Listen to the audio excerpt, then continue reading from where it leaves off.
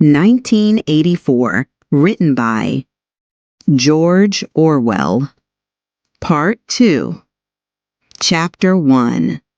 It was the middle of the morning, and Winston had left the cubicle to go to the lavatory.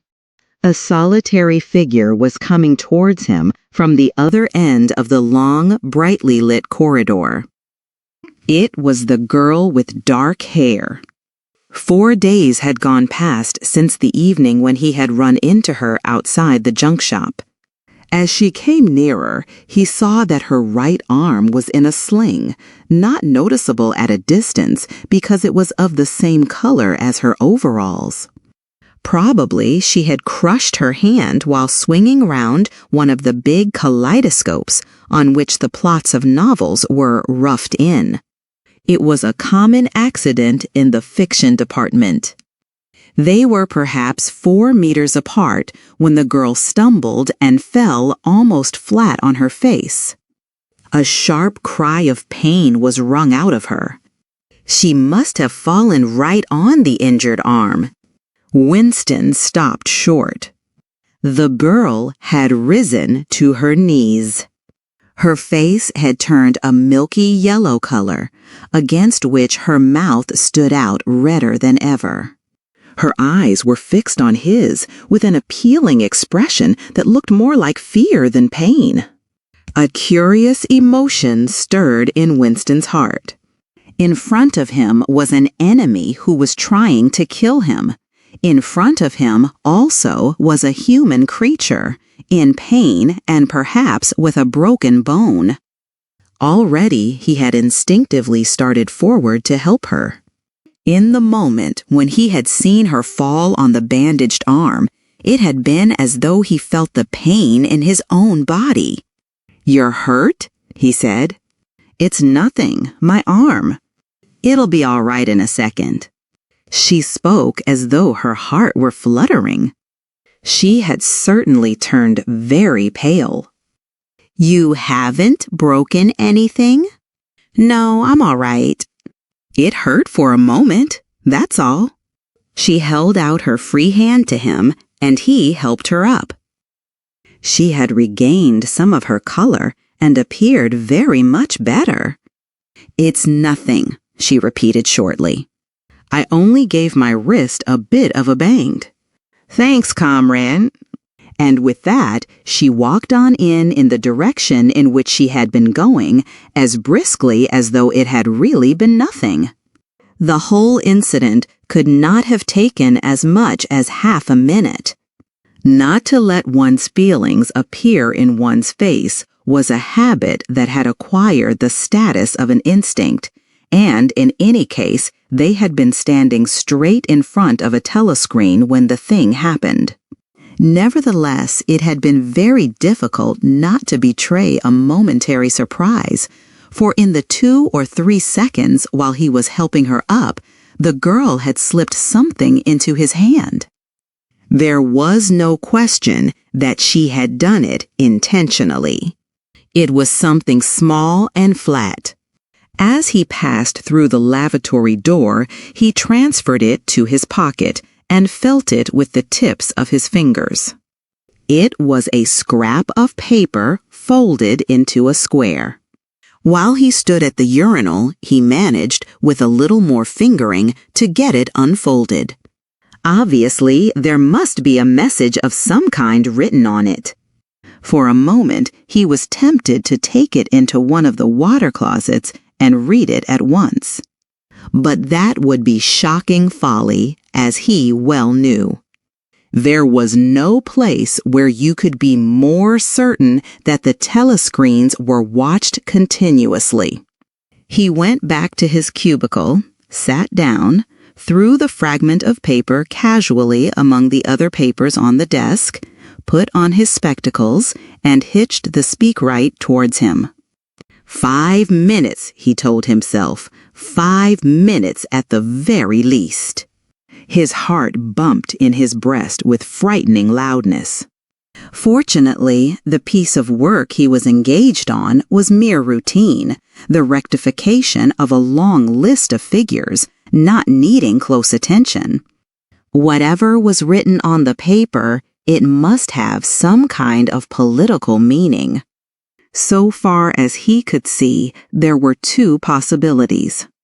One, much the more likely, was that the girl was an agent of the thought police, just as he had feared. He did not know why the thought police should choose to deliver their messages in such a fashion, but perhaps they had their reasons. The thing that was written on the paper might be a threat, a summons, an order to commit suicide, a trap of some description. But there was another, wilder possibility that kept raising its head, though he tried vainly to suppress it. This was that the message did not come from the thought police at all, but from some kind of underground organization. Perhaps the Brotherhood existed after all. Perhaps the girl was part of it. No doubt the idea was absurd, but it had sprung into his mind in the very instant of feeling the scrap of paper in his hand. It was not till a couple of minutes later that the other, more probable explanation had occurred to him.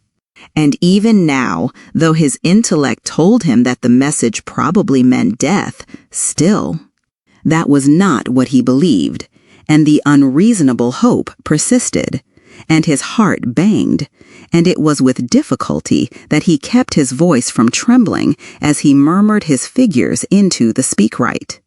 He rolled up the completed bundle of work and slid it into the pneumatic tube. 8 minutes had gone by. He readjusted his spectacles on his nose, sighed, and drew the next batch of work towards him, with the scrap of paper on top of it. He flattened it out. On it was written, in a large, unformed handwriting, "I love you."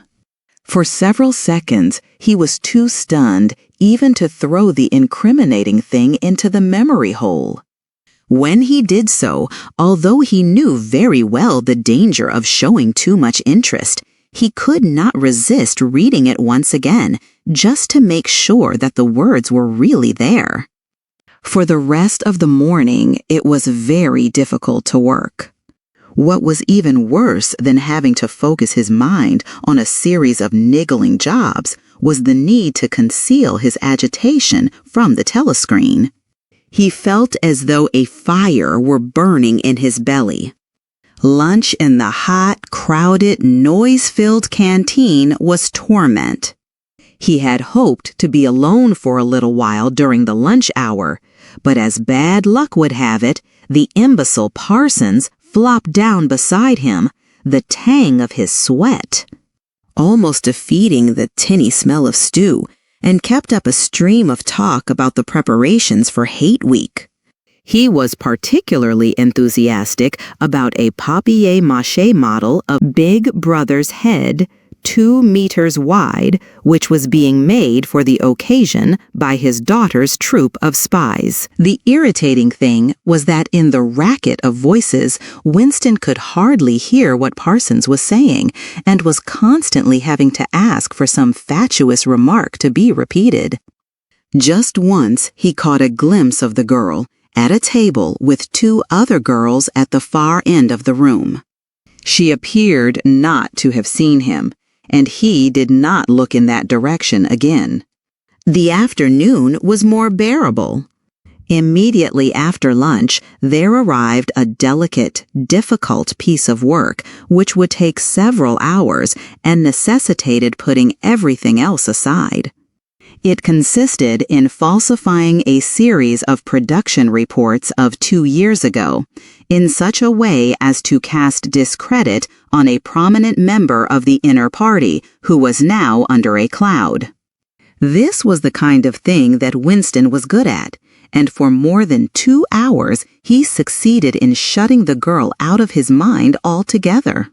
Then the memory of her face came back, and with it a raging, intolerable desire to be alone. Until he could be alone, it was impossible to think this new development out. Tonight was one of his nights at the community center. He wolfed another tasteless meal in the canteen, hurried off to the center, took part in the solemn foolery of a discussion group, played 2 games of table tennis, swallowed several glasses of gin, and sat for half an hour through a lecture entitled Ingsoc in Relation to Chess. His soul writhed with boredom, but for once he had had no impulse to shirk his evening at the center. At the sight of the words, "I love you," the desire to stay alive had welled up in him, and the taking of minor risks suddenly seemed stupid. It was not till 23 hours, when he was home and in bed, in the darkness, where you were safe even from the telescreen so long as you kept silent, that he was able to think continuously. It was a physical problem that had to be solved: how to get in touch with the girl and arrange a meeting. He did not consider any longer the possibility that she might be laying some kind of trap for him. He knew that it was not so because of her unmistakable agitation when she handed him the note. Obviously, she had been frightened out of her wits, as well she might be. Nor did the idea of refusing her advances even cross his mind. Only 5 nights ago, he had contemplated smashing her skull in with a cobblestone, but that was of no importance. He thought of her naked, youthful body as he had seen it in his dream. He had imagined her a fool like all the rest of them, her head stuffed with lies and hatred, her belly full of ice. A kind of fever seized him at the thought that he might lose her. The white, youthful body might slip away from him. What he feared more than anything else was that she would simply change her mind if he did not get in touch with her quickly. But the physical difficulty of meeting was enormous. It was like trying to make a move at chess when you were already mated. Whichever way you turned, the telescreen faced you. Actually, all the possible ways of communicating with her had occurred to him within 5 minutes of reading the note, but now, with time to think, he went over them one by one, as though laying out a row of instruments on a table. Obviously, the kind of encounter that had happened this morning could not be repeated. If she had worked in the records department, it might have been comparatively simple, but he had only a very dim idea whereabouts in the building the fiction department lay, and he had no pretext for going there. If he had known where she lived and at what time she left work, he could have contrived to meet her somewhere on her way home. But to try to follow her home was not safe, because it would mean loitering about outside the ministry, which was bound to be noticed. As for sending a letter through the mails, it was out of the question. By a routine that was not even secret, all letters were opened in transit. Actually, few people ever wrote letters. For the messages that it was occasionally necessary to send, there were printed postcards with long lists of phrases, and you struck out the ones that were inapplicable. In any case, he did not know the girl's name, let alone her address.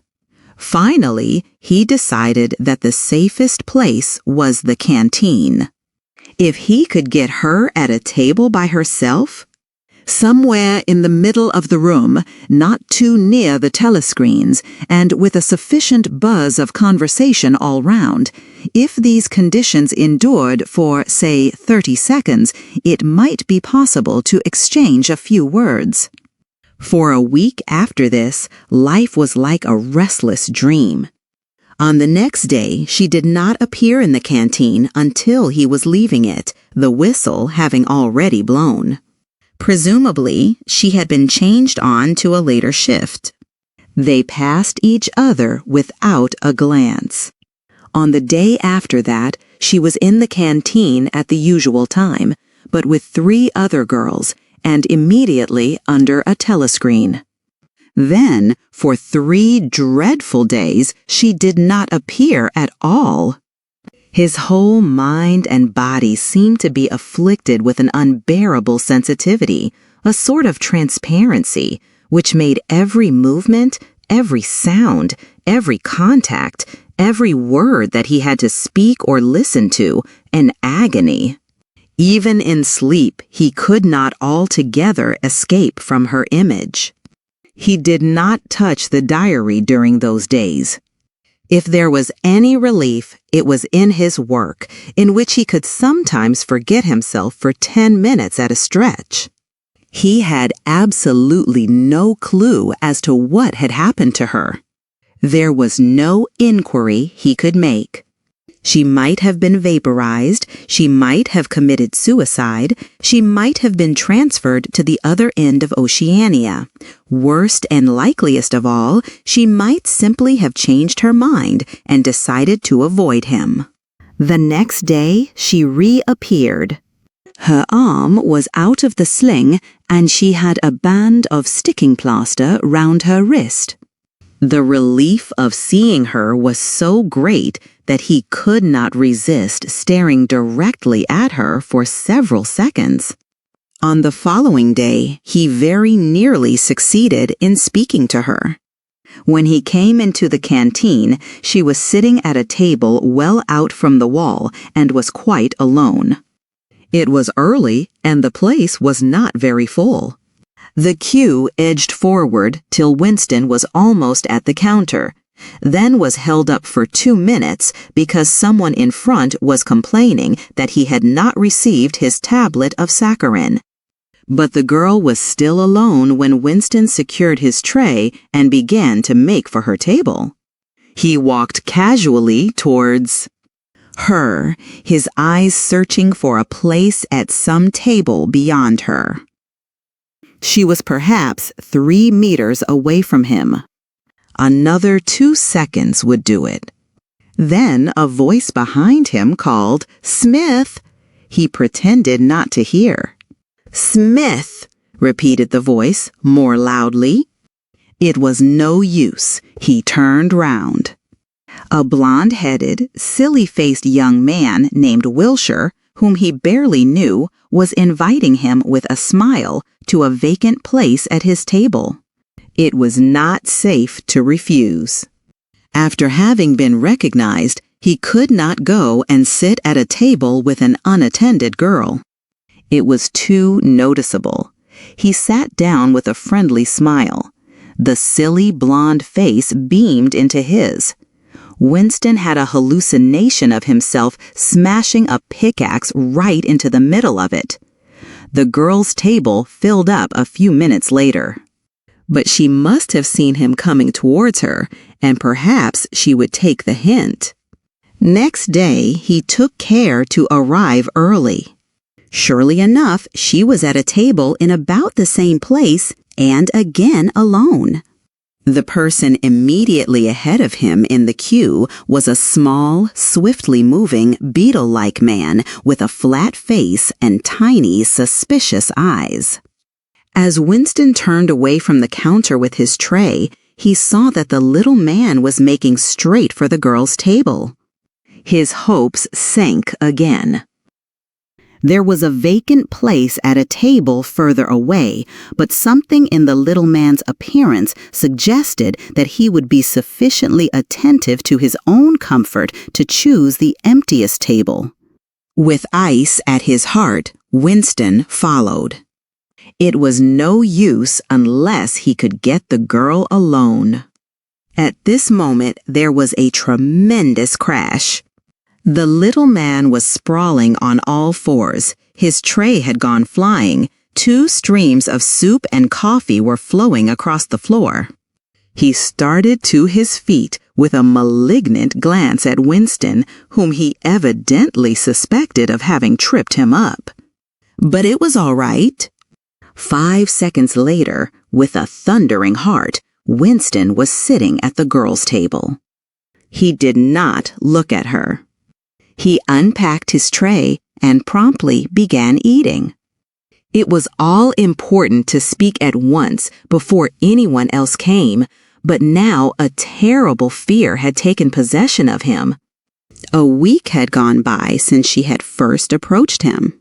She would have changed her mind. She must have changed her mind. It was impossible that this affair should end successfully. Such things did not happen in real life.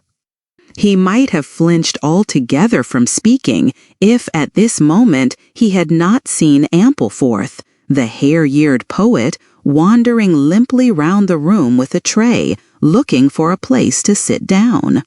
In his vague way, Ampleforth was attached to Winston, and would certainly sit down at his table if he caught sight of him. There was, perhaps, a minute in which to act. Both Winston and the girl were eating steadily. The stuff they were eating was a thin stew, actually a soup, of haricot beans. In a low murmur, Winston began speaking. Neither of them looked up. Steadily they spooned the watery stuff into their mouths, and between spoonfuls exchanged the few necessary words in low, expressionless voices. "What time do you leave work?" 18:30. "Where can we meet?" "Victory Square, near the monument. It's full of telescreens. It doesn't matter if there's a crowd." "Any signal?" "No, don't come up to me until you see me among a lot of people. And don't look at me, just keep somewhere near me." "What time?" 19 hours. "All right." Ampleforth failed to see Winston and sat down at another table. They did not speak again, and, so far as it was possible for two people sitting on opposite sides of the same table, they did not look at one another. The girl finished her lunch quickly and made off, while Winston stayed to smoke a cigarette. Winston was in Victory Square before the appointed time. He wandered round the base of the enormous fluted column, at the top of which Big Brother's statue gazed southward towards the skies where he had vanquished the Eurasian aeroplanes, the East Asian airplanes it had been, a few years ago, in the Battle of Airstrip 1. In the street in front of it there was a statue of a man on horseback, which was supposed to represent Oliver Cromwell. At 5 minutes past the hour, the girl had still not appeared. Again, the terrible fear seized upon Winston. She was not coming. She had changed her mind. He walked slowly up to the north side of the square and got a sort of pale-colored pleasure from identifying St. Martin's Church, whose bells, when it had bells, had chimed, "You owe me 3 farthings.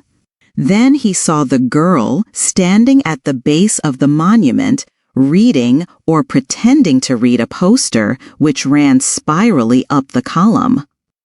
It was not safe to go near her until some more people had accumulated. There were telescreens all round the pediment. But at this moment there was a din of shouting and a zoom of heavy vehicles from somewhere to the left. Suddenly, everyone seemed to be running across the square. The girl nipped nimbly round the lions at the base of the monument and joined in the rush. Winston followed. As he ran, he gathered from some shouted remarks that a convoy of Eurasian prisoners was passing. Already a dense mass of people was blocking the south side of the square. Winston, at normal times, the kind of person who gravitates to the outer edge of any kind of scrimmage, shoved, butted, squirmed his way forward into the heart of the crowd. Soon he was within arm's length of the girl, but the way was blocked by an enormous prole and an almost equally enormous woman, presumably his wife, who seemed to form an impenetrable wall of flesh. Winston wriggled himself sideways and with a violent lunge managed to drive his shoulder between them. For a moment, it felt as though his entrails were being ground to pulp between the two muscular hips. Then he had broken through, sweating a little. He was next to the girl. They were shoulder to shoulder, both staring fixedly in front of them. A long line of trucks, with wooden-faced guards armed with submachine guns standing upright in each corner, was passing slowly down the street. In the trucks, little yellow men in shabby, greenish uniforms were squatting, jammed close together. Their sad, Mongolian faces gazed out over the sides of the trucks, utterly incurious. Occasionally, when a truck jolted, there was a clank-clank of metal. All the prisoners were wearing leg irons.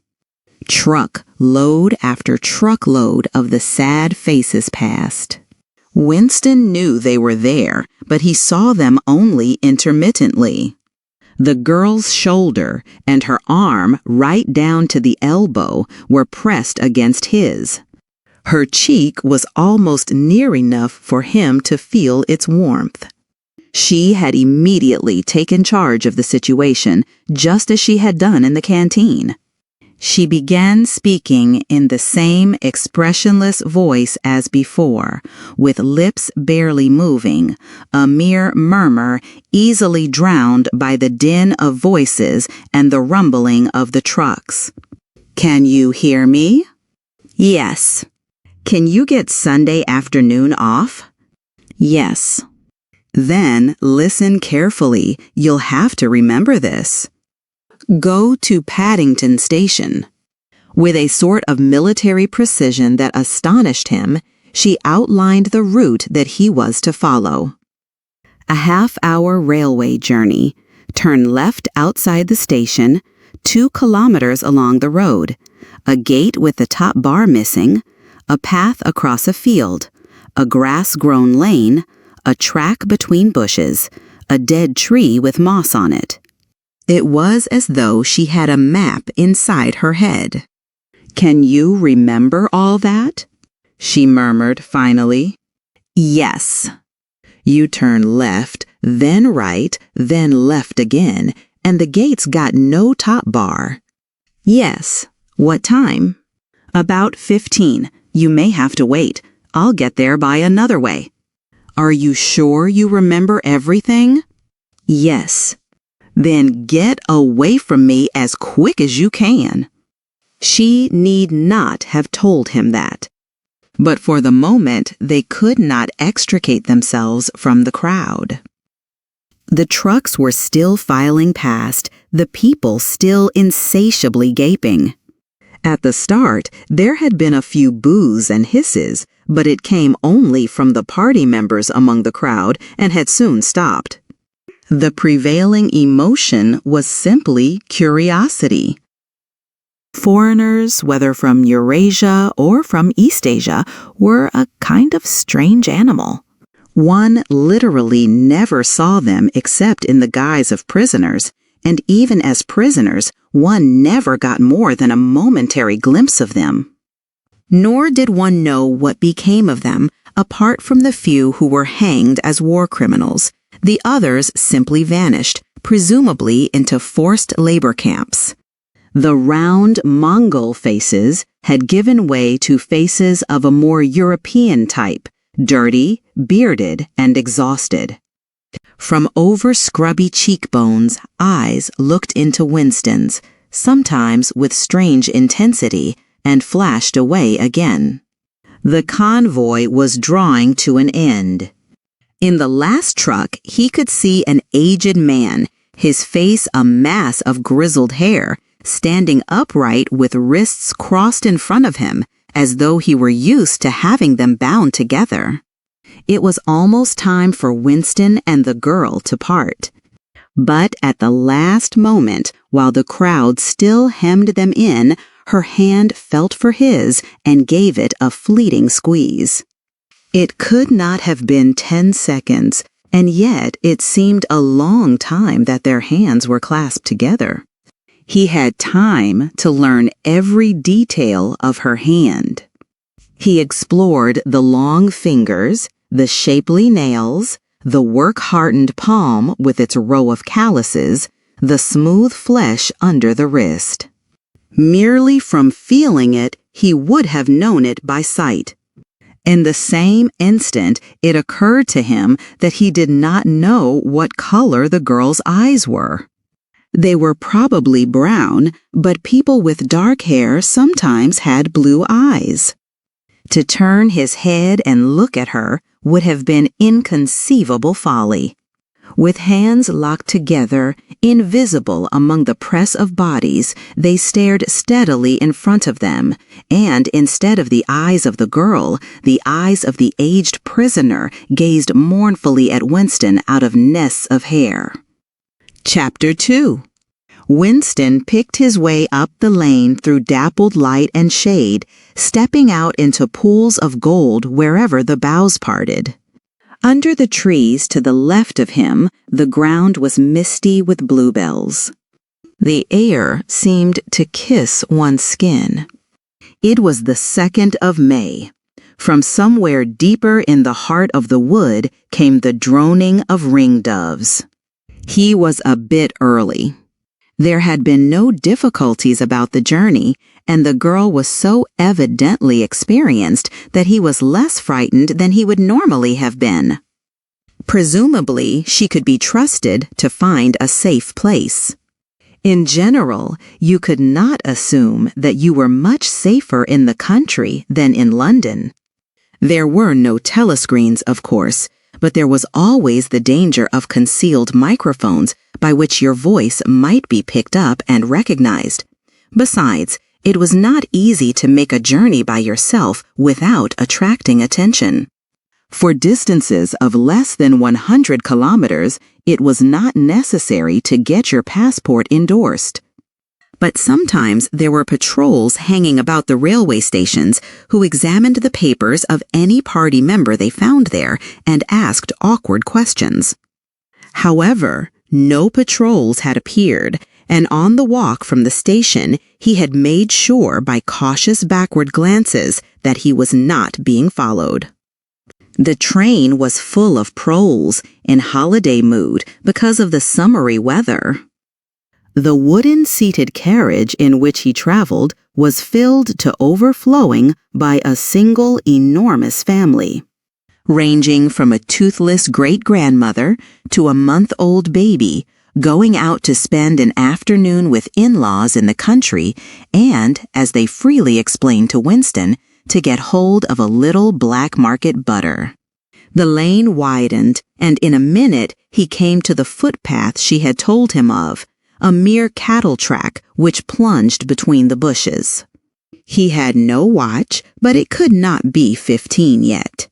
The bluebells were so thick underfoot that it was impossible not to tread on them.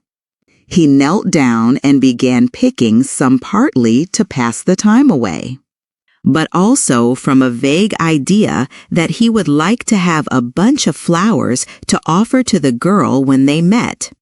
He had got together a big bunch and was smelling their faint, sickly scent when a sound at his back froze him, the unmistakable crackle of a foot on twigs. He went on picking bluebells. It was the best thing to do. It might be the girl, or he might have been followed after all. To look round was to show guilt. He picked another and another. A hand fell lightly on his shoulder. He looked up. It was the girl. She shook her head, evidently as a warning that he must keep silent, then parted the bushes and quickly led the way along the narrow track into the wood. Obviously, she had been that way before, for she dodged the boggy bits as though by habit. Winston followed, still clasping his bunch of flowers.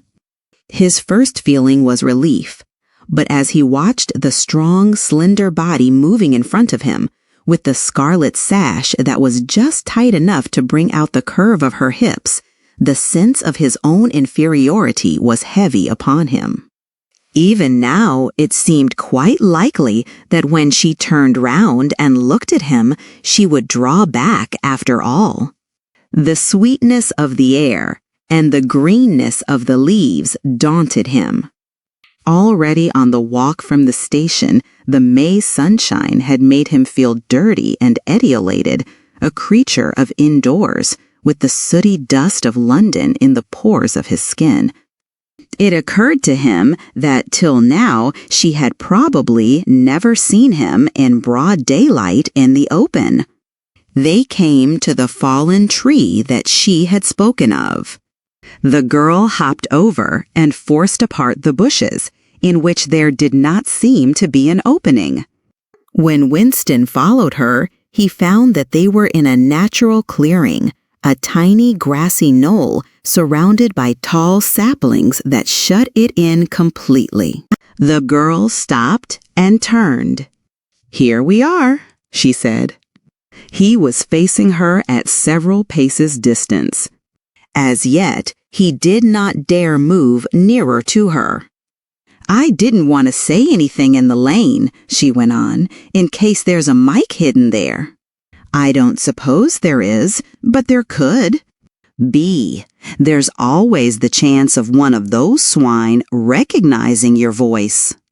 "We're all right here." He still had not the courage to approach her. "We're all right here?" he repeated stupidly. "Yes, look at the trees." They were small ashes, which at some time had been cut down and had sprouted up again into a forest of poles, none of them thicker than one's wrist. "There's nothing big enough to hide a mic in. Besides, I've been here before." They were only making conversation. He had managed to move closer to her now. She stood before him very upright, with a smile on her face that looked faintly ironical, as though she were wondering why he was so slow to act. The bluebells had cascaded onto the ground. They seemed to have fallen of their own accord. He took her hand. "Would you believe," he said, "that till this moment I didn't know what color your eyes were?" They were brown, he noted, a rather light shade of brown with dark lashes. "Now that you've seen what I'm really like, can you still bear to look at me?" "Yes, easily. I'm 39 years old. I've got a wife that I can't get rid of. I've got varicose veins. I've got 5 false teeth." "I couldn't care less," said the girl. The next moment, it was hard to say by whose act she was in his arms. At the beginning, he had no feeling except sheer incredulity. The youthful body was strained against his own. The mass of dark hair was against his face, and yes! Actually, she had turned her face up and he was kissing the wide red mouth. She had clasped her arms about his neck. She was calling him darling, precious one, loved one. He had pulled her down onto the ground. She was utterly unresisting. He could do what he liked with her.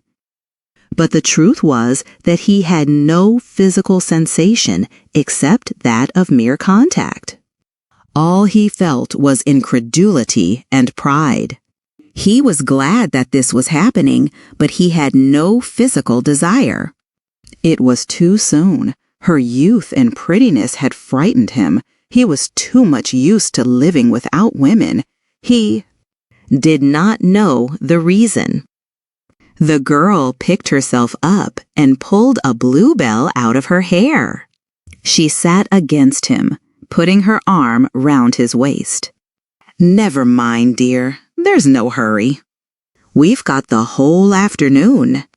Isn't this a splendid hideout? I found it when I got lost once on a community hike. If anyone was coming, you could hear them 100 meters away. "What is your name?" said Winston. "Julia, I know yours. It's Winston Smith." "How did you find that out?" "I expect I'm better at finding things out than you are, dear." "Tell me, what did you think of me before that day I gave you the note?" He did not feel any temptation to tell lies to her. It was even a sort of love offering to start off by telling the worst. "I hated the sight of you," he said. "I wanted to rape you and then murder you afterwards. 2 weeks ago, I thought seriously of smashing your head in with a cobblestone.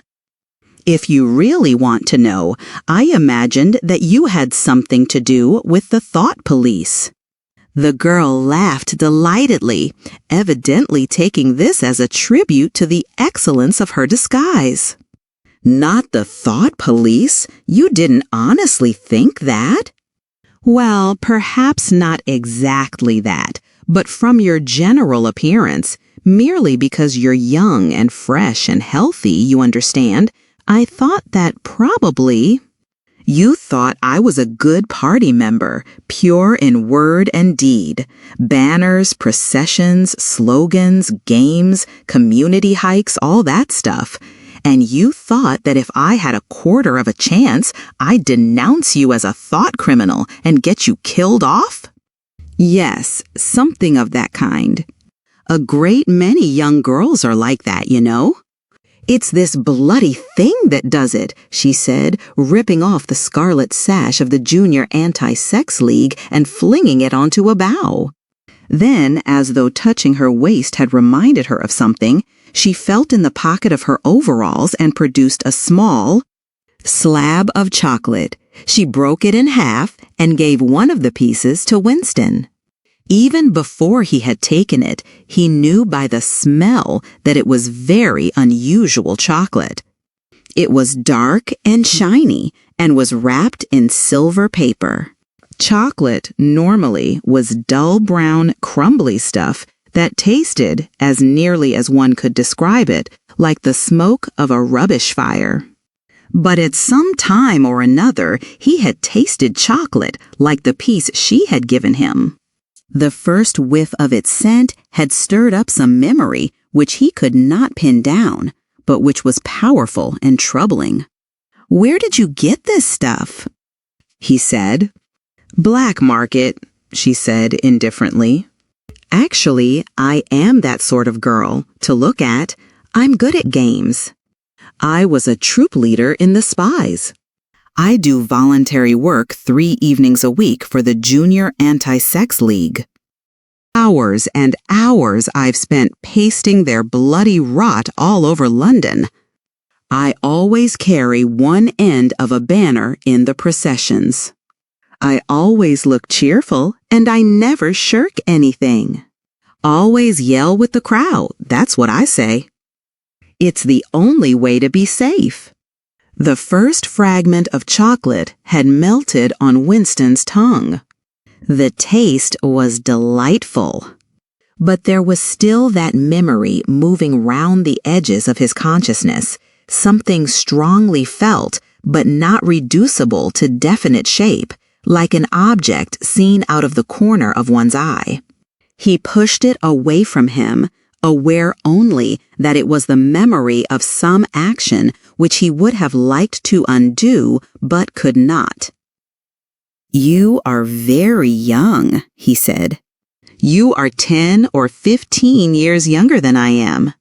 What could you see to attract you in a man like me? It was something in your face. I thought I'd take a chance. I'm good at spotting people who don't belong. As soon as I saw you, I knew you were against them." Them, it appeared, meant the party, and above all the inner party, about whom she talked with an open, jeering hatred which made Winston feel uneasy, although he knew that they were safe here if they could be safe anywhere. A thing that astonished him about her, was the coarseness of her language. Party members were supposed not to swear, and Winston himself very seldom did swear, aloud at any rate. Julia, however, seemed unable to mention the party, and especially the inner party, without using the kind of words that you saw chalked up in dripping alleyways.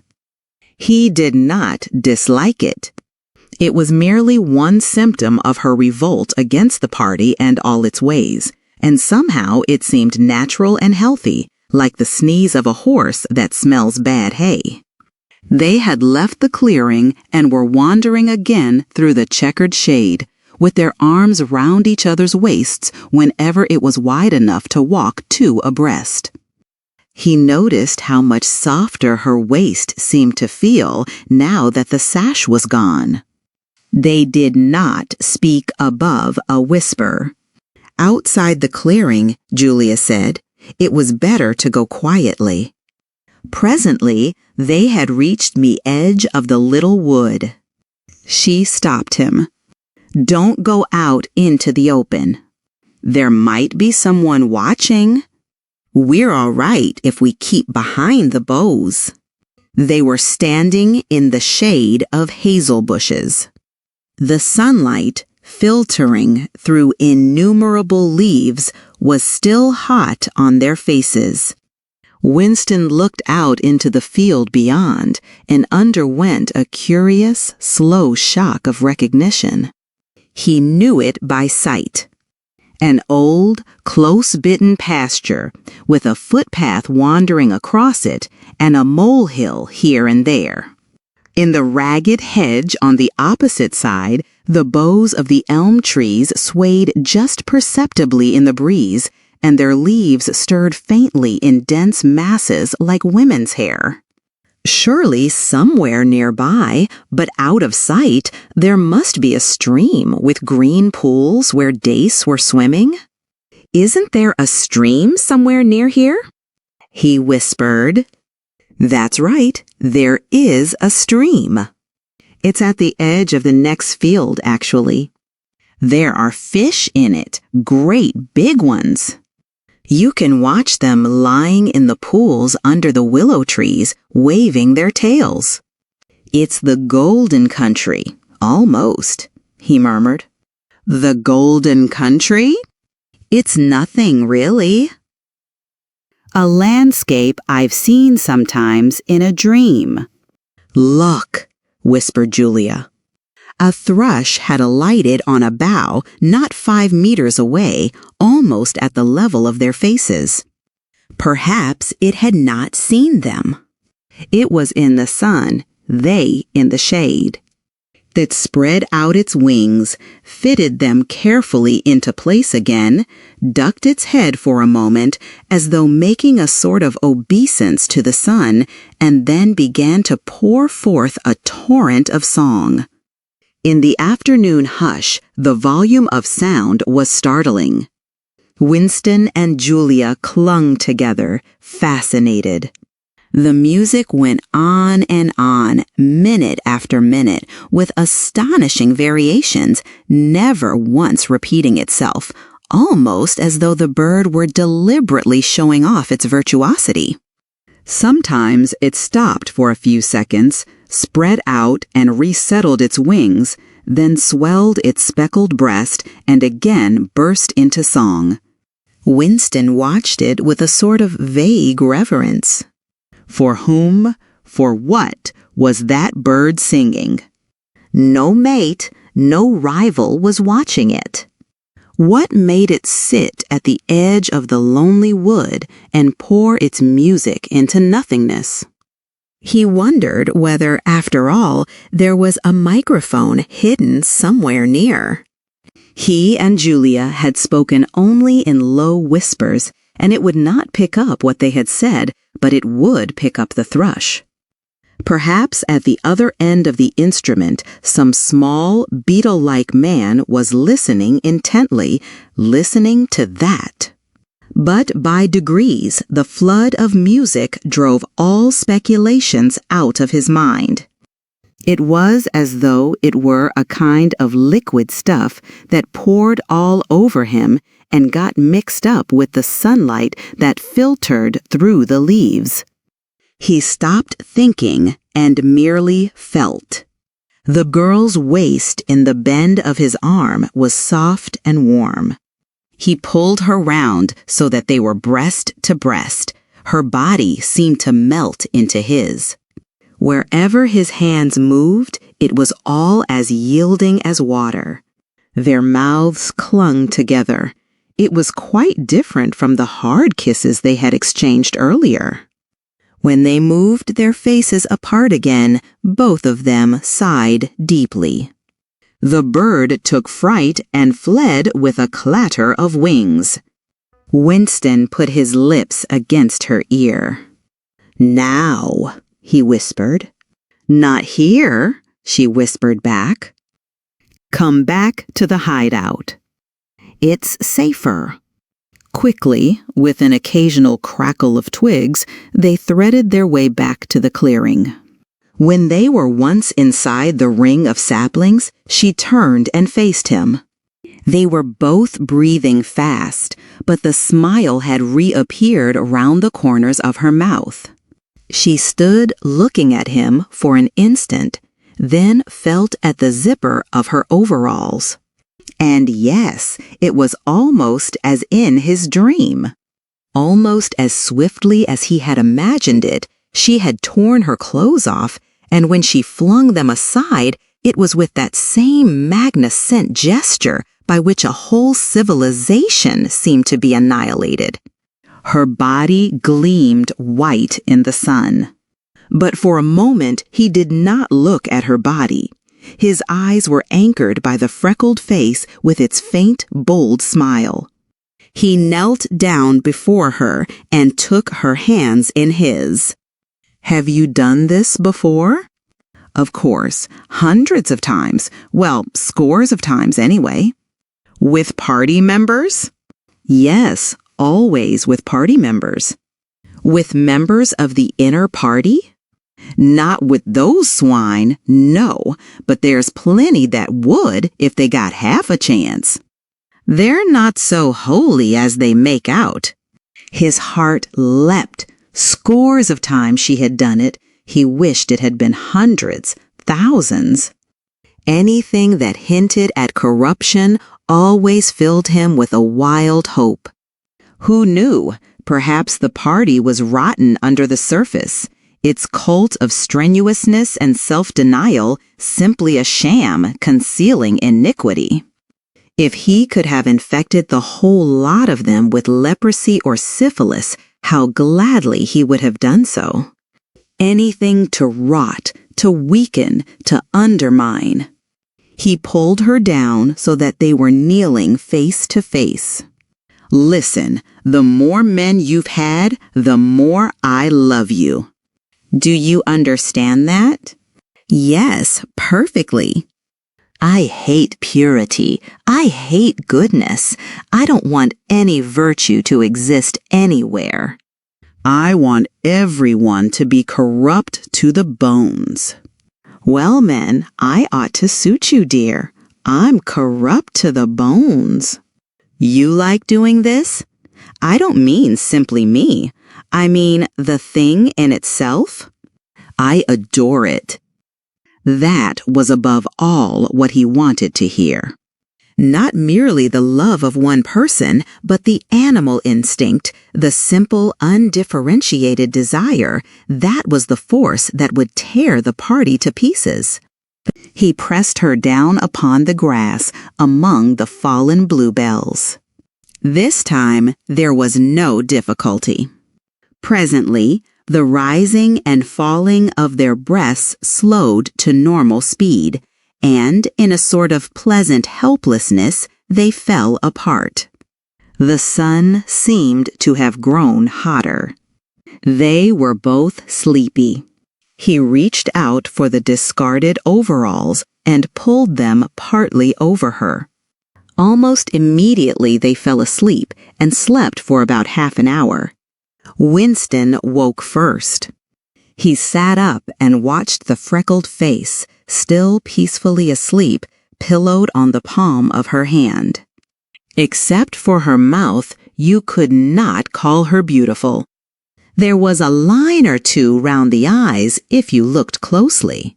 The short, dark hair was extraordinarily thick and soft. It occurred to him that he still did not know her surname or where she lived. The young, strong body, now helpless in sleep, awoke in him a pitying, protecting feeling. But the mindless tenderness that he had felt under the hazel tree while the thrush was singing had not quite come back. He pulled the overalls aside and studied her smooth white flank. In the old days, he thought, a man looked at a girl's body and saw that it was desirable, and that was the end of the story. But you could not have pure love or pure lust nowadays.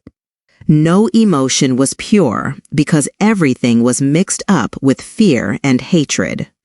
Their embrace had been a battle, the climax of victory. It was a blow struck against the party. It was a political act. Chapter 3. "We can come here once again," said Julia. "It's generally safe to use any hideout twice, but not for another month or two, of course." As soon as she woke up, her demeanor had changed. She became alert and businesslike, put her clothes on, knotted the scarlet sash about her waist, and began arranging the details of the journey home. It seemed natural to leave this to her. She obviously had a practical cunning which Winston lacked, and she seemed also to have an exhaustive knowledge of the countryside round London, stored away from innumerable community hikes. The route she gave him was quite different from the one by which he had come and brought him out at a different railway station. "Never go home the same way as you went out," she said, as though enunciating an important general principle. She would leave first, and Winston was to wait half an hour before following her. She had named a place where they could meet after work, 4 evenings hence. It was a street in one of the poorer quarters where there was an open market which was generally crowded and noisy. She would be hanging about among the stalls, pretending to be in search of shoelaces or sewing thread. If she judged that the coast was clear, she would blow her nose when he approached. Otherwise, he was to walk past her without recognition. But with luck, in the middle of the crowd, it would be safe to talk for a quarter of an hour and arrange another meeting. "And now I must go," she said as soon as he had mastered his instructions. "I'm due back at 19:30. I've got to put in 2 hours for the Junior Anti-Sex League, handing out leaflets or something. Isn't it bloody? Give me a brush down, would ya? Have I got any twigs in my hair? Are you sure? Then goodbye, my love. Goodbye." She flung herself into his arms, kissed him almost violently, and a moment later pushed her way through the saplings and disappeared into the wood with very little noise. Even now he had not found out her surname or her address. However, it made no difference, for it was inconceivable that they could ever meet indoors or exchange any kind of written communication. As it happened, they never went back to the clearing in the wood. During the month of May, there was only one further occasion on which they actually succeeded in making love. That was in another hiding place known to Julia, the belfry of a ruinous church in an almost deserted stretch of country where an atomic bomb had fallen 30 years earlier. It was a good hiding place when once you got there, but the getting there was very dangerous. For the rest, they could meet only in the streets, in a different place every evening, and never for more than half an hour at a time. In the street, it was usually possible to talk after a fashion. as they drifted down the crowded pavements, not quite abreast and never looking at one another. They carried on a curious, intermittent conversation which flicked on and off like the beams of a lighthouse, suddenly nipped into silence by the approach of a party uniform or the proximity of a telescreen. Then taken up again minutes later in the middle of a sentence, then abruptly cut short as they parted at the agreed spot, then continued almost without introduction on the following day. Julia appeared to be quite used to this kind of conversation, which she called talking by installments. She was also surprisingly adept at speaking without moving her lips. Just once in almost a month of nightly meetings, they managed to exchange a kiss. They were passing in silence down a side street when there was a deafening roar. The earth heaved and the air darkened, and Winston found himself lying on his side, bruised and terrified. A rocket bomb must have dropped quite near at hand. Suddenly, he became aware of Julia's face a few centimeters from his own, deathly white as chalk. Even her lips were white. She was dead. He clasped her against him and found that he was kissing a live, warm face. But there was some powdery stuff that got in the way of his lips. Both of their faces were thickly coated with plaster. There were evenings when they reached their rendezvous and then had to walk past one another without a sign because a patrol had just come round the corner or a helicopter was hovering overhead. Even if it had been less dangerous, it would still have been difficult to find time to meet. Winston's working week was 60 hours, Julia's was even longer, and their free days varied according to the pressure of work and did not often coincide. Julia, in any case, seldom had an evening completely free. She spent an astonishing amount of time in attending lectures and demonstrations, distributing literature for the Junior Anti-Sex League, preparing banners for Hate Week, making collections for the Savings Campaign, and such like activities. It paid, she said. It was camouflage. If you kept the small rules, you could break the big ones. She even induced Winston to mortgage yet another of his evenings by enrolling himself for the part-time munition work which was done voluntarily by zealous party members. So, one evening every week, Winston spent 4 hours of paralyzing boredom screwing together small bits of metal which were probably parts of bomb fuses in a drafty, ill-lit workshop where the knocking of hammers mingled drearily with the music of the telescreens. When they met in the church tower, the gaps in their fragmentary conversation were filled up. It was a blazing afternoon. The air in the little square chamber above the bells was hot and stagnant and smelled overpoweringly of pigeon dung. They sat talking for hours on the dusty, twig-littered floor, one or other of them getting up from time to time to cast a glance through the arrow slits and make sure that no one was coming. Julia was 26 years old. She lived in a hostel with 30 other girls, and she worked, as he had guessed, on the novel-writing machines in the fiction department. She enjoyed her work, which consisted chiefly in running and servicing a powerful but tricky electric motor. She was not clever, but was fond of using her hands and felt at home with machinery. She could describe the whole process of composing a novel, from the general directive issued by the planning committee down to the final touching up by the rewrite squad. But she was not interested in the finished product. She didn't much care for reading, she said. Books were just a commodity that had to be produced, like jam or bootlaces. She had no memories of anything before the early 60s, and the only person she had ever known who talked frequently of the days before the Revolution was a grandfather who had disappeared when she was 8. At school, she had been captain of the hockey team and had won the gymnastics trophy 2 years running. She had been a troop leader in the Spies and a branch secretary in the Youth League before joining the Junior Anti-Sex League. She had always borne an excellent character. She had even been picked out to work in pornosec, the subsection of the fiction department, which turned out cheap pornography for distribution among the proles. It was nicknamed Muck House by the people who worked in it, she remarked.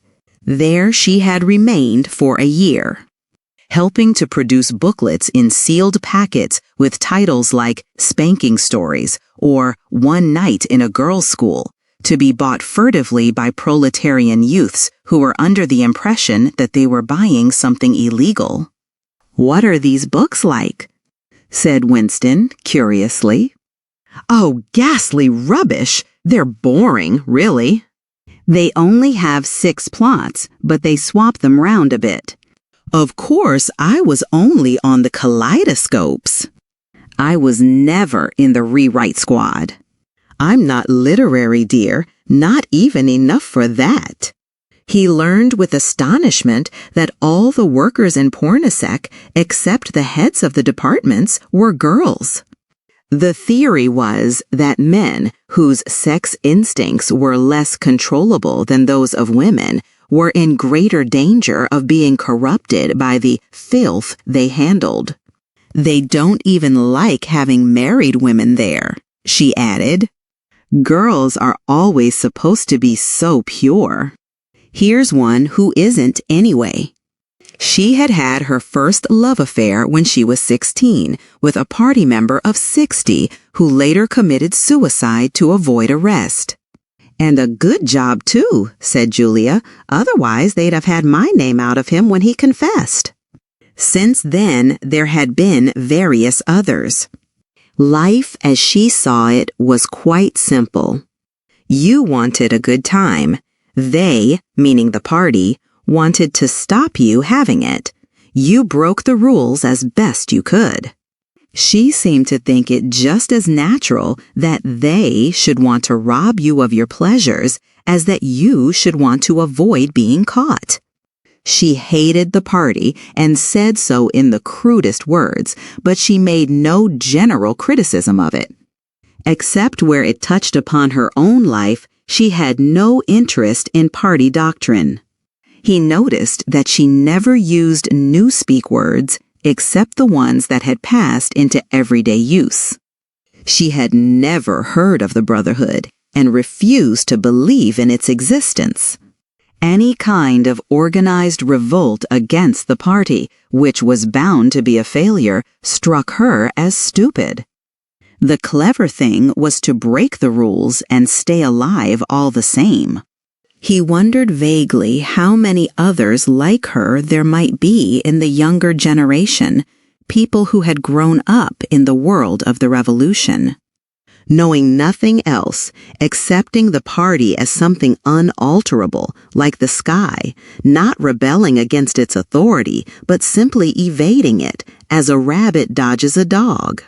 They did not discuss the possibility of getting married. It was too remote to be worth thinking about. No imaginable committee would ever sanction such a marriage, even if Catherine, Winston's wife, could somehow have been got rid of. It was hopeless, even as a daydream. "What was she like, your wife?" said Julia. "She was, do you know the newspeak word GOODTHINKFU?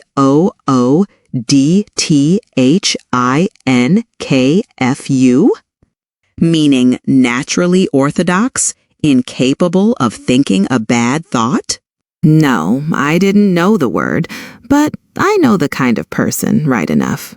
He began telling her the story of his married life, but curiously enough, she appeared to know the essential parts of it already.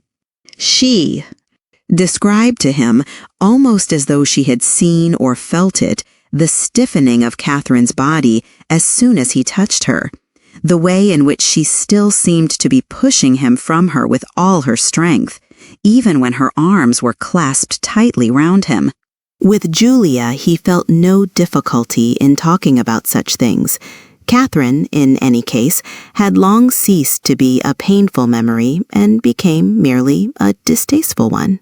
"I could have stood it if it hadn't been for one thing," he said. He told her about the frigid little ceremony that Catherine had forced him to go through on the same night every week. She hated it, but nothing would make her stop doing it. She used to call it, but she'll never guess. "Our duty to the party," said Julia promptly. "How did you know that?" "I've been at school too, dear." Sex talks once a month for the over 16s. And in the youth movement. They rub it into you for years. I dare say it works in a lot of cases. But of course, you can never tell. People are such hypocrites. She began to enlarge upon the subject. With Julia, everything came back to her own sexuality. As soon as this was touched upon in any way, she was capable of great acuteness. Unlike Winston, she had grasped the inner meaning of the party's sexual puritanism. It was not merely that the sex instinct created a world of its own which was outside the party's control and which therefore had to be destroyed if possible. What was more important was that sexual privation induced hysteria, which was desirable because it could be transformed into war fever and leader worship. The way she put it was, when you make love, you're using up energy, and afterwards you feel happy and don't give a damn for anything. They can't bear you to feel like that. They want you to be bursting with energy all the time. All this marching up and down and cheering and waving flags is simply sex gone sour. If you're happy inside yourself, why should? You get excited about Big Brother and the 3-year plans and the 2 minutes hate and all the rest of their bloody rot? That was very true, he thought. There was a direct, intimate connection between chastity and political orthodoxy. For how could the fear, the hatred, and the lunatic credulity which the party needed in its members be kept at the right pitch, except by bottling down some powerful instinct and using it as a driving force? The sex impulse was dangerous to the party, and the party had turned it to account. They had played a similar trick with the instinct of parenthood. The family could not actually be abolished, and indeed, people were encouraged to be fond of their children in almost the old-fashioned way. The children, on the other hand, were systematically turned against their parents and taught to spy on them and report their deviations. The family had become, in effect, an extension of the thought police.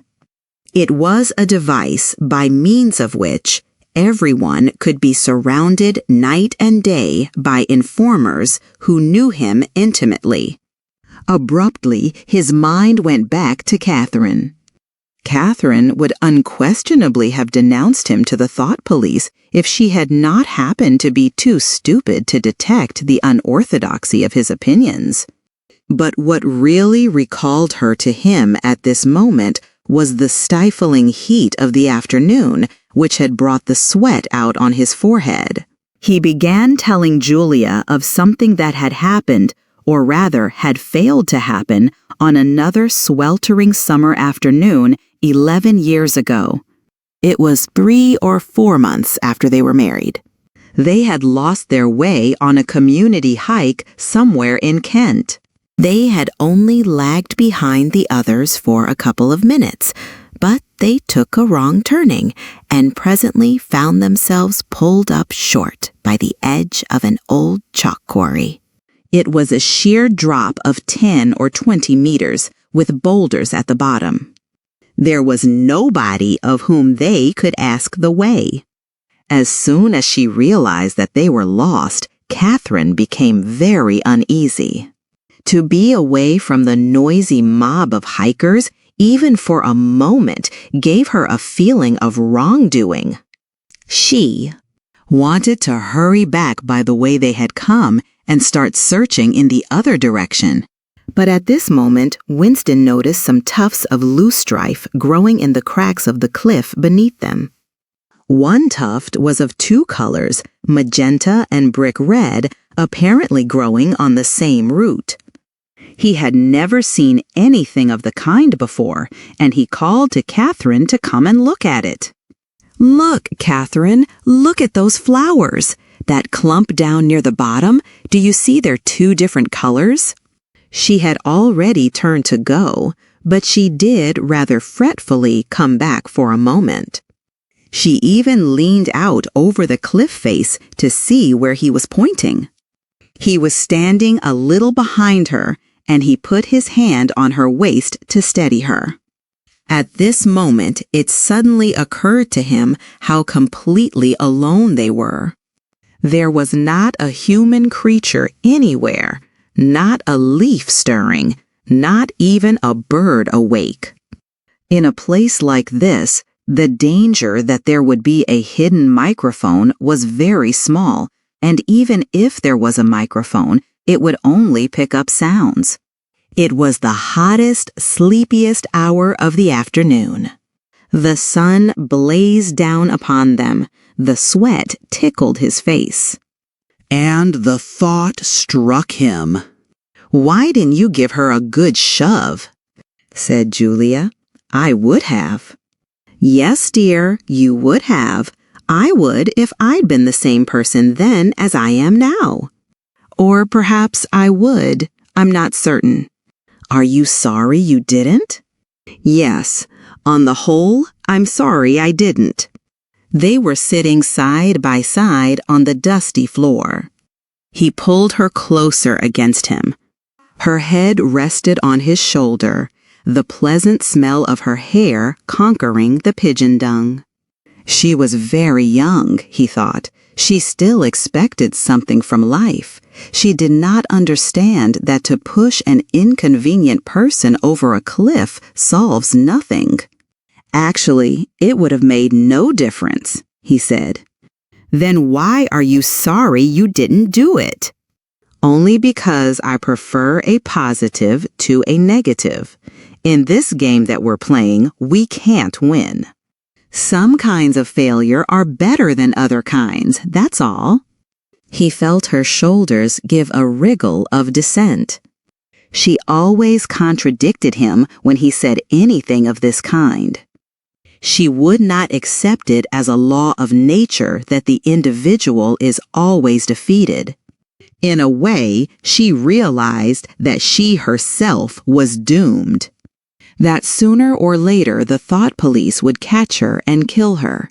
But with another part of her mind, she believed that it was somehow possible to construct a secret world in which you could live as you chose.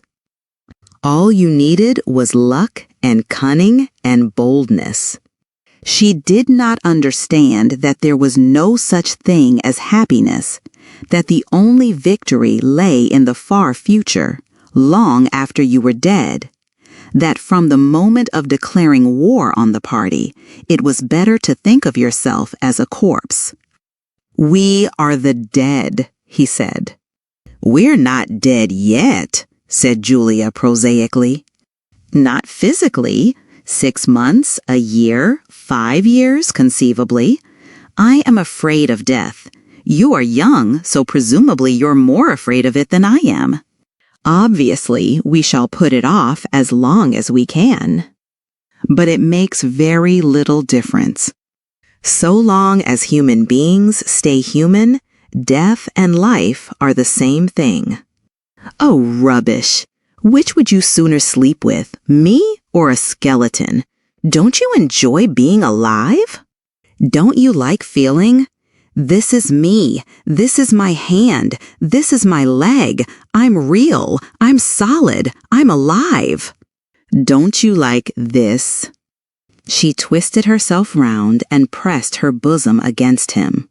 He could feel her breasts, ripe yet firm, through her overalls. Her body seemed to be pouring some of its youth and vigor into his. "Yes, I like that," he said. "Then stop talking about dying. And now listen, dear, we've got to fix up about the next time we meet. We may as well go back to the place in the wood. We've given it a good long rest. But you must get there by a different way this time. I've got it all planned out. You take the train, but look, I'll draw it out for you." And in her practical way, she scraped together a small square of dust, and with a twig from a pigeon's nest, began drawing a map on the floor. Chapter 4. Winston looked round the shabby little room above Mr. Charrington's shop.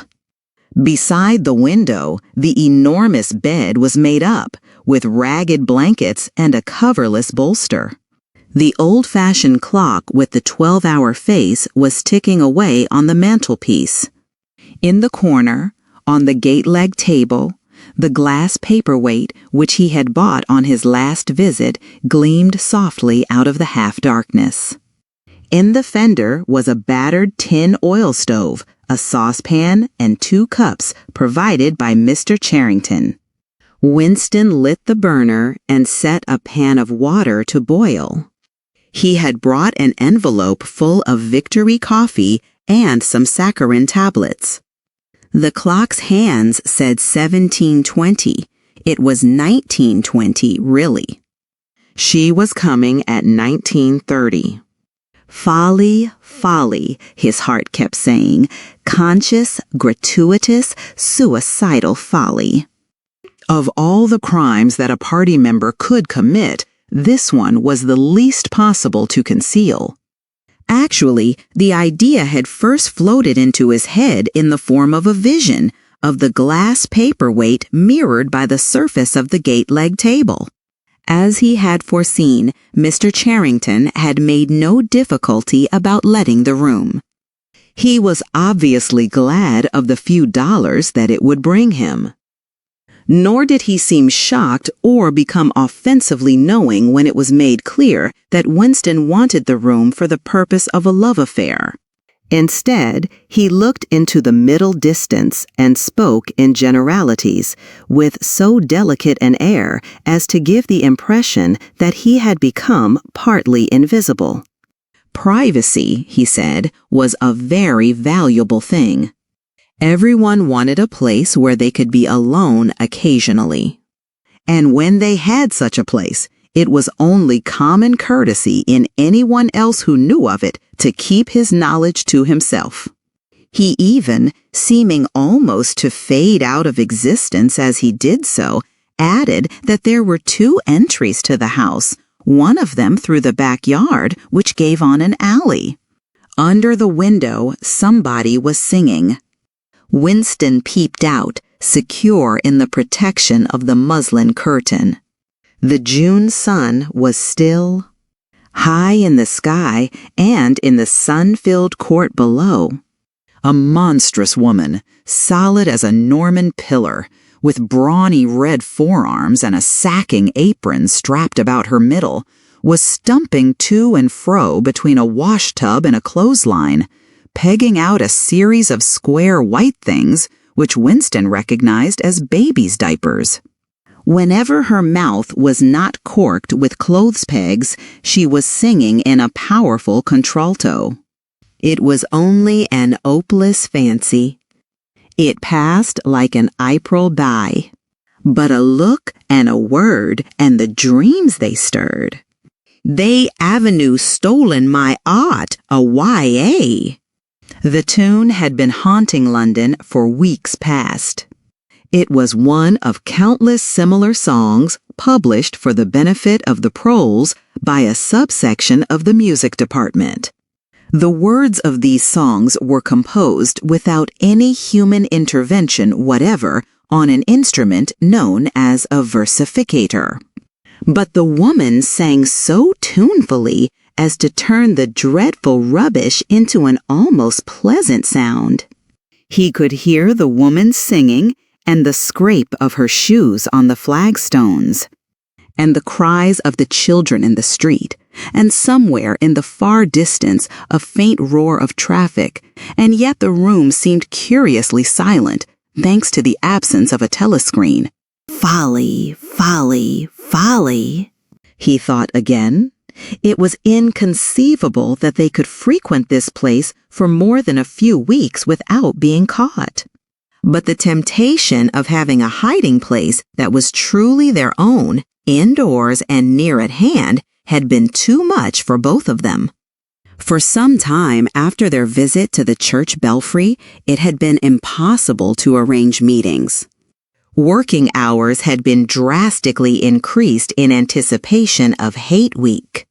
It was more than a month distant, but the enormous, complex preparations that it entailed were throwing extra work onto everybody. Finally, both of them managed to secure a free afternoon on the same day. They had agreed to go back to the clearing in the wood. On the evening beforehand, they met briefly in the street. As usual, Winston Harbley looked at Julia as they drifted towards one another in the crowd, but from the short glance he gave her, it seemed to him that she was paler than usual. "It's all off," she murmured as soon as she judged it safe to speak. "Tomorrow?" "What?" "Tomorrow afternoon. I can't come." "Why not?" "Oh, the usual reason. It started early this time." For a moment he was violently angry. During the month that he had known her, the nature of his desire for her had changed. At the beginning, there had been little true sensuality in it. Their first lovemaking had been simply an act of the will. But after the second time, it was different. The smell of her hair, the taste of her mouth, the feeling of her skin seemed to have got inside him or into the air all round him. She had become a physical necessity, something that he not only wanted, but felt that he had a right to. When she said that she could not come, he had the feeling that she was cheating him. But just at this moment, the crowd pressed them together and their hands accidentally met. She gave the tips of his fingers a quick squeeze that seemed to invite not desire, but affection. It struck him that when one lived with a woman, this particular disappointment must be a normal, recurring event, and a deep tenderness, such as he had not felt for her before, suddenly took hold of him. He wished that they were a married couple of 10 years standing. He wished that he were walking through the streets with her just as they were doing now, but openly and without fear, talking of trivialities and buying odds and ends for the household. He wished above all that they had some place where they could be alone together without feeling the obligation to make love every time they met. It was not actually at that moment, but at some time on the following day, that the idea of renting Mr. Charrington's room had occurred to him. When he suggested it to Julia, she got agreed with unexpected readiness. Both of them knew that it was lunacy. It was as though they were intentionally stepping nearer to their graves. As he sat waiting on the edge of the bed, he thought again of the cellars of the ministry of love. It was curious how that predestined horror moved in and out of one's consciousness. There it lay, fixed in future times, preceding death as surely as 99 precedes 100. One could not avoid it, but one could perhaps postpone it, and yet instead, every now and again, by a conscious, willful act, one chose to shorten the interval before it happened. At this moment, there was a quick step on the stairs. Julia burst into the room. She was carrying a tool bag of coarse brown canvas, such as he had sometimes seen her carrying to and fro at the ministry. He started forward to take her in his arms, but she disengaged herself rather hurriedly, partly because she was still holding the tool bag. "Half a second," she said. "Just let me show you what I've brought. Did you bring some of that filthy Victory coffee? I thought you would. You can chuck it away again because we shan't be needing it. Look here." She fell on her knees, threw open the bag, and tumbled out some spanners and a screwdriver that filled the top part of it. Underneath were a number of neat paper packets. The first packet that she passed to Winston had a strange and yet vaguely familiar feeling. It was filled with some kind of heavy, sand-like stuff which yielded wherever you touched it. "It isn't sugar?" he said. "Real sugar, not saccharin sugar. And here's a loaf of bread, proper white bread, not our bloody stuff, and a little pot of jam. And here's a tin of milk, but look. This is the one I'm really proud of. I had to wrap a bit of sacking round it because—" But she did not need to tell him why she had wrapped it up.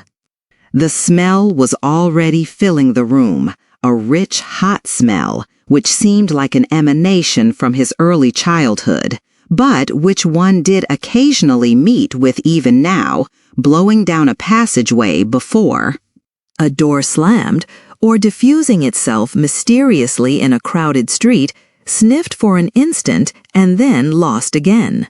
"It's coffee," he murmured, "real coffee. It's inner party coffee." "There's a whole kilo here," she said. "How did you manage to get hold of all these things?" "It's all inner party stuff. There's nothing those swine don't have, nothing. But of course, waiters and servants and people pinch things, and look, I got a little packet of tea as well." Winston had squatted down beside her. He tore open a corner of the packet. "It's real tea, not blackberry leaves. There's been a lot of tea about lately." "They've captured India or something?" she said vaguely. "But listen, dear, I want you to turn your back on me for 3 minutes. Go and sit on the other side of the bed. Don't go too near the window. And don't turn round till I tell you." Winston gazed abstracted LY through the muslin curtain. Down in the yard, the red-armed woman was still marching to and fro between the washtub and the line. She took 2 more pegs out of her mouth and sang with deep feeling. "They say that time heals all things. They say you can always forget. But the smiles and the tears across the years, they twist my heartstrings yet." She knew the whole driveling song by heart, it seemed. Her voice floated upward with a sweet summer air, very tuneful, charged with a sort of happy melancholy. One had the feeling that she would have been perfectly content if the June evening had been endless and the supply of clothes inexhaustible, to remain there for 1,000 years, pegging out diapers and singing rubbish. It struck him as a curious fact that he had never heard a member of the party singing alone and spontaneously. It would even have seemed slightly unorthodox, a dangerous eccentricity, like talking to oneself. Perhaps it was only when people were somewhere near the starvation level that they had anything to sing about. "You can turn round now," said Julia. He turned round and for a second almost failed to recognize her. What he had actually expected was to see her naked. But she was not naked. The transformation that had happened was much more surprising than that. She had painted her face. She must have slipped into some shop in the proletarian quarters and bought herself a complete set of makeup materials. Her lips were deeply reddened, her cheeks rouged, her nose powdered. There was even a touch of something under the eyes to make them brighter. It was not very skillfully done, but Winston's standards in such matters were not high. He had never before seen or imagined a woman of the party with cosmetics on her face. The improvement in her appearance was startling. With just a few dabs of color in the right places, she had become not only very much prettier, but, above all, far more feminine.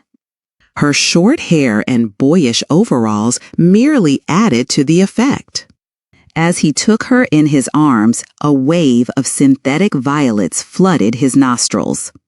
He remembered the half-darkness of a basement kitchen and a woman's cavernous mouth. It was the very same scent that she had used, but at the moment it did not seem to matter. "Scent, too," he said. "Yes, dear, scent, too. And do you know what I'm going to do next? I'm going to get hold of a real woman's frock from somewhere and wear it instead of these bloody trousers. I'll wear silk stockings and high-heeled shoes. In this room, I'm going to be a woman, not a party comrade." They flung their clothes off and climbed into the huge mahogany bed. It was the first time that he had stripped himself naked in her presence. Until now, he had been too much ashamed of his pale and meager body, with the varicose veins standing out on his calves and the discolored patch over his ankle. There were no sheets, but the blanket they lay on was threadbare and smooth, and the size and springiness of the bed astonished both of them. "It's sure to be full of bugs, but who cares?" said Julia. "One never saw a double bed nowadays, except in the homes of the proles." Winston had occasionally slept in one in his boyhood. Julia had never been in one before, so far as she could remember. Presently, they fell asleep for a little while. When Winston woke up, the hands of the clock had crept around to nearly 9. He did not stir, because Julia was sleeping with her head in the crook of his arm. Down in the yard, the woman had stopped singing, but the faint shouts of children floated in from the street. He wondered vaguely whether, in the abolished past, it had been a normal experience to lie in bed like this. In the cool of a summer evening, a man and a woman with no clothes on, making love when they chose, talking of what they chose, not feeling any compulsion to get up, simply lying there and listening to peaceful sounds outside. Surely there could never have been a time when that seemed ordinary. Julia woke up, rubbed her eyes, and raised herself on her elbow to look at the oil stove. "Half that water's boiled away," she said. "I'll get up and make some coffee in another moment. We've got an hour. What time do they cut the lights off at your flats?" 23:30. It's 23 at the hostel. But you have to get in earlier than that because... Hi! Get out, you filthy brute! She suddenly twisted herself over in the bed, seized a shoe from the floor, and sent it hurtling into the corner with a boyish jerk of her arm, exactly as he had seen her fling the dictionary at Goldstein that morning during the 2 minutes hate. "What was it?" he said in surprise. "A rat. I saw him stick his beastly nose out of the wainscoting. There's a hole down there. I gave him a good fright anyway." "Rats," murmured Winston. "In this room?" "They're all over the place," said Julia indifferently as she lay down again. "We've even got them in the kitchen at the hostel. Some parts of London are swarming with them. Did you know they attack children?" "Yes, they do. In some of these streets, a woman daren't leave a baby alone for 2 minutes. It's the great, huge brown ones that do it. And the nasty thing is that the brutes always—" "Don't go on," said Winston with his eyes tightly shut. "Dearest, you've gone quite pale. What's the matter? Do they make you feel sick? Of all horrors in the world, a rat!" She pressed herself against him and wound her limbs round him, as though to reassure him with the warmth of her body. He did not reopen his eyes immediately. For several moments he had had the feeling of being back in a nightmare which had recurred from time to time throughout his life. It was always very much the same. He was standing in front of a wall of darkness, and on the other side of it there was something unendurable, something too dreadful to be faced. In the dream, his deepest feeling was always one of self-deception, because he did, in fact, know what was behind the wall of darkness. With a deadly effort, like wrenching a piece out of his own brain, he could even have dragged the thing into the open. He always woke up without discovering what it was, but somehow it was connected with what Julia had been saying when he cut her short. "I'm sorry," he said. "It's nothing. I don't like rats, that's all." "Don't worry, dear. We're not going to have the filthy brutes in here. I'll stuff the hole with a bit of sacking before we go. And next time we come here, I'll bring some plaster and bung it up properly." Already, the black instant of panic was half forgotten. Feeling slightly ashamed of himself, he sat up against the bedhead. Julia got out of bed, pulled on her overalls, and made the coffee. The smell that rose from the saucepan was so powerful and exciting that they shut the window, lest anybody outside should notice it and become inquisitive. What was even better than the taste of the coffee was the silky texture given to it by the sugar, a thing Winston had almost forgotten after years of saccharin. With one hand in her pocket and a piece of bread and jam in the other, Julia wandered about the room, glancing indifferently at the bookcase, pointing out the best way of repairing the gate-leg table, plumping herself down in the ragged armchair to see if it was comfortable, and examining the absurd 12-hour clock with a sort of tolerant amusement. She brought the glass paperweight over to the bed to have a look at it in a better light. He took it out of her hand, fascinated, as always, by the soft, rain-watery appearance of the glass.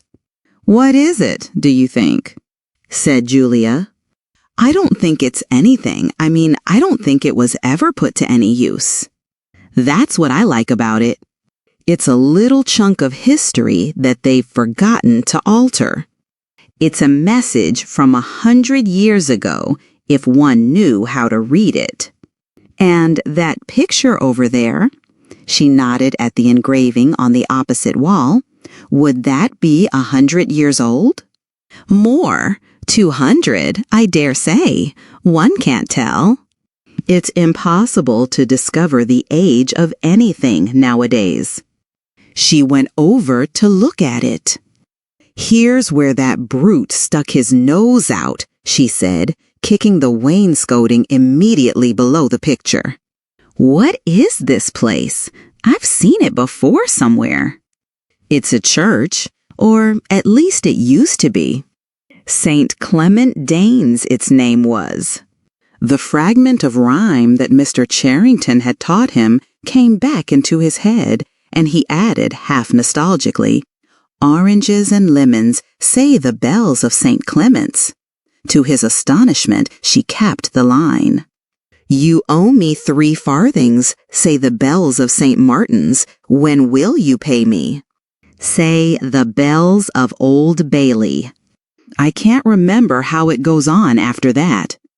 But anyway, I remember it ends up, "Here comes a candle to light you to bed. Here comes a chopper to chop off your head." It was like the 2 halves of a countersign. But there must be another line after "the bells of Old Bailey." Perhaps it could be dug out of Mr. Charrington's memory if he were suitably prompted. "Who taught you that?" he said. "My grandfather. He used to say it to me when I was a little girl. He was vaporized when I was 8. At any rate, he disappeared. I wonder what a lemon was," she added inconsequently. "I've seen oranges." "They're a kind of round yellow fruit with a thick skin." "I can remember lemons," said Winston. "They were quite common in the FITES. They were so sour that it set your teeth on edge even to smell them." "I bet that picture's got bugs behind it," said Julia.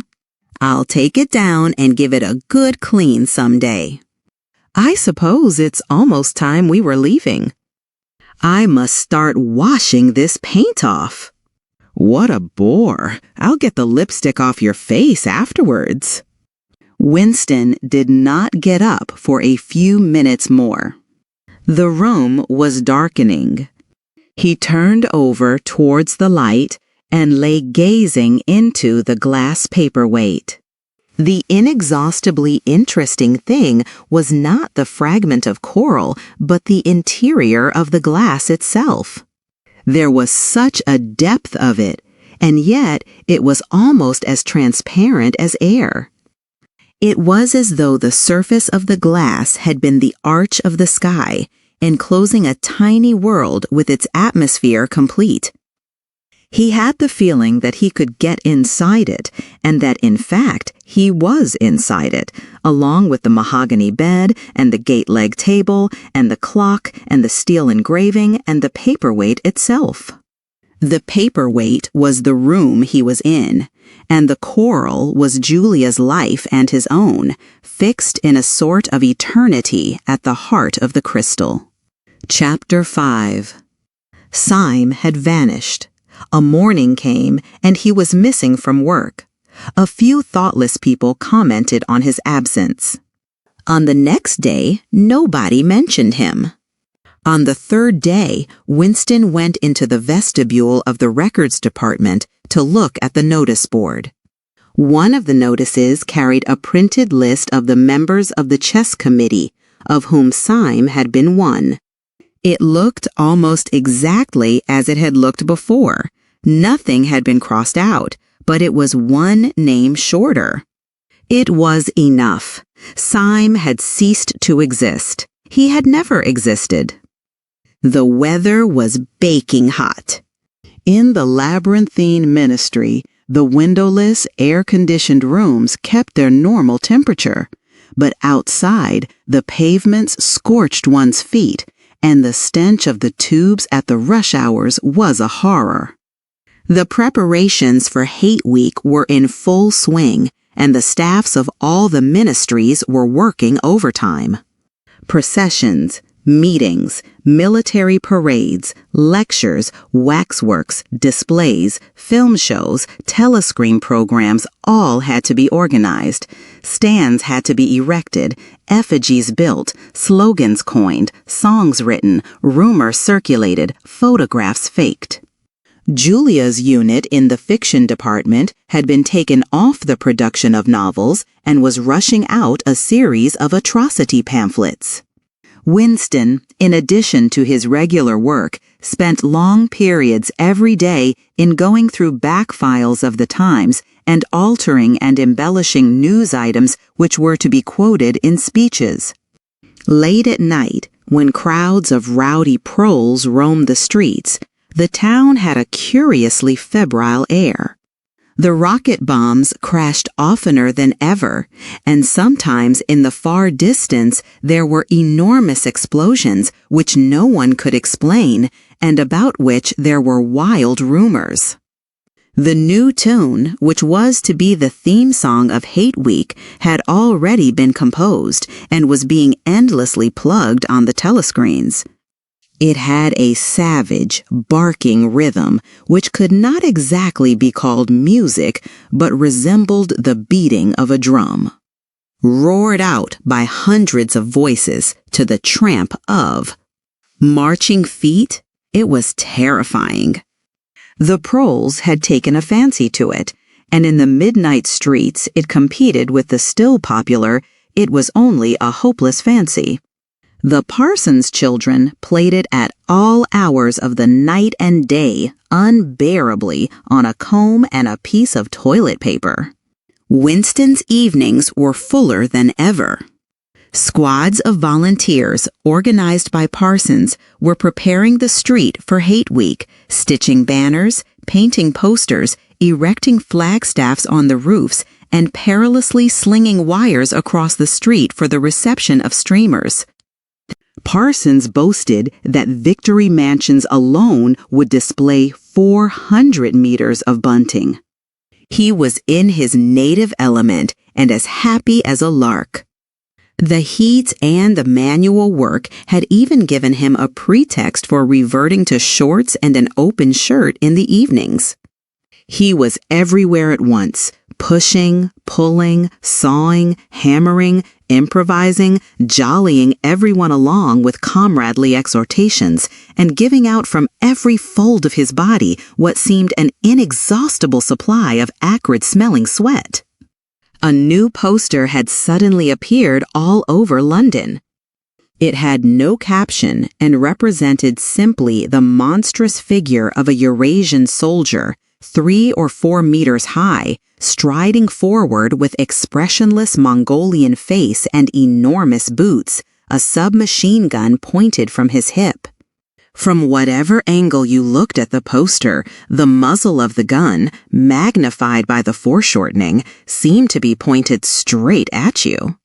The thing had been plastered on every blank space on every wall, even outnumbering the portraits of Big Brother.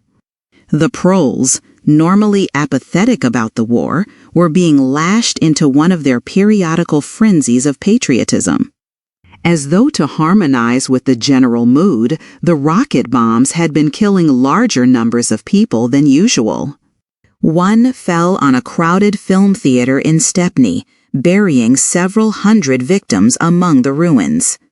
The whole population of the neighborhood turned out for a long, trailing funeral which went on for hours and was, in effect, an indignation meeting. Another bomb fell on a piece of waste ground which was used as a playground, and several dozen children were blown to pieces. There were further angry demonstrations. Goldstein was burned in effigy, hundreds of copies of the poster of the Eurasian soldier were torn down and added to the flames, and a number of shops were looted in the turmoil. Then a rumor flew round that spies were directing the rocket bombs by means of wireless waves, and an old couple who were suspected of being of foreign extraction had their house set on fire and perished of suffocation. In the room over Mr. Charrington's shop, when they could get there, Julia and Winston lay side by side on a stripped bed under the open window, naked for the sake of coolness. The rat had never come back, but the bugs had multiplied hideously in the heat. It did not seem to matter. Dirty or clean, the room was paradise. As soon as they arrived, they would sprinkle everything with pepper bought on the black market, tear off their clothes and make love with sweating bodies, then fall asleep and wake to find that the bugs had rallied and were massing for the counterattack. 4, 5, 6, 7 times they met during the month of June. Winston had dropped his habit of drinking gin at all hours. He seemed to have lost the need for it. He had grown fatter. His varicose ulcer had subsided, leaving only a brown stain on the skin above his ankle. His t's of coughing in the early morning had stopped. The process of life had ceased to be intolerable. He had no longer any impulse to make faces at the telescreen or shout curses at the top of his voice. Now that they had a secure hiding place, almost a home, it did not even seem a hardship that they could only meet infrequently and for a couple of hours at a time.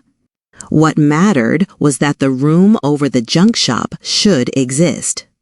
To know that it was there, inviolate, was almost the same as being in it.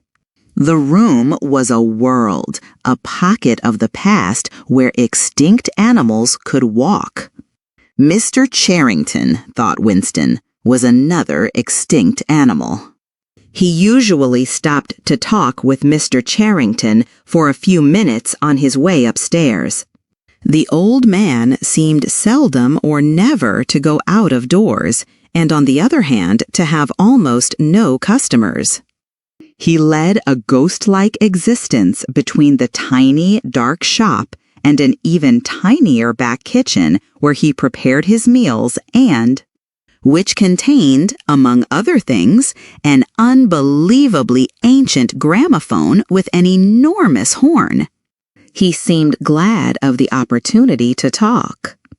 Wandering about among his worthless stock, with his long nose and thick spectacles and his bowed shoulders and the velvet jacket, he had always vaguely the air of being a collector rather than a tradesman. With a sort of faded enthusiasm, he would finger this scrap of rubbish or that, a china bottle stopper. The painted lid of a broken snuff box, a pinchback locket containing a strand of some long-dead baby's hair, never asking that Winston should buy it, merely that he should admire it. To talk to him was like listening to the tinkling of a worn-out musical box. He had dragged out from the corners of his memory some more fragments of forgotten rhymes. There was one about 24 blackbirds, and another about a cow with a crumpled horn, and another about the death of poor Cock Robin. "It just occurred to me you might be interested," he would say with a deprecating little laugh whenever he produced a new fragment. But he could never recall more than a few lines of any one rhyme. Both of them knew, in a way, it was never out of their minds that what was now happening could not last long. There were times when the fact of impending death seemed as palpable as the bed they lay on, and they would cling together with a sort of despairing sensuality, like a damned soul grasping at his last morsel of pleasure when the clock is within 5 minutes of striking. But there were also times when they had the illusion not only of safety, but of permanence. So long as they were actually in this room, they both felt no harm could come to them. Getting there was difficult and dangerous, but the room itself was sanctuary. It was as when Winston had gazed into the heart of the paperweight, with the feeling that it would be possible to get inside that glassy world, and that once inside it, time could be arrested. Often they gave themselves up to daydreams of escape. Their luck would hold indefinitely, and they would carry on their intrigue just like this for the remainder of their natural lives. Or Catherine would die, and by subtle maneuverings, Winston and Julia would succeed in getting married. Or they would commit suicide together. Or they would disappear, alter themselves out of recognition, learn to speak with proletarian accents, get jobs in a factory, and live out their lives undetected in a back street. It was all nonsense, as they both knew. In reality, there was no escape. Even the one plan that was practicable, suicide, they had no intention of carrying out. To hang on from day to day and from week to week, spinning out a present that had no future seemed an unconquerable instinct, just as one's lungs will always draw the next breath so long as there is air available. Sometimes, too, they talked of engaging in active rebellion against the party, but with no notion of how to take the first step. Even if the fabulous brotherhood was a reality, there still remained the difficulty of finding one's way into it. He told her of the strange intimacy that existed, or seemed to exist, between himself and O'Brien, and of the impulse he sometimes felt simply to walk into O'Brien's presence, announce that he was the enemy of the party, and demand his help. Curiously enough, this did not strike her as an impossibly rash thing to do. She was used to judging people by their faces, and it seemed natural to her that Winston should believe O'Brien to be trustworthy on the strength of a single flash of the eyes. Moreover, she took it for granted that everyone, or nearly everyone, secretly hated the party and would break the rules if he thought it safe to do so. But she refused to believe that widespread, organized opposition existed or could exist. The tales about Goldstein and his underground army, she said, were simply a lot of rubbish which the party had invented for its own purposes, and which you had to pretend to believe in. Times beyond number, at party rallies and spontaneous demonstrations, she had shouted at the top of her voice for the execution of people whose names she had never heard and in whose supposed crimes she had not the faintest belief. When public trials were happening, she had taken her place in the detachments from the Youth League who surrounded the courts from morning to night, chanting at intervals, "Death to the traitors." During the 2 minutes hate, she always excelled all others in shouting insults at Goldstein.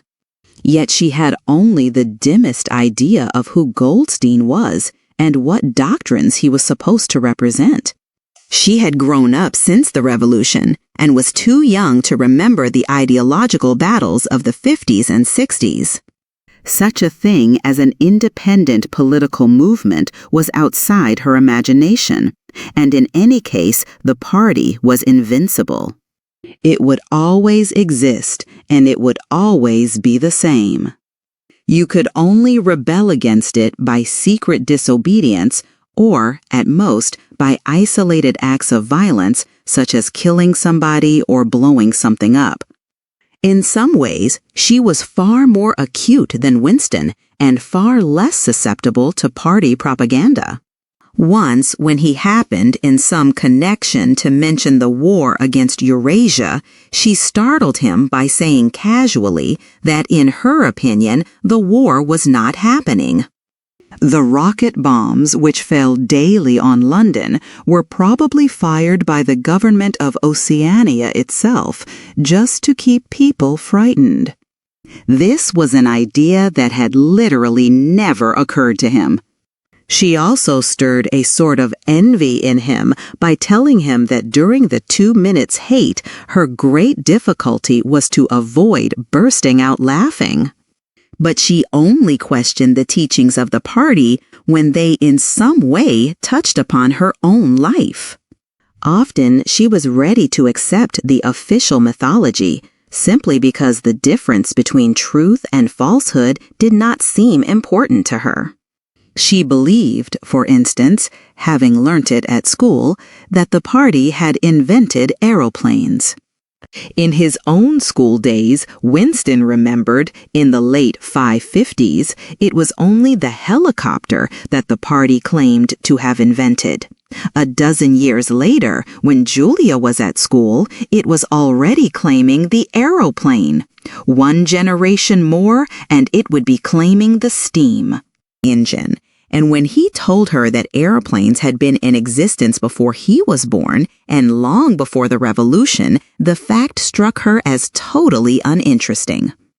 After all, what did it matter who had invented aeroplanes? It was rather more of a shock to him when he discovered from some chance remark that she did not remember that Oceania, 4 years ago, had been at war with Eastasia and at peace nil with Eurasia. It was true that she regarded the whole war as a sham, but apparently she had not even noticed that the name of the enemy had changed. "I thought we'd always been at war with Eurasia," she said vaguely. It frightened him a little. The invention of aeroplanes dated from long before her birth, but the switchover in the war had happened only 4 years ago, well after she was grown up. He argued with her about it for perhaps a quarter of an hour. In the end, he succeeded in forcing her memory back until she did dimly recall that at one time Eastasia and not Eurasia had been the enemy. But the issue still struck her as unimportant. "Who cares?" she said impatiently. "It's always one bloody war after another, and one knows the news is all lies anyway." Sometimes he talked to her of the records department and the impudent forgeries that he committed there. Such things did not appear to horrify her. She did not feel the abyss opening beneath her feet at the thought of lies becoming truths. He told her the story of Jones, Aronson, and Rutherford and the momentous slip of paper which he had once held between his fingers. It did not make much impression on her. At first, indeed, she failed to grasp the point of the story. "Were they friends of yours?" she said. "No, I never knew them." "They were inner party members. Besides, they were far older men than I was. They belonged to the old days, before the Revolution. I barely knew them by sight." "Then what was there to worry about? People are being killed off all the time, aren't they?" He tried to make her understand. This was an exceptional case. It wasn't just a question of somebody being killed. "Do you realize that the past, starting from yesterday, has been actually abolished? If it survives anywhere, it's in a few solid objects with no words attached to them, like that lump of glass there. Already, we know almost literally nothing about the Revolution and the years before the Revolution. Every record has been destroyed or falsified. Every book has been rewritten. Every picture has been repainted. Every statue and street and building has been renamed. Every date has been altered. And that process is continuing day by day and minute by minute. History has stopped. Nothing exists except an endless present in which the party is always right. I know, of course, that the past is falsified, but it would never be possible for me to prove it, even when I did the falsification myself. After the thing is done, no evidence ever remains. The only evidence is inside my own mind, and I don't know with any certainty that any other human being shares my memories. Just in that one instance in my whole life, I did possess actual concrete evidence after the event, years after it. And what good was that?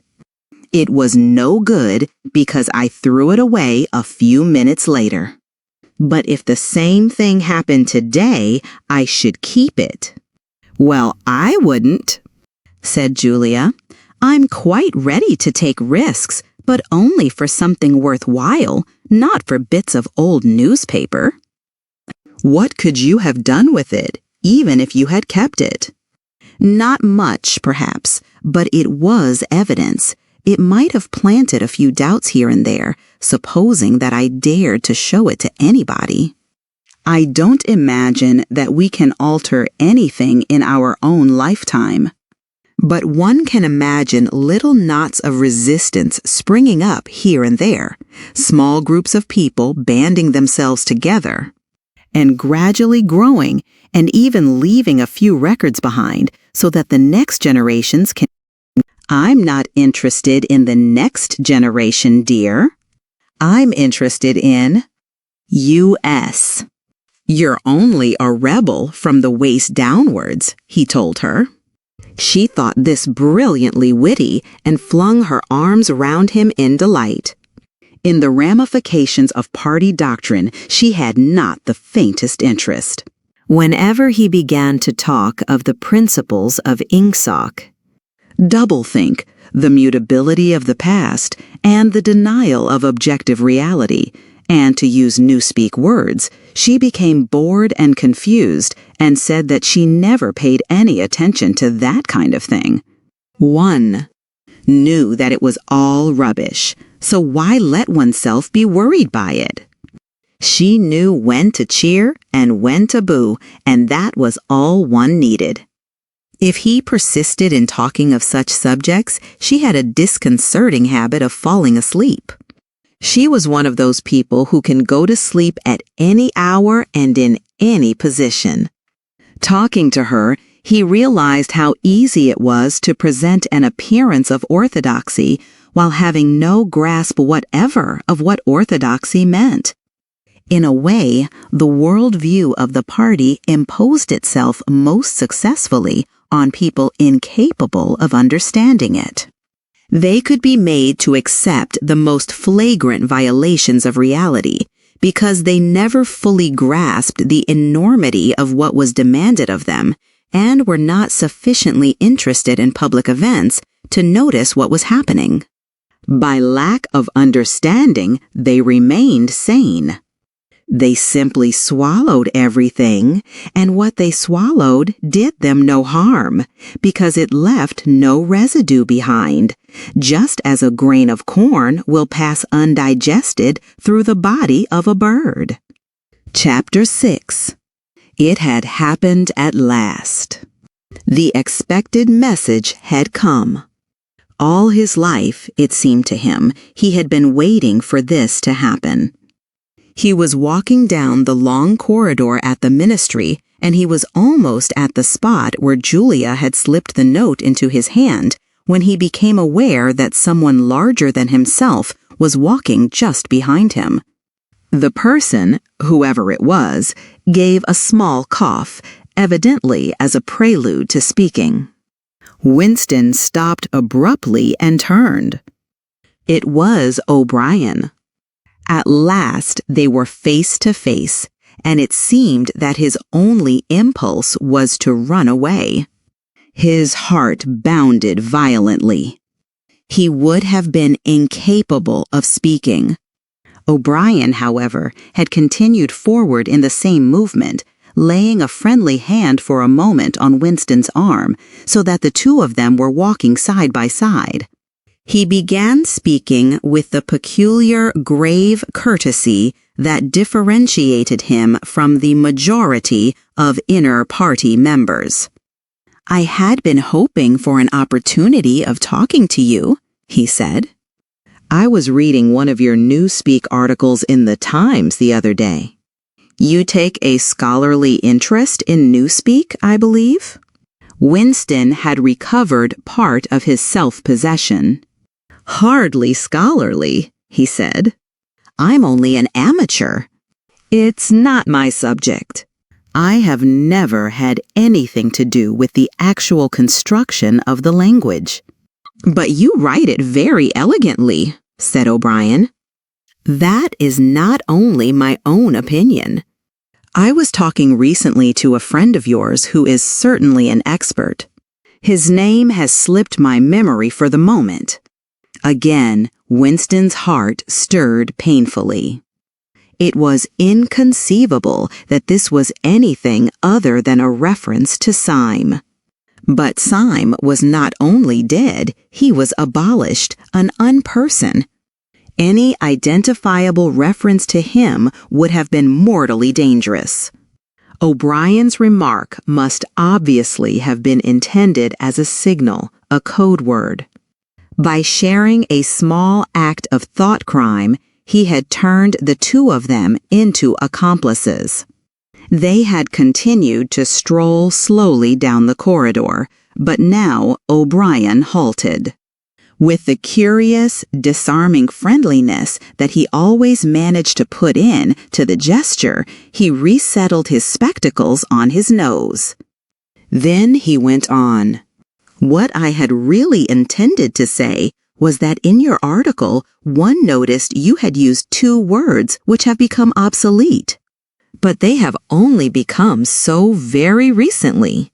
Have you seen the 10th edition of the Newspeak Dictionary?" "No," said Winston. "I didn't think it had been issued yet. We are still using the 9th in the records department. The 10th edition is not due to appear for some months, I believe. But a few advance copies have been circulated. I have one myself. It might interest you to look at it, perhaps." "Very much so," said Winston, immediately seeing where this tended. "Some of the new developments are most ingenious."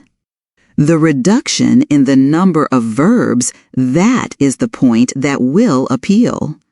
To you, I think. Let me see. Shall I send a messenger to you with the dictionary? But I am afraid I invariably forget anything of that kind. Perhaps you could pick it up at my flat at some time that suited you? Wait, let me give you my addresses." They were standing in front of a telescreen. Somewhat absent-mindedly, O'Brien felt two of his pockets and then produced a small leather-covered notebook and a gold ink pencil. Immediately beneath the telescreen, in such a position that anyone who was watching at the other end of the instrument could read what he was writing, he scribbled an address, tore out the page, and handed it to Winston. "I am usually at home in the evenings," he said. "If not, my servant will give you the dictionary."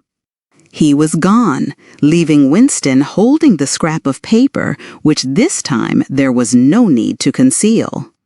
Nevertheless, he carefully memorized what was written on it, and some hours later dropped it into the memory hole along with a mass of other papers. They had been talking to one another for a couple of minutes at the most. There was only one meaning that the episode could possibly have. It had been contrived as a way of letting Winston know O'Brien's address. This was necessary because, except by direct inquiry, it was never possible to discover where anyone lived. There were no directories of any kind. "If you ever want to see me, this is where I can be found," was what O'Brien had been saying to him. Perhaps there would even be a message concealed somewhere in the dictionary. But at any rate, one thing was certain. The conspiracy that he had dreamed of did exist, and he had reached the outer edges of it. He knew that sooner or later he would obey O'Brien's summons. Perhaps tomorrow, perhaps after a long delay, he was not certain. What was happening was only the working out of a process that had started years ago. The first step had been a secret, involuntary thought. The second had been the opening of the diary. He had moved from thoughts to words, and now from words to actions. The last step was something that would happen in the ministry of love. He had accepted it. The end was contained in the beginning. But it was frightening, or, more exactly, it was like a foretaste of death, like being a little less alive. Even while he was speaking to O'Brien, when the meaning of the words had sunk in, a chilly, shuddering feeling had taken possession of his body. He had the sensation of stepping into the dampness of a grave, and it was not much better, because he had always known that the grave was there and waiting for him. Chapter 7. Winston had woken up with his eyes full of tears. Julia rolled sleepily against him, murmuring something that might have been, "What's the matter?" "I dreamt," he began, and stopped short. It was too complex to be put into words. There was the dream itself, and there was a memory connected with it that had swum into his mind in the few seconds after waking. He lay back with his eyes shut, still sodden in the atmosphere of the dream. It was a vast, luminous dream in which his whole life seemed to stretch out before him like a landscape on a summer evening after rain.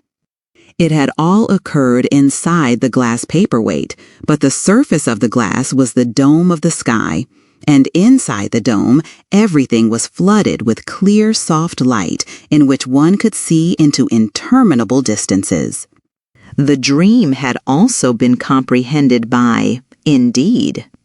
In some sense, it had consisted in a gesture of the arm made by his mother, and made again 30 years later by the Jewish woman he had seen on the news film trying to shelter the small boy from the bullets before the helicopter blew them both to pieces. "Do you know," he said, "that until this moment I believed I had murdered my mother?" "Why did you murder her?" said Julia, almost asleep. "I didn't murder her. Not physically." In the dream, he had remembered his last glimpse of his mother, and within a few moments of waking, the cluster of small events surrounding it had all come back. It was a memory that he must have deliberately pushed out of his consciousness over many years. He was not certain of the date, but he could not have been less than 10 years old, possibly 12, when it had happened. His father had disappeared some time earlier. How much earlier, he could not remember.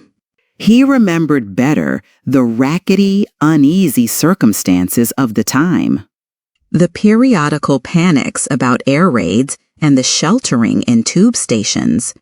The piles of rubble everywhere. The unintelligible proclamations posted at street corners. The gangs of youths in shirts all the same color. The enormous queues outside the bakeries. The intermittent machine gun fire in the distance. Above all, the fact that there was never enough to eat. He remembered long afternoons spent with other boys in scrounging round dustbins and rubbish heaps, picking out the ribs of cabbage leaves, potato peelings, sometimes even scraps of stale bread crust, from which they carefully scraped away the cinders. And also in waiting for the passing of trucks which traveled over a certain route and were known to carry cattle feed, and which, when they jolted over the bad patches in the road, sometimes spilt a few fragments of oil cake. When his father disappeared, his mother did not show any surprise or any violent grief, but a sudden change came over her. She seemed to have become completely spiritless. It was evident, even to Winston, that she was waiting for something that she knew must happen. She did everything that was needed, cooked, washed, mended, made the bed, swept the floor, dusted the mantelpiece, always very slowly and with a curious lack of superfluous motion, like an artist's lay figure moving of its own accord. Her large, shapely body seemed to relapse naturally into stillness. For hours at a time, she would sit almost immobile on the bed, nursing his young sister, a tiny, ailing, very silent child of 2 or 3, with a face made simian by thinness. Very occasionally, she would take Winston in her arms and press him against her for a long time without saying anything.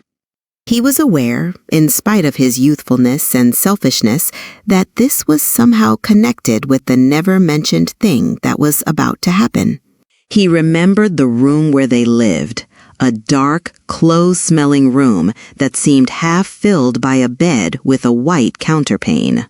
There was a gas ring in the fender, and a shelf where food was kept, and on the landing outside there was a brown earthenware sink, common to several rooms. He remembered his mother's statuesque body bending over the gas ring to stir at something in a saucepan. Above all, he remembered his continuous hunger and the fierce, sordid battles at mealtimes. He would ask his mother naggingly, over and over again, why there was not more food.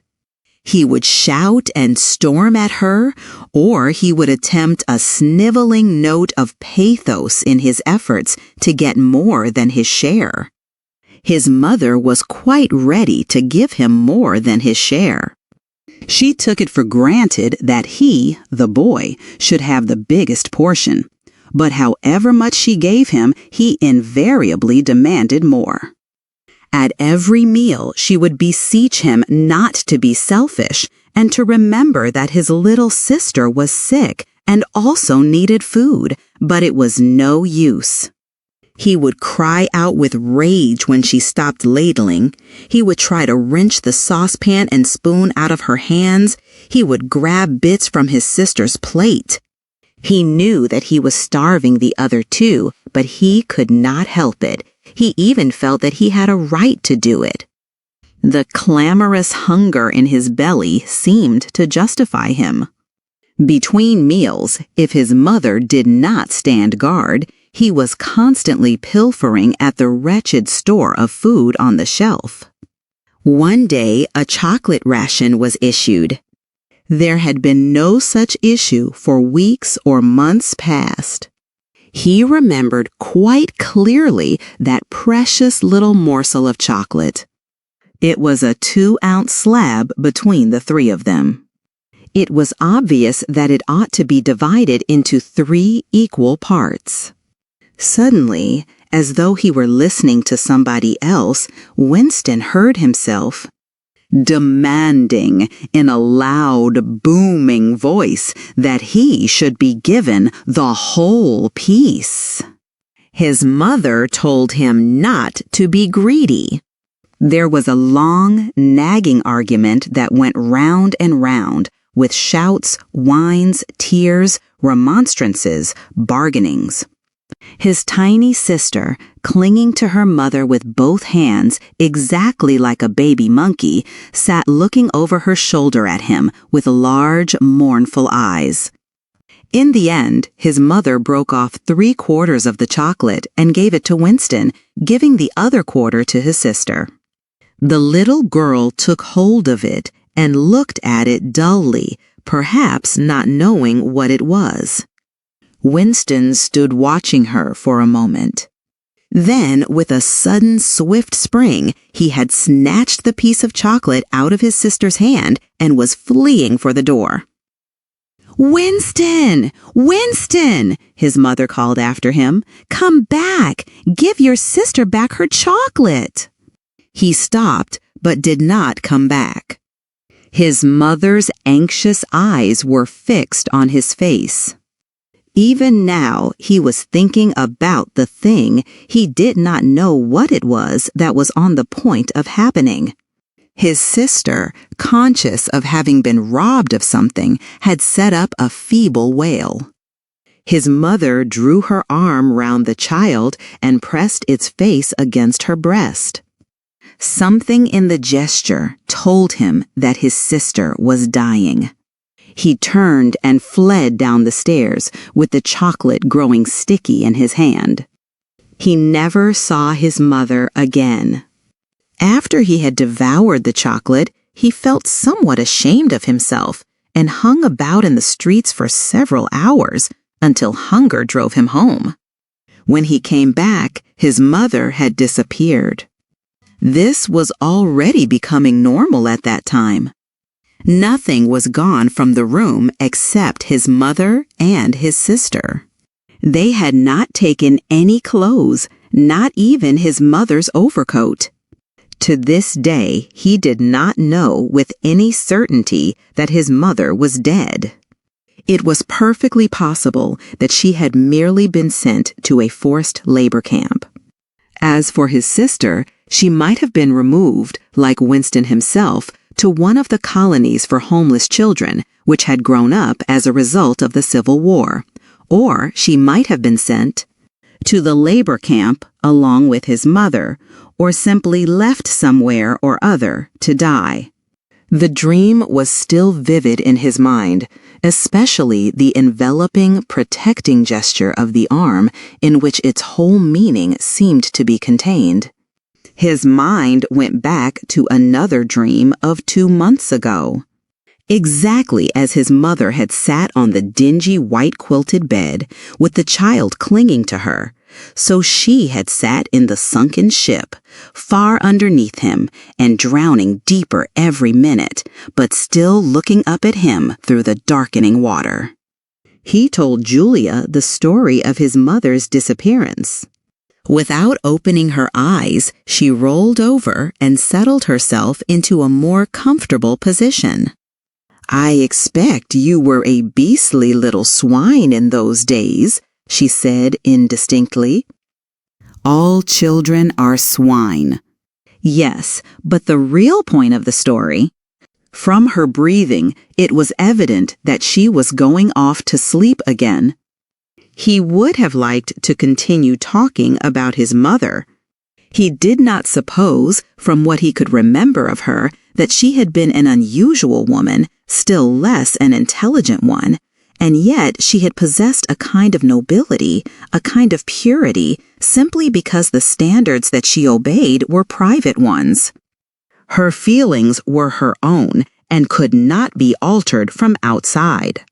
It would not have occurred to her that an action which is ineffectual thereby becomes meaningless. If you loved someone, you loved him, and when you had nothing else to give, you still gave him love. When the last of the chocolate was gone, his mother had clasped the child in her arms. It was no use. It changed nothing. It did not produce more chocolate. It did not avert the child's death or her own, but it seemed natural to her to do it. The refugee woman in the boat had also covered the little boy with her arm, which was no more use against the bullets than a sheet of paper. The terrible thing that the party had done was to persuade you that mere impulses, mere feelings, were of no account, while at the same time robbing you of all power over the material world. When once you were in the grip, of the party, what you felt or did not feel, what you did or refrained from doing made literally no difference. Whatever happened, you vanished, and neither you nor your actions were ever heard of again. You were lifted clean out of the stream of history. And yet, to the people of only 2 generations ago, this would not have seemed all important, because they were not attempting to alter history. They were governed by private loyalties which they did not question. What mattered were individual relationships and a completely helpless gesture, an embrace, a tear, a word spoken to a dying man could have value in itself. The proles, it suddenly occurred to him, had remained in this condition. They were not loyal to a party or a country or an idea. They were loyal to one another. For the first time in his life, he did not despise the proles or think of them merely as an inert force which would one day spring to life and regenerate the world. The proles had stayed human. They had not become hardened inside. They had held on to the primitive emotions which he himself had to relearn by conscious effort. And in thinking this, he remembered, without apparent relevance, how a few weeks ago he had seen a severed hand lying on the pavement and had kicked it into the gutter as though it had been a cabbage stalk. "The proles are human beings," he said aloud. "We are not human." "Why not?" said Julia, who had woken up again. He thought for a little while. "Has it ever occurred to you," he said, "that the best thing for us to do would be simply to walk out of here before it's too late and never see each other again?" "Yes, dear, it has occurred to me several times, but I'm not going to do it all the same." "We've been lucky," he said, "but it can't last much longer." "You're young. You look normal and innocent. If you keep clear of people like me, you might stay alive for another 50 years. No, I've thought it all out. What you do, I'm going to do. And don't be too downhearted. I'm rather good at staying alive. We may be together for another 6 months, a year, there's no knowing. At the end, we're certain to be apart. Do you realize how utterly alone we shall be? When once they get hold of us, there will be nothing, literally nothing, that either of us can do for the other. If I confess, they'll shoot you, and if I refuse to confess, they'll shoot you just the same. Nothing that I can do or say, or stop myself from saying, will put off your death for as much as 5 minutes. Neither of us will even know whether the other is alive or dead. We shall be utterly without power of any kind. The one thing that matters is that we shouldn't betray one another, although even that can't make the slightest difference." "If you mean confessing," she said, "we shall do that right enough. Everybody always confesses. You can't help it." "They torture you." "I don't mean confessing. Confession is not betrayal. What you say or do doesn't matter. Only feelings matter. If they could make me stop loving you, that would be the real betrayal." She thought it over. "They can't do that," she said finally. "It's the one thing they can't do. They can make you say anything, but they can't make you believe it. They can't get inside you." "No," he said a little more hopefully. "No, that's quite true. They can't get inside you. If you can feel that staying human is worthwhile, even when it can't have any result whatever, you've beaten them." He thought of the telescreen with its never-sleeping ear. They could spy upon you night and day, but if you kept your head, you could still outwit them. With all their cleverness, they had never mastered the secret of finding out what another human being was thinking. Perhaps that was less true when you were actually in their hands. One did not know what happened inside the Ministry of Love, but it was possible to guess. Tortures, drugs, delicate instruments that registered your nervous reactions, gradual wearing down by sleeplessness and solitude and persistent questioning. Sacks, at any rate, could not be kept hidden. They could be tracked down by inquiry, they could be squeezed out of you by torture. But if the object was not to stay alive, but to stay human, what difference did it ultimately make? They could not alter your feelings. For that matter, you could not alter them yourself, even if you wanted to. They could lay bare in the utmost detail everything that you had done or said or thought, but the inner heart, whose workings were mysterious even to yourself, remained impregnable. Chapter 8. They had done it. They had done it at last. The room they were standing in was long-shaped and softly lit. The telescreen was dimmed to a low murmur. The richness of the dark blue carpet gave one the impression of treading on velvet.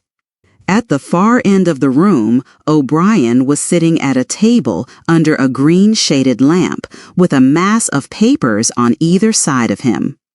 He had not bothered to look up when the servant showed Julia and Winston in. Winston's heart was thumping so hard that he doubted whether he would be able to speak. They had done it. They had done it at last, was all he could think. It had been a rash act to come here at all, and sheer folly to arrive together, though it was true that they had come by different routes and only met on O'Brien's doorstep. But merely to walk into such a place needed an effort of the nerve. It was only on very rare occasions that one saw inside the dwelling places of the inner party or even penetrated into the quarter of the town where they lived. The whole atmosphere of the huge block of flats, the richness and spaciousness of everything, the unfamiliar smells of good food and good tobacco, the silent and incredibly rapid lift sliding up and down, the white-jacketed servants hurrying to and fro, everything was intimidating. Although he had a good pretext for coming here, he was haunted at every step by the fear that a black uniformed guard would suddenly appear from round the corner, demand his papers, and order him to get out. O'Brien's servant, however, had admitted the two of them without demur. He was a small, dark-haired man in a white jacket with a diamond-shaped, completely expressionless face, which might have been that of a Chinese. The passage down which he led them was softly carpeted, with cream-papered walls and white wainscoting, all exquisitely clean. That, too, was intimidating. Winston could not remember ever to have seen a passageway whose walls were not grimy from the contact of human bodies. O'Brien had a slip of paper between his fingers and seemed to be studying it intently. His heavy face, bent down so that one could see the line of the nose, looked both formidable and intelligent. For perhaps 20 seconds he sat without stirring. Then he pulled the speakwrite toward him and rapped out a message in the hybrid jargon of the ministries. Items 1, 5, 7 approved full-wise. Suggestion contained item 6, double plus ridiculous, verging crime think. Cancel, stop, unproceed construction-wise, anti-getting, plus full estimates, machinery overheads, stop, end message. He rose deliberately from his chair and came towards them across the soundless carpet. A little of the official atmosphere seemed to have fallen away from him with the newspeak words, but his expression was grimmer than usual, as though he were not pleased at being disturbed. The terror that Winston already felt was suddenly shot through by a streak of ordinary embarrassment. It seemed to him quite possible that he had simply made a stupid mistake. For what evidence had he in reality that O'Brien was any kind of political conspirator? Nothing but a flash of the eyes and a single equivocal remark. Beyond that, only his own secret imaginings founded on a dream. He could not even fall back on the pretense that he had come to borrow the dictionary, because in that case, Julia's presence was impossible to explain. As O'Brien passed the telescreen, a thought seemed to strike him. He stopped, turned aside, and pressed a switch on the wall. There was a sharp snap. The voice had stopped. Julia uttered a tiny sound, a sort of squeak of surprise. Even in the midst of his panic, Winston was too much taken aback to be able to hold his tongue. "You can turn it off," he said. "Yes," said O'Brien, "we can turn it off. We have that privilege." He was opposite them now. His solid form towered over the pair of them, and the expression on his face was still indecipherable. He was waiting, somewhat sternly, for Winston to speak, but about what? Even now it was quite conceivable that he was simply a busy man wondering irritably why he had been interrupted. Nobody spoke. After the stopping of the telescreen, the room seemed deadly silent. The seconds marched past, enormous. With difficulty, Winston continued to keep his eyes fixed on O'Brien's. Then suddenly, the grim face broke down into what might have been the beginnings of a smile. With his characteristic gesture, O'Brien resettled his spectacles on his nose. "Shall I say it, or will you?" he said. "I will say it," said Winston promptly. "That thing is really turned off?" "Yes, everything is turned off. We are alone. We have come here because—" He paused, realizing for the first time the vagueness of his own motives. Since he did not in fact know what kind of help he expected from O'Brien, it was not easy to say why he had come here. He went on, conscious that what he was saying must sound both feeble and pretentious. "We believe that there is some kind of conspiracy, some kind of secret organization working against the party, and that you are involved in it. We want to join it and work for it. We are enemies of the party.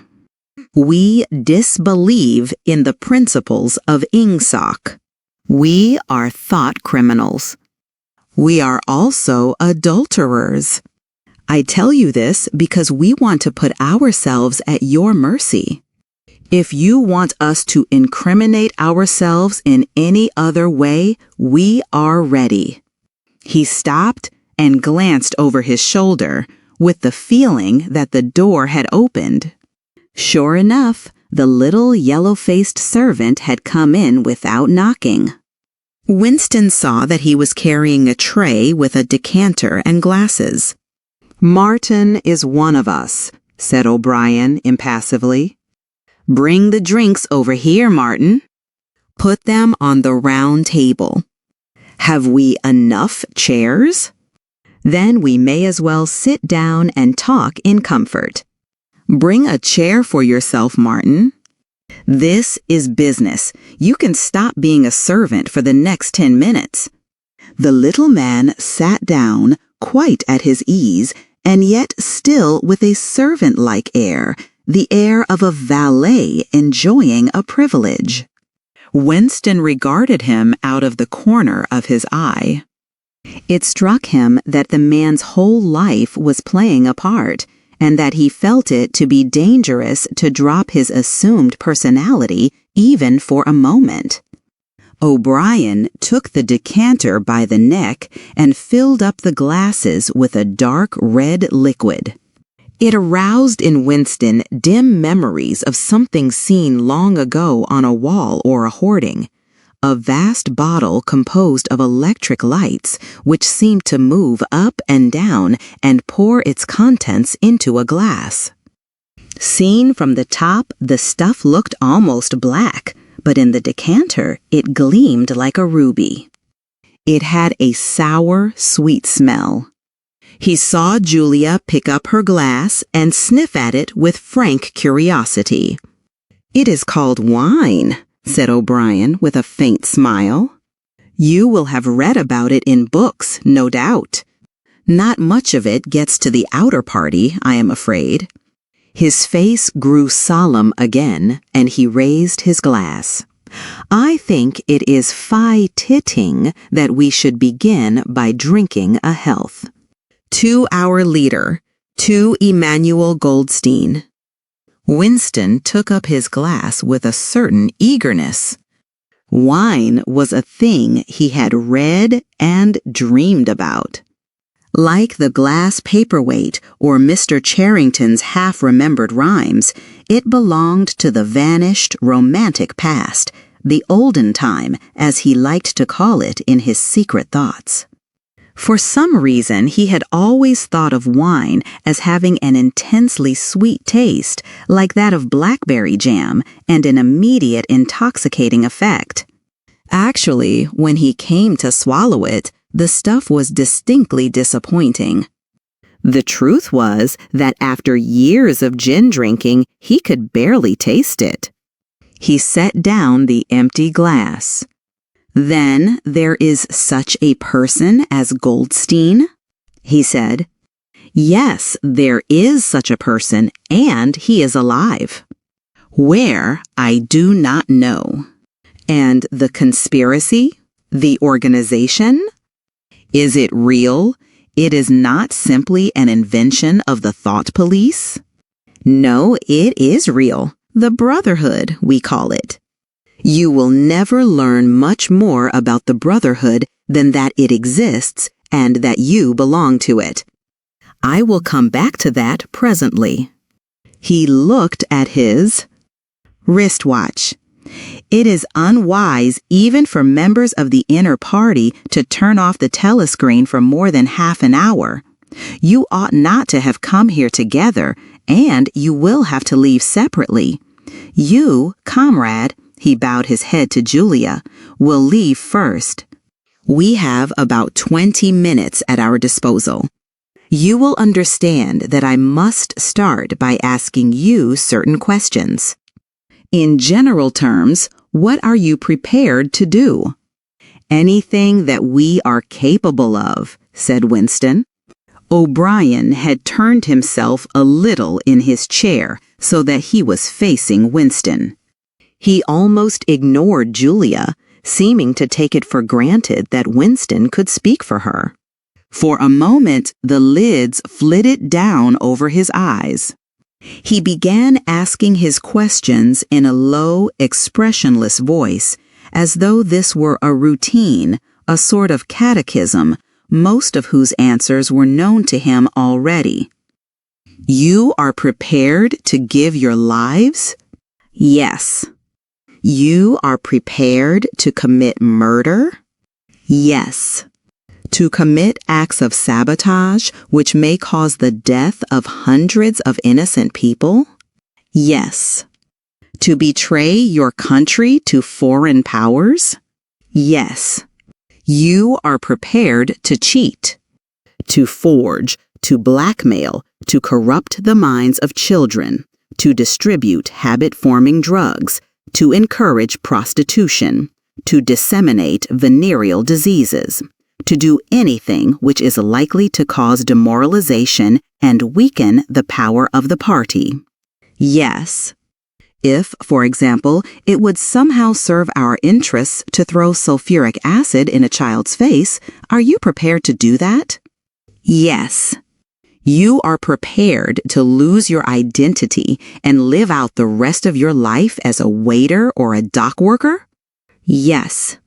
"You are prepared to commit suicide if and when we order you to do so?"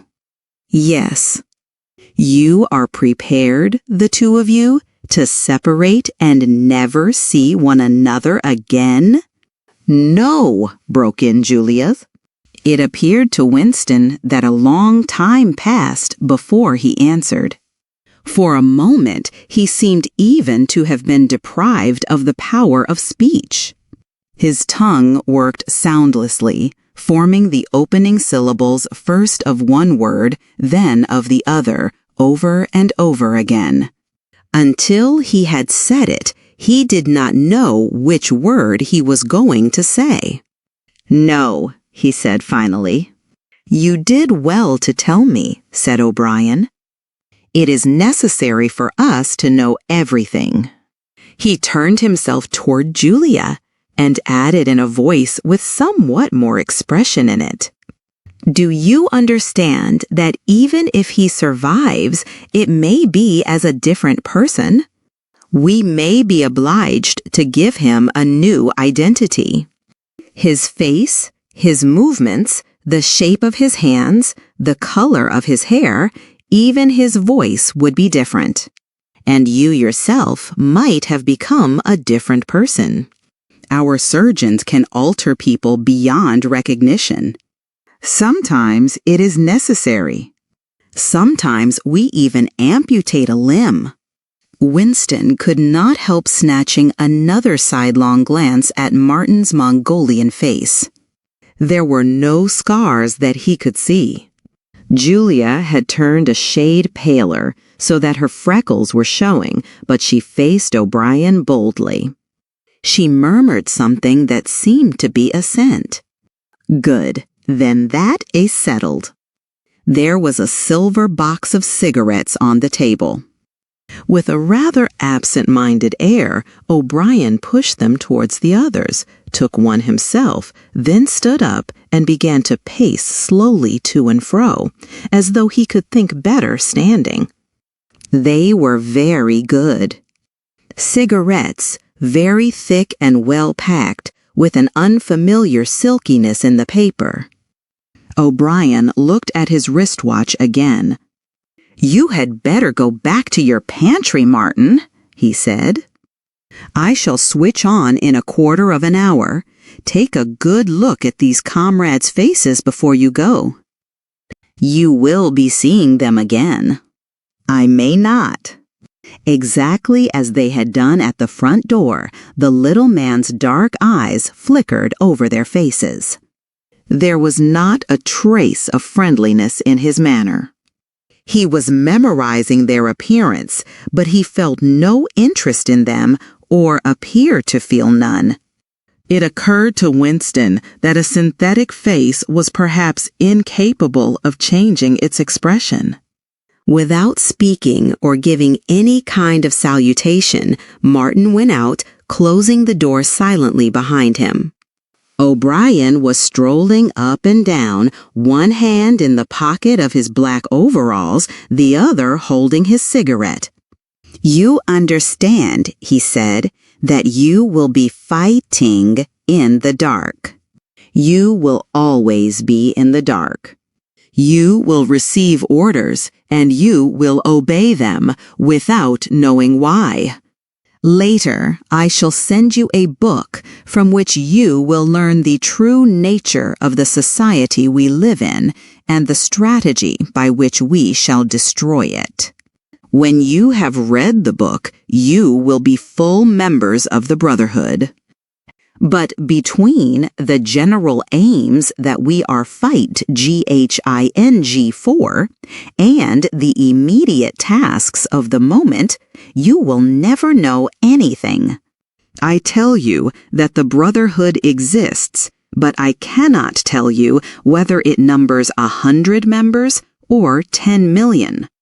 From your personal knowledge, you will never be able to say that it numbers even as many as a dozen. You will have 3 or 4 contacts who will be renewed from time to time as they disappear. As this was your first contact, it will be preserved. When you receive orders, they will come from me. If we find it necessary to communicate with you, it will be through Martin. When you are finally caught, you will confess. That is unavoidable. But you will have very little to confess, other than your own actions. You will not be able to betray more than a handful of unimportant people. Probably you will not even betray me. By that time, I may be dead, or I shall have become a different person with a different face." He continued to move to and fro over the soft carpet. In spite of the bulkiness of his body, there was a remarkable grace in his movements. It came out even in the gesture with which he thrust a hand into his pocket or manipulated a cigarette. More even than of strength, he gave an impression of confidence and of an understanding tinged by irony. However much in earnest he might be, he had nothing of the single-mindedness that belongs to a fanatic. When he spoke of murder, suicide, venereal disease, amputated limbs, and altered faces, it was with a faint air of persiflage. "This is unavoidable," his voice seemed to say. "This is what we have got to do, unflinchingly. But this is not what we shall be doing when life is worth living again." A wave of admiration, almost of worship, flowed out from Winston towards O'Brien. For the moment, he had forgotten the shadowy figure of Goldstein. When you looked at O'Brien's powerful shoulders and his blunt-featured face, so ugly and yet so civilized, it was impossible to believe that he could be defeated. There was no stratagem that he was not equal to, no danger that he could not foresee. Even Julia seemed to be impressed. She had let her cigarette go out and was listening intently. O'Brien went on. "You will have heard rumors of the existence of the Brotherhood. No doubt you have formed your own picture of it. You have imagined, probably, a huge underworld of conspirators meeting secretly in cellars, scribbling messages on walls, recognizing one another by code words or by special movements of the hand. Nothing of the kind exists. The members of the Brotherhood have no way of recognizing one another, and it is impossible for any one member to be aware of the identity of more than a few others. Goldstein himself, if he fell into the hands of the thought police, could not give them a complete list of members or any information that would lead them to a complete list. No such list exists. The Brotherhood cannot be wiped out because it is not an organization in the ordinary sense. Nothing holds it together except an idea which is indestructible. You will never have anything to sustain you except the idea.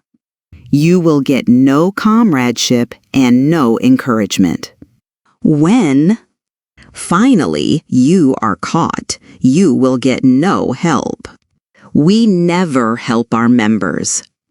At most, when it is absolutely necessary that someone should be silenced, we are occasionally able to smuggle a razor blade into a prisoner's cell.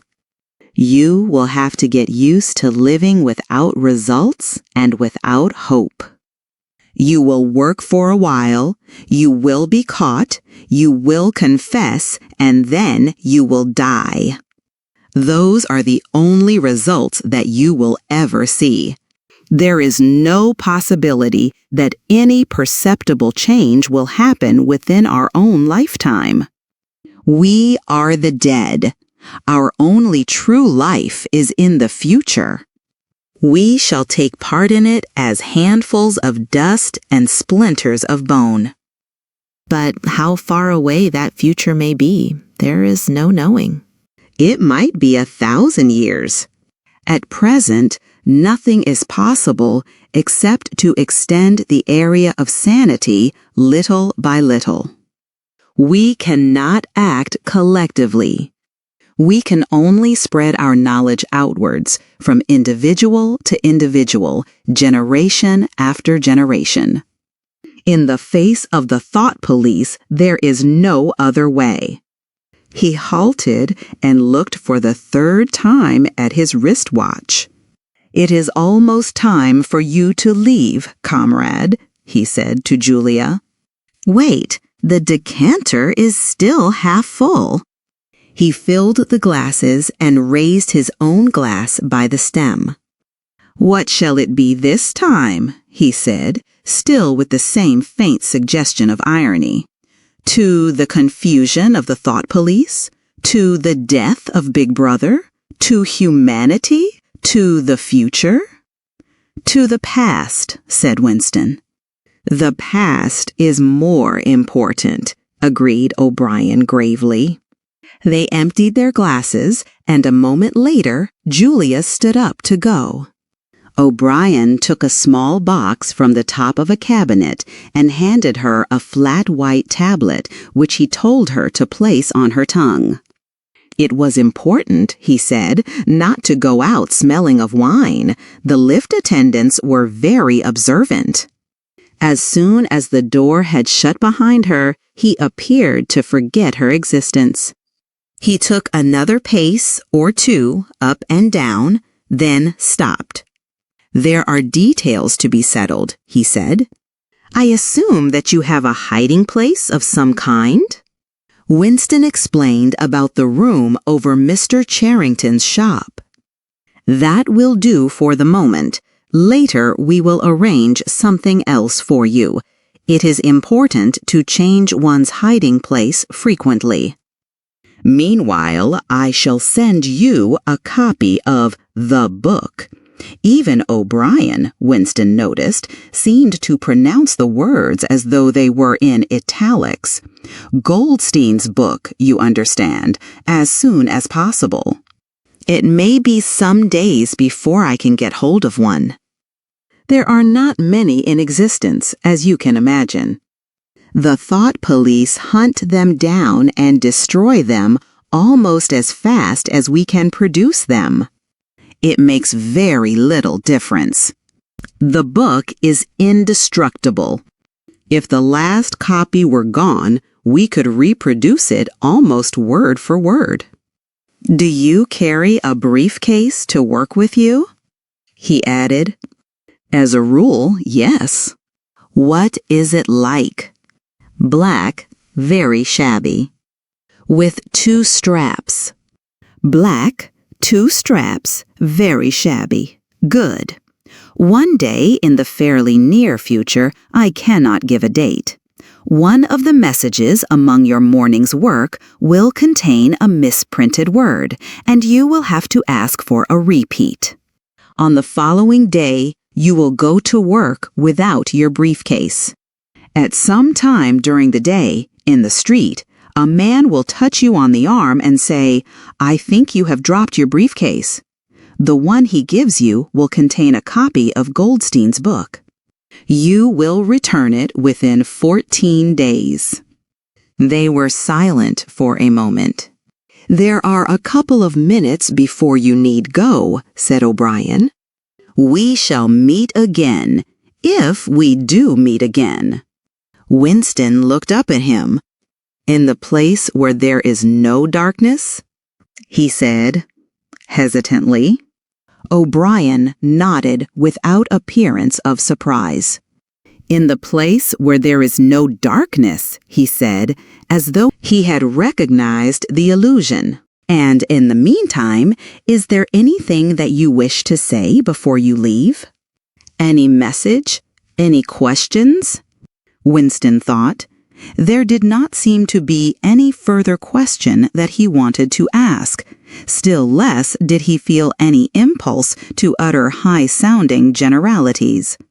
Instead of anything directly connected with O'Brien or the Brotherhood. There came into his mind a sort of composite picture of the dark bedroom where his mother had spent her last days, and the little room over Mr. Charrington's shop, and the glass paperweight, and the steel engraving in its rosewood frame.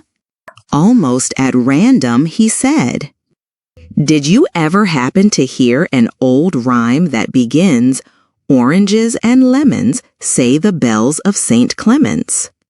Again, O'Brien nodded.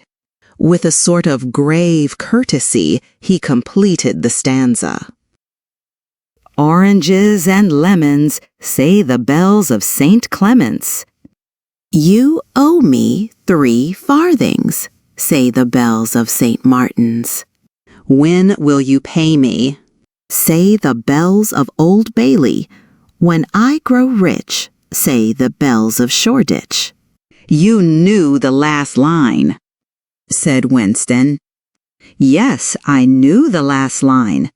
And now I am afraid it is time for you to go. But wait, you had better let me give you one of these tablets. As Winston stood up, O'Brien held out a hand. His powerful grip crushed the bones of Winston's palm. At the door, Winston looked back, but O'Brien seemed already to be in process of putting him out of mind. He was waiting with his hand on the switch that controlled the telescreen. Beyond him, Winston could see the writing table with its green-shaded lamp and the speakwrite and the wire baskets deep laden with papers. The incident was closed. Within 30 seconds, it occurred to him O'Brien would be back at his interrupted and important work on behalf of the party. Chapter 9. Winston was gelatinous with fatigue. Gelatinous was the right word. It had come into his head spontaneously.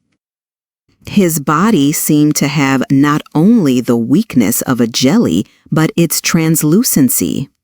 He felt that if he held up his hand, he would be able to see the light through it. All the blood and lymph had been drained out of him by an enormous debauch of work, leaving only a frail structure of nerves, bones, and skin. All sensations seemed to be magnified. His overalls fretted his shoulders. The pavement tickled his feet. Even the opening and closing of a hand was an effort that made his joints creak. He had worked more than 90 hours in 5 days. So had everyone else in the ministry. Now it was all over, and he had literally nothing to do, no party work of any description until tomorrow morning. He could spend 6 hours in the hiding place and another 9 in his own bed. Slowly, in mild afternoon sunshine, he walked up a dingy street in the direction of Mr. Charrington's shop, keeping one eye open for the patrols, but irrationally convinced that this afternoon there was no danger of anyone interfering with him. The heavy briefcase that he was carrying bumped against his knee at each step, sending a tingling sensation up and down the skin of his leg. Inside it was the book, which he had now had in his possession for 6 days and had not yet opened, nor even looked at. On the 6th day of Hate Week, after the processions, the speeches, the shouting, the singing, the banners, the posters, the films, and the films, the waxworks, the rolling of drums, and squealing of trumpets, the tramp of marching feet, the grinding of the caterpillars of tanks, the roar of massed planes, the booming of guns. After 6 days of this, when the great orgasm was quivering to its climax, and the general hatred of Eurasia had boiled up into such delirium that if the crowd could have got their hands on the two, 000 Eurasian war criminals who were to be publicly hanged on the last day of the proceedings, they would unquestionably have torn them to pieces. At just this moment, it had been announced that Oceania was not after. All at war with Eurasia. Oceania was at war with East Asia. Eurasia was an ally. There was, of course, no admission that any change had taken place. Merely it became known, with extreme suddenness and everywhere at once, that East Asia and not Eurasia was the enemy. Winston was taking part in a demonstration in one of the central London squares at the moment when it happened. It was night, and the white faces and the scarlet banners were luridly floodlit. The square was packed with several thousand people, including a block of about 1,000 schoolchildren in the uniform of the spies. On a scarlet-draped platform, an orator of the inner party, a small, lean man with disproportionately long arms, and a large, bald skull, over which a few lank locks straggled, was haranguing the crowd.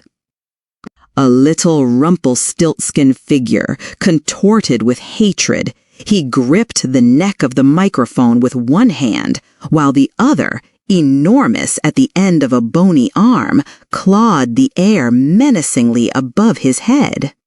His voice, made metallic by the amplifiers, boomed forth an endless catalogue of atrocities, massacres, deportations, lootings, rapings, torture of prisoners, bombing of civilians, lying propaganda, unjust aggressions, broken treaties.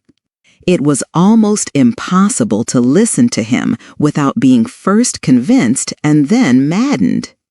At every few moments, the fury of the crowd boiled over, and the voice of the speaker was drowned by a wild beast-like roaring that rose uncontrollably from thousands of throats. The most savage yells of all came from the schoolchildren. The speech had been proceeding for perhaps 20 minutes when a messenger hurried onto the platform and a scrap of paper was slipped into the speaker's hand. He unrolled and read it without pausing in his speech. Nothing altered in his voice or manner or in the content of what he was saying, but suddenly the names were different. Without words said, a wave of understanding rippled through the crowd. Oceania was at war with East Asia. The next moment there was a tremendous commotion. The banners and posters with which the square was decorated were all wrong. Quite half of them had the wrong faces on. It was sabotage. The agents of Goldstein had been at work. There was a riotous interlude while posters were ripped from the walls, banners torn to shreds and trampled underfoot. The spies performed prodigies of activity in clambering over the rooftops and cutting the streamers that fluttered from the chimneys. But within 2 or 3 minutes, it was all over. The orator, still gripping the neck of the microphone, his shoulders hunched forward, his free hand clawing at the air, had gone straight on with his speech. 1 minute more, and the feral roars of rage were again bursting from the crowd. The hate continued exactly as before, except that the target had been changed. The thing that impressed Winston in looking back was that the speaker had switched from one line to the other actually in mid-sentence, not only without a pause, but without even breaking the syntax. But at the moment he had other things to preoccupy him. It was during the moment of disorder, while the posters were being torn down, that a man whose face he did not see had tapped him on the shoulder and said, "Excuse me, I think you've dropped your briefcase." He took the briefcase, abstracted ly, without speaking. He knew that it would be days before he had an opportunity to look inside it. The instant that the demonstration was over, he went straight to the Ministry of Truth, though the time was now nearly 23 hours. The entire staff of the ministry had done likewise. The orders already issuing from the telescreen, recalling them to their posts, were hardly necessary. Oceania was at war with East Asia. Oceania had always been at war with East Asia. A large part of the political literature of 5 years was now completely obsolete. Reports and records of all kinds, newspapers, books, pamphlets, films, soundtracks, photographs, all had to be rectified at lightning speed. Although no directive was ever issued, it was known that the chiefs of the department intended that within 1 week, no reference to the war with Eurasia or the alliance with East Asia should remain in existence anywhere. The work was overwhelming, all the more so because the processes that it involved could not be called by their true names. Everyone in the records department worked 18 hours in the 24, with 2 3-hour snatches of sleep. Mattresses were brought up from the cellars and pitched all over the corridors. Meals consisted of sandwiches and Victory coffee wheeled round on trolleys by attendants from the canteen. Each time that Winston broke off for one of his spells of sleep, he tried to leave his desk clear of work. And each time that he crawled back sticky-eyed and aching, it was to find that another shower of paper cylinders had covered the desk like a snowdrift, half burying the speakwrite and overflowing onto the floor, so that the first job was always to stack them into a neat enough pile to give him room to work. What was worst of all was that the work was by no means purely mechanical. Often it was enough merely to substitute one name for another, but any detailed report of events demanded care and imagination. Even the geographical knowledge that one needed in transferring the war from one part of the world to another was considerable. By the 3rd day, his eyes ached unbearably, and his spectacles needed wiping every few minutes. It was like struggling with some crushing physical task, something which one had the right to refuse, and which one was nevertheless neurotically anxious to accomplish. Insofar as he had time to remember it, he was not troubled by the fact that every word he murmured into the speakwrite, every stroke of his ink pencil, was a deliberate lie. He was as anxious as anyone else in the department that the forgery should be perfect. On the morning of the 6th day, the dribble of cylinders slowed down. For as much as half an hour, nothing came out of the tube. Then 1 more cylinder. Then nothing. Everywhere, at about the same time, the work was easing off. A deep and, as it were, secret sigh went through the department. A mighty deed, which could never be mentioned, had been achieved. It was now impossible for any human being to prove by documentary evidence that the war with Eurasia had ever happened. At 1200, it was unexpectedly announced that all workers in the ministry were free till tomorrow morning. Winston, still carrying the briefcase containing the book, which had remained between his feet while he worked and under his body while he slept, went home, shaved himself, and almost fell asleep in his bath, although the water was barely more than tepid. With a sort of voluptuous creaking in his joints, he climbed the stair above Mr. Charrington's shop. He was tired, but not sleepy any longer. He opened the window, lit the dirty little oil stove, and put on a pan of water for coffee.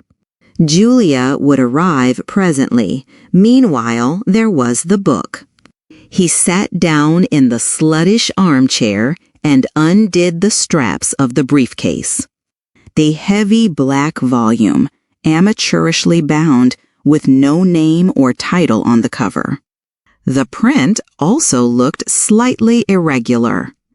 The pages were worn at the edges and fell apart easily, as though the book had passed through many hands. The inscription on the title page ran, The Theory and Practice of Oligarchical Collectivism by Emanuel Goldstein. Winston began reading. Chapter 1. Ignorance is Strength. Throughout recorded time, and probably since the end of the Neolithic Age, there have been three kinds of people in the world: the high, the middle, and the low. They have been subdivided in many ways. They have borne countless different names, and their relative numbers, as well as their attitude towards one another, have varied from age to age. But the essential structure of society has never altered. Even after enormous upheavals and seemingly irrevocable changes, the same pattern has always reasserted itself, just as a gyroscope will always return to equilibrium, however far it is pushed one way or the other. The aims of these groups are entirely irreconcilable. Winston stopped reading, chiefly in order to appreciate the fact that he was reading in comfort and safety. He was alone, no telescreen, no ear at the keyhole, no nervous impulse to glance over his shoulder or cover the page with his hand. The sweet summer air played against his cheek. From somewhere far away, there floated the faint shouts of children. In the room itself, there was no sound, except the insect voice of the clock. He settled deeper into the armchair and put his feet up on the fender. It was bliss. It was eternity. Suddenly, as one sometimes does with a book of which one knows that one will ultimately read and reread every word, he opened it at a different place and found himself at Chapter 3. He went on reading. Chapter 3. War is Peace. The splitting up of the world into three great superstates was an event which could be, and indeed was foreseen, before the middle of the 20th century. With the absorption of Europe by Russia and of the British Empire by the United States, two of the three existing powers, Eurasia and Oceania, were already effectively in being. The third, East Asia, only emerged as a distinct unit after another decade of confused fighting. The frontiers between the three superstates are in some places arbitrary, and in others they fluctuate according to the fortunes of war, but in general they follow geographical lines. Eurasia comprises the whole of the northern part of the European and Asiatic landmass, from Portugal to the Bering Strait. Oceania comprises the Americas, the Atlantic Islands, including the British Isles, Australasia, and the southern portion of Africa. East Asia, smaller than the others and with a less definite western frontier, comprises China and the countries to the south of it, the Japanese islands, and a large but fluctuating portion of Manchuria, Mongolia, and Tibet. In one combination or another, these three superstates are permanently at war and have been so for the past 25 years. War, however, is no longer the desperate, annihilating struggle that it was in the early decades of the 20th century. It is a warfare of limited aims between combatants who are unable to destroy one another, have no material cause for fight, GHING, and are not divided by any genuine ideological difference. This is not to say that either the conduct of war or the prevailing attitude towards it has become less bloodthirsty or more chivalrous. On the contrary, war hysteria is continuous and universal in all countries. And such acts as raping, looting, the slaughter of children, the reduction of whole populations to slavery, and reprisals against prisoners, which extend even to boiling and burying alive, are looked upon as normal, and, when they are committed by one's own side and not by the enemy, meritorious. But in a physical sense, war involves very small numbers of people, mostly highly trained specialists, and causes comparatively few casualties. The fighting, when there is any, takes place on the vague frontiers whose whereabouts the average man can only guess at, or round the floating fortresses which guard strategic spots on the sea lanes. In the centers of civilization, war means no more than a continuous shortage of consumption goods and the occasional crash of a rocket bomb which may cause a few scores of deaths. War has in fact changed its character. More exactly, the reasons for which war is waged have changed in their order of importance.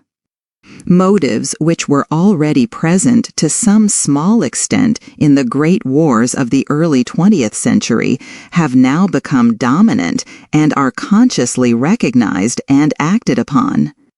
To understand the nature of the present war, for in spite of the regrouping which occurs every few years, it is always the same war, one must realize in the first place that it is impossible for it to be decisive. None of the three superstates could be definitively conquered even by the other two in combination. They are too evenly matched, and their natural defenses are too formidable. Eurasia is protected by its vast land spaces, Oceania by the width of the Atlantic and the Pacific, East Asia by the fecundity and industriousness of its inhabitants. Secondly, there is no longer, in a material sense, anything to fight about. With the establishment of self-contained economies, in which production and consumption are geared to one another, the scramble for markets which was a main cause of previous wars has come to an end, while the competition for raw materials is no longer a matter of life and death. In any case, each of the three superstates is so vast that it can obtain almost all the materials that it needs within its own boundaries. Insofar as the war has a direct economic purpose, it is a war for labor power. Between the frontiers of the superstates, and not permanently in the possession of any of them, there lies a rough quadrilateral with its corners at Tangier, Brazzaville, Darwin, and Hong Kong, containing within it about a fifth of the population of the earth. It is for the possession of these thickly populated regions and of the northern ice cap that the three powers are constantly struggling. In practice, no one power ever controls the whole of the disputed area. Portions of it are constantly changing hands, and it is the chance of seizing this or that fragment by a sudden stroke of treachery that dictates the endless changes of alignment.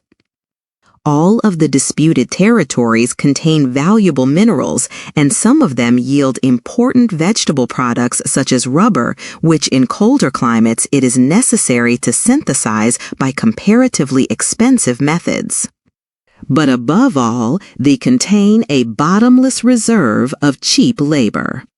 Whichever power controls equatorial Africa, or the countries of the Middle East, or southern India, or the Indonesian archipelago, disposes also of the bodies of scores or hundreds of millions of ill-paid and hard-working coolies.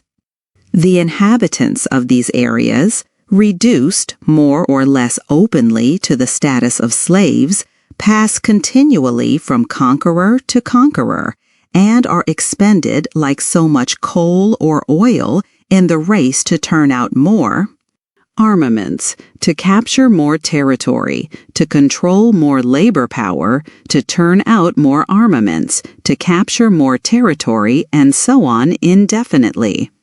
It should be noted that the fighting never really moves beyond the edges of the disputed areas. The frontiers of Eurasia flow back and forth between the basin of the Congo and the northern shore of the Mediterranean. The islands of the Indian Ocean and the Pacific are constantly being captured and recaptured by Oceania or by East Asia. In Mongolia, the dividing line between Eurasia and East Asia is never stable. Round the pole, all three powers lay claim to enormous territories, which in fact are largely uninhabited and unexplored. But the balance of power always remains roughly even, and the territory which forms the heartland of each superstate always remains inviolate. They add nothing to the wealth of the world, since whatever they produce is used for purposes of war, and the object of waging a war is always to be in a better position in which to wage another war. By their labor, the slave populations allow the tempo of continuous warfare to be speeded up. But if they did not exist, the structure of world society and the process by which it maintains itself would not be essentially different. The primary aim of modern warfare is to use up the products of the machine without raising the general standard of living. Ever since the end of the 19th century, the problem of what to do with the surplus of consumption goods has been latent in industrial society. At present, when few human beings even have enough to eat, this problem is obviously not urgent, and it might not have become so even if no artificial processes of destruction had been at work. The world of today is a bare, hungry, dilapidated place compared with the world that existed before 1914. And still more so if compared with the imaginary future to which the people of that period looked forward.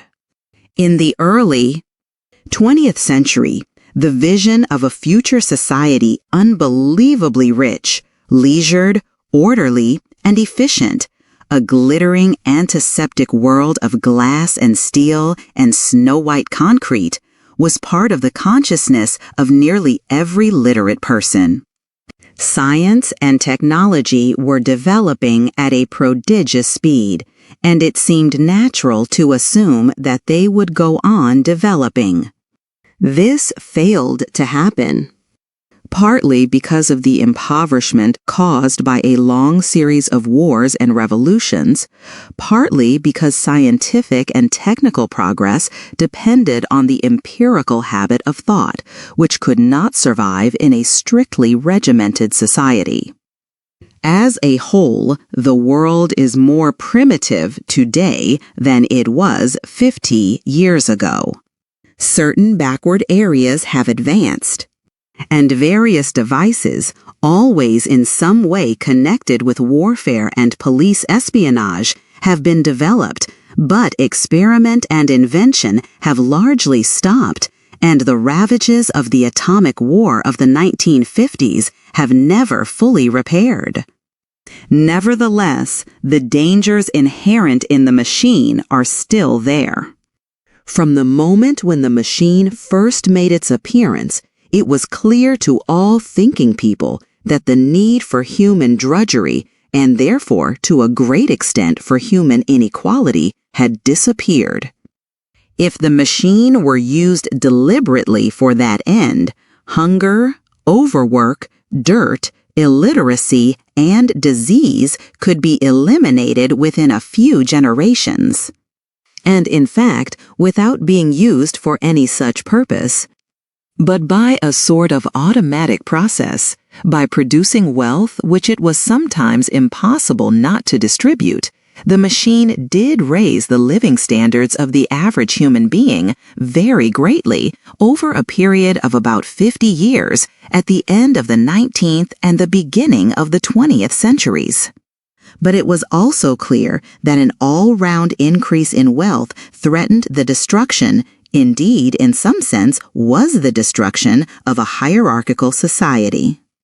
In a world in which everyone worked short hours, had enough to eat, lived in a house with a bathroom and a refrigerator, and possessed a motor car, or even an aeroplane, the most obvious and perhaps the most important form of inequality would already have disappeared. If it once became general, wealth would confer no distinction. It was possible, no doubt, to imagine a society in which wealth, in the sense of personal possessions and luxuries, should be evenly distributed, while power remained in the hands of a small privileged caste. But in practice, such a society could not long remain stable. For if leisure and security were enjoyed by all alike, the great mass of human beings who are normally stupefied by poverty would become literate and would learn to think for themselves. And when once they had done this, they would sooner or later realize that the privileged minority had no function, and they would sweep it away. In the long run, a hierarchical society was only possible on a basis of poverty and ignorance. To return to the agricultural past, as some thinkers about the beginning of the 20th century dreamed of doing, was not a practicable solution. It conflicted with the tendency towards mechanization, which had become quasi-instinctive throughout almost the whole world. And moreover, any country which remained industrially backward was helpless in a military sense and was bound to be dominated, directly or indirectly, by its more advanced rivals. Nor was it a satisfactory solution to keep the masses in poverty by restricting the output of goods. This happened to a great extent during the final phase of capitalism, roughly between 1920 and 1940. The economy of many countries was allowed to stagnate, land went out of cultivation, capital equipment was not added to.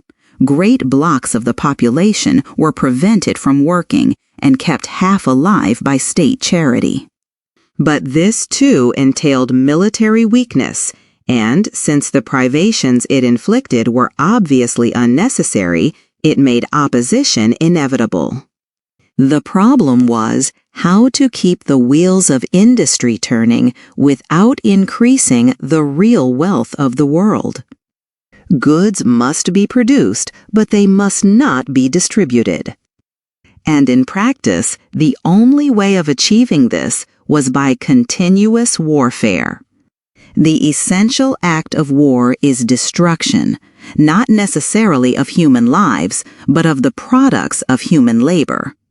War is a way of shattering to pieces, or pouring into the stratosphere, or sinking in the depths of the sea, materials which might otherwise be used to make the masses too comfortable and hence, in the long run, too intelligent. Even when weapons of war are not actually destroyed, their manufacture is still a convenient way of expending labor power without producing anything that can be consumed. A floating fortress, for example, has locked up in it the labor that would build several hundred cargo ships.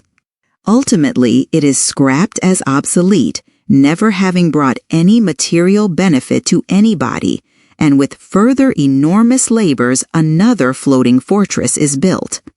In principle, the war effort is always so planned as to eat up any surplus that might exist after meeting the bare needs of the population. In practice, the needs of the population are always underestimated, with the result that there is a chronic shortage of half the necessities of life, but this is looked on as an advantage. It is deliberate policy to keep even the favored groups somewhere near the brink of hardship, because a general state of scarcity increases the importance of small privileges and thus magnifies the distinction between one group and another. By the standards of the early 20th century, even a member of the inner party lives an austere, laborious kind of life. Nevertheless, the few luxuries that he does enjoy, his large, well-appointed flat, the better texture of his clothes, the better quality of his food and drink and tobacco, his 2 or 3 servants, his private motor car or helicopter set him in a different world from a member of the outer party, and the members of the outer party have a similar advantage in comparison with the submerged masses whom we call the proles. The social atmosphere is that of a besieged city, where the possession of a lump of horseflesh makes the difference between wealth and poverty. And at the same time, the consciousness of being at war and therefore in danger makes the handing over of all power to a small caste seem the natural, unavoidable condition of survival. War, it will be seen, accomplishes the necessary destruction, but accomplishes it in a psychologically acceptable way. In principle, it would be quite simple to waste the surplus labor of the world by building temples and pyramids, by digging holes and filling them up again, or even by producing vast quantities of goods and then setting fire to them.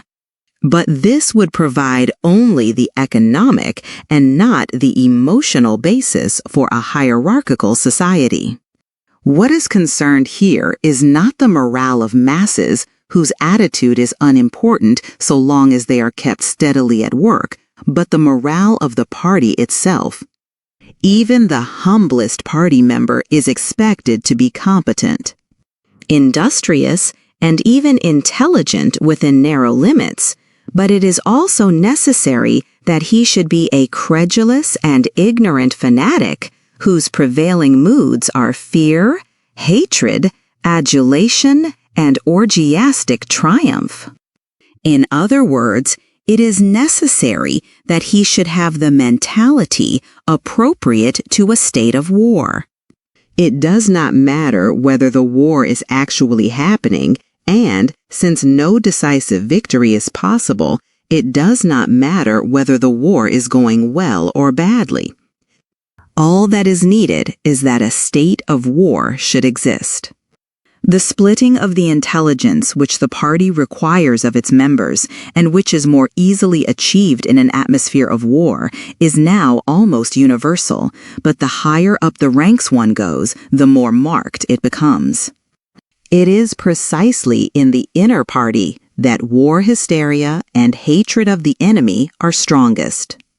In his capacity as an administrator, it is often necessary for a member of the inner party to know that this or that item of war news is untruthful, and he may often be aware that the entire war is spurious and is either not happening or is being waged for purposes quite other than the declared ones, but such knowledge is easily neutralized by the technique of doublethink.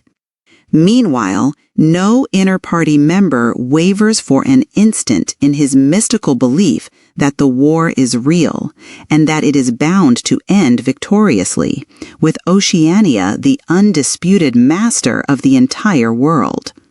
All members of the inner party believe in this coming conquest as an article of faith. It is to be achieved either by gradually acquiring more and more territory, and so building up an overwhelming preponderance of power, or by the discovery of some new and unanswerable weapon. The search for new weapons continues unceasingly, and is one of the very few remaining activities in which the inventive or speculative type of mind can find any outlet. In Oceania, at the present day, science, in the old sense, has almost ceased to exist. In Newspeak, there is no word for science.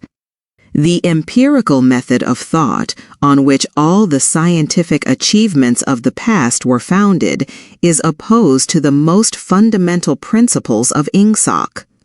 And even technological progress only happens when its products can in some way be used for the diminution of human liberty.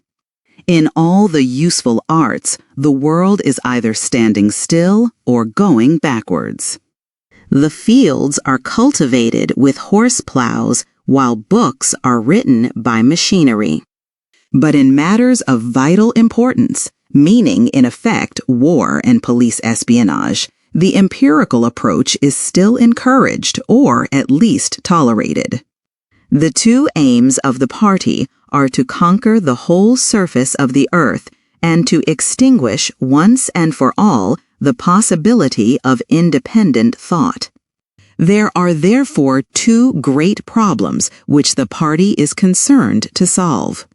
One is how to discover, against his will, what another human being is thinking, and the other is how to kill several 100 million people in a few seconds without giving warning beforehand. Insofar as scientific research still continues, this is its subject matter. The scientist of today is either a mixture of psychologist and inquisitor. Studying with real, ordinary minuteness the meaning of facial expressions, gestures, and tones of voice, and testing the truth-producing effects of drugs, shock therapy, hypnosis, and physical torture. Or he is chemist, physicist, or biologist concerned only with such branches of his special subject as are relevant to the taking of life.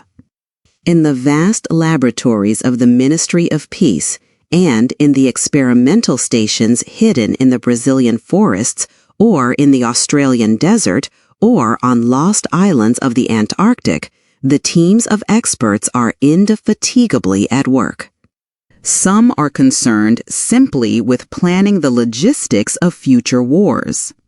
Others devise larger and larger rocket bombs, more and more powerful explosives, and more impenetrable armor plating.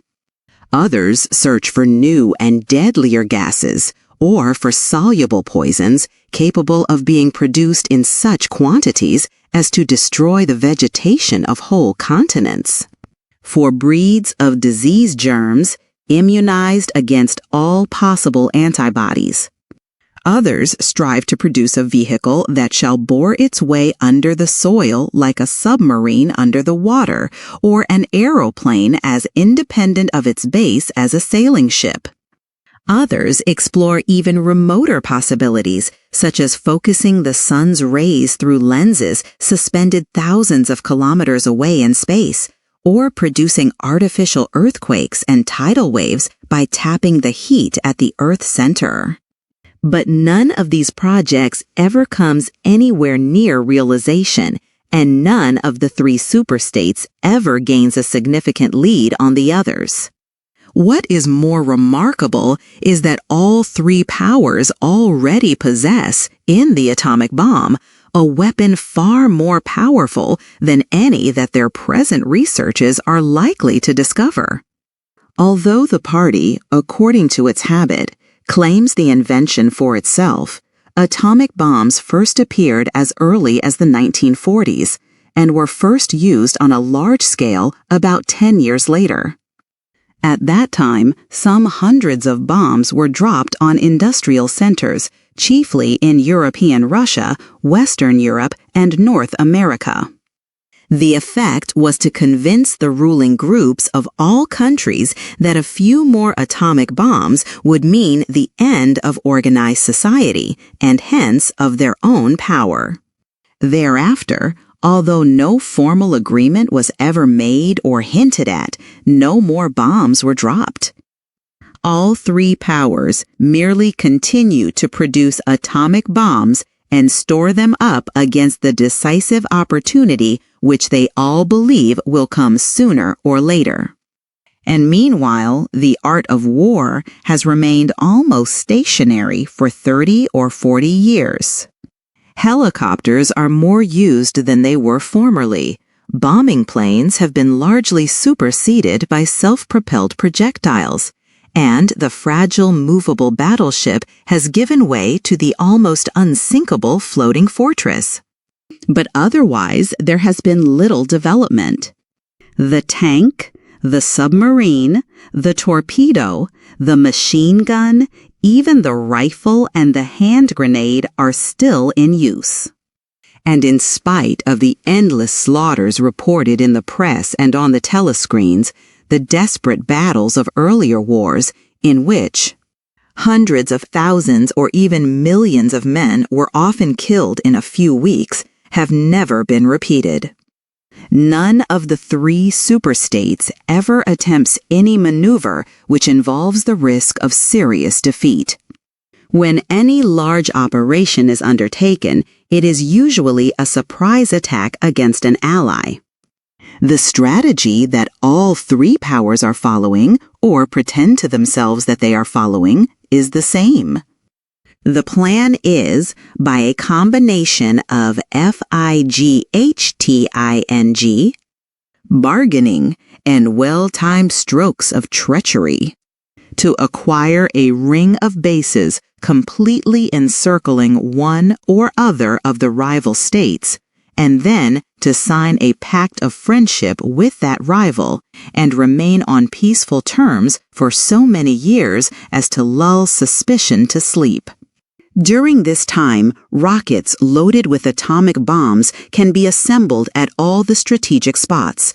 Finally, they will all be fired simultaneously with effects so devastating as to make retaliation impossible. It will then be time to sign a pact of friendship with the remaining world power in preparation for another attack. This scheme, it is hardly necessary to say, is a mere daydream, impossible of realization. Moreover, no fighting ever occurs except in the disputed areas round the equator and the pole. No invasion of enemy territory is ever undertaken. This explains the fact that in some places the frontiers between the superstates are arbitrary. Eurasia, for example, could easily conquer the British Isles, which are geographically part of Europe, or, on the other hand, it would be possible for Oceania to push its frontiers to the Rhine or even to the Vistula. But this would violate the principle, followed on all sides though, never formulated, of cultural integrity. If Oceania were to conquer the areas that used once to be known as France and Germany, it would be necessary either to exterminate the inhabitants, a task of great physical difficulty, or to assimilate a population of about 100 million people who, so far as technical development goes, are roughly on the oceanic level. The problem is the same for all three superstates. It is absolutely necessary to their structure that there should be no contact with foreigners, except, to a limited extent, with war prisoners and colored slaves. Even the official ally of the moment is always regarded with the darkest suspicion. War prisoners apart, the average citizen of Oceania never sets eyes on a citizen of either Eurasia or Eastasia, and he is forbidden the knowledge of foreign languages. If he were allowed contact with foreigners, he would discover that they are creatures similar to himself, and that most of what he has been told about them is lies.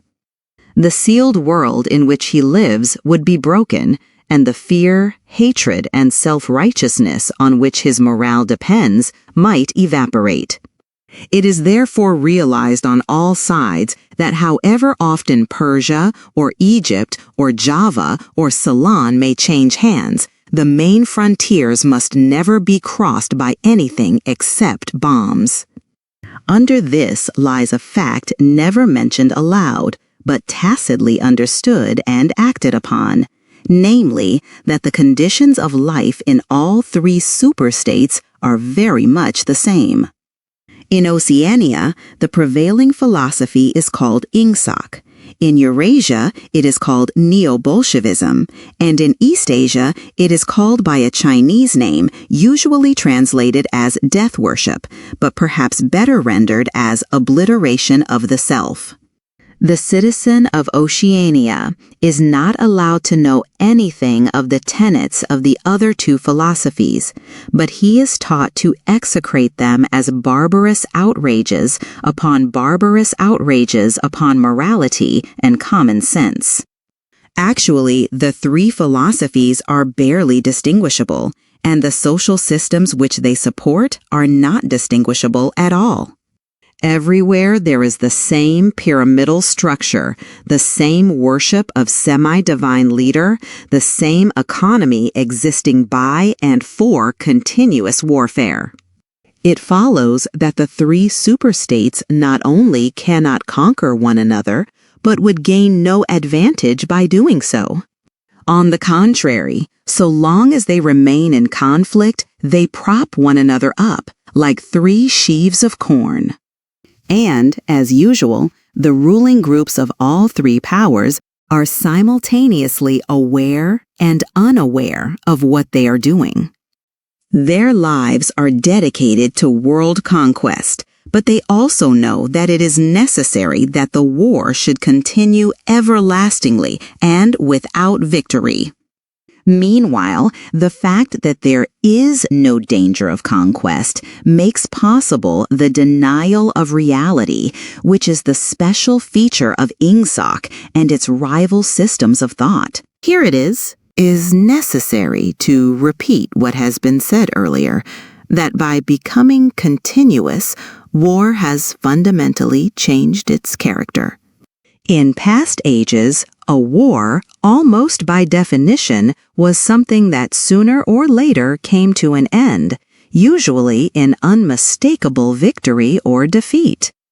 In the past, also, war was one of the main instruments by which human societies were kept in touch with physical reality. All rulers in all ages have tried to impose a false view of the world upon their followers, but they could not afford to encourage any illusion that tended to impair military efficiency. So long as defeat meant the loss of independence, or some other result generally held to be undesirable, the precautions against defeat had to be serious. Physical facts could not be ignored. In philosophy, or religion, or ethics, or politics, 2 and 2 might make 5, but when one was designing a gun or an aeroplane, they had to make 4. Inefficient nations were always conquered sooner or later, and the struggle for efficiency was inimical to illusions. Moreover, to be efficient, it was necessary to be able to learn from the past, which meant having a fairly accurate idea of what had happened in the past. Newspapers and history books were, of course, always colored and biased, but falsification of the kind that is practiced today would have been impossible.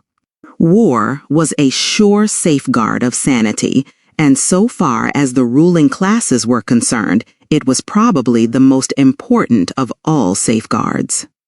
While wars could be won or lost, no ruling class could be completely irresponsible. But when war becomes literally continuous, it also ceases to be dangerous.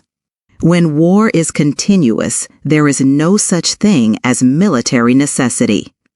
Technical progress can cease, and the most palpable facts can be denied or disregarded. As we have seen, researches that could be called scientific are still carried out for the purposes of war. They are essentially a kind of daydreaming, and their failure to show results is not important. Efficiency, Even military efficiency is no longer needed. Nothing is efficient in Oceania except the thought police. Since each of the three superstates is unconquerable, each is in effect a separate universe within which almost any perversion of thought can be safely practiced. Reality only exerts its pressure through the needs of everyday life, the need to eat and drink, to get shelter and clothing, to avoid swallowing poison or stepping out of top-story windows, and the like. Between life and death, and between physical pleasure and physical pain, there is still a distinction, but that is all. Cut off from contact with the outer world and with the past, the citizen of Oceania is like a man in interstellar space who has no way of knowing which direction is up and which is down. The rulers of such a state are absolute, as the pharaohs or the Caesars could not be. They are obliged to prevent their followers from starving to death in numbers large enough to be inconvenient, and they are obliged to remain at the same low level of military technique as their rivals.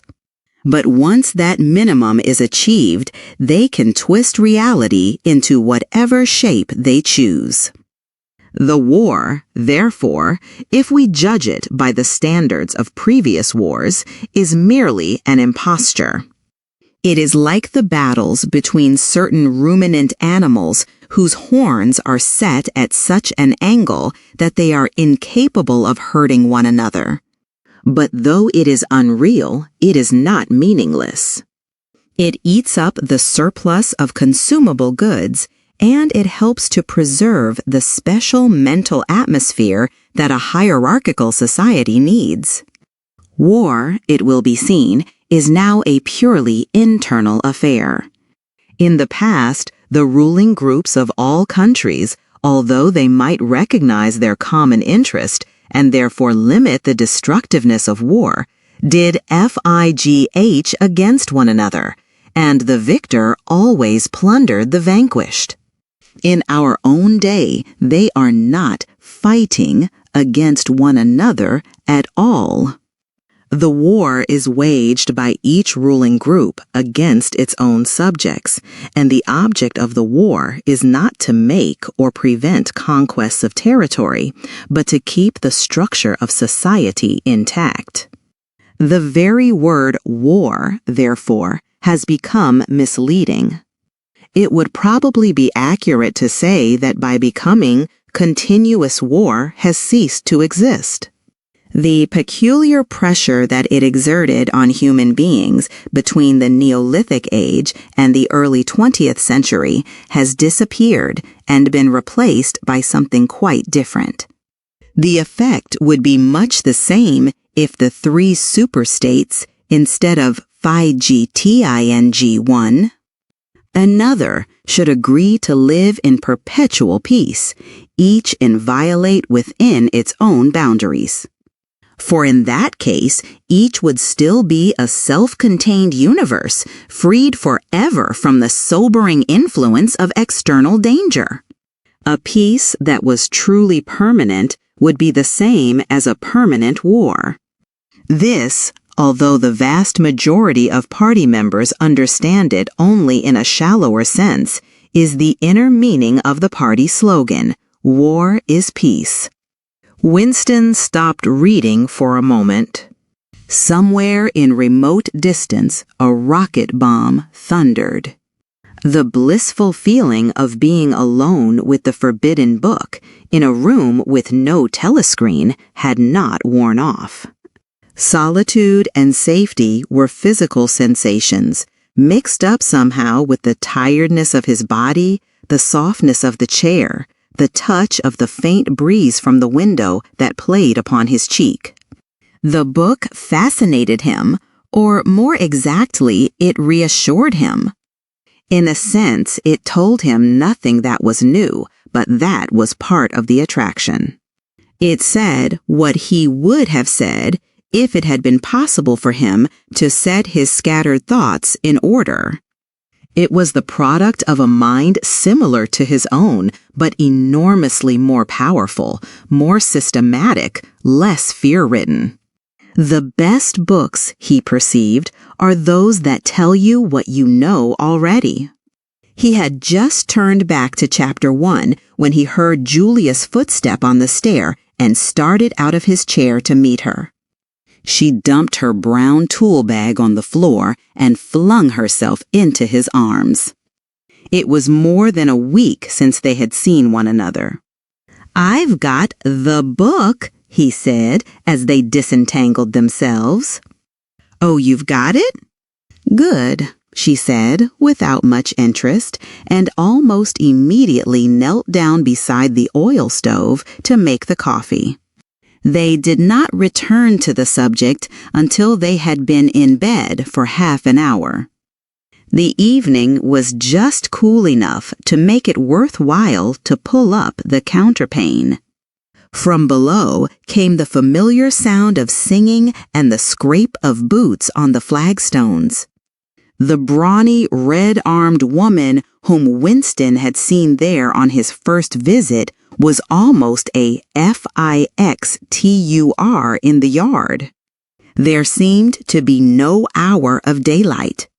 When she was not marching to and fro between the washtub and a line, alternately gagging herself with clothes pegs and breaking forth into lusty song.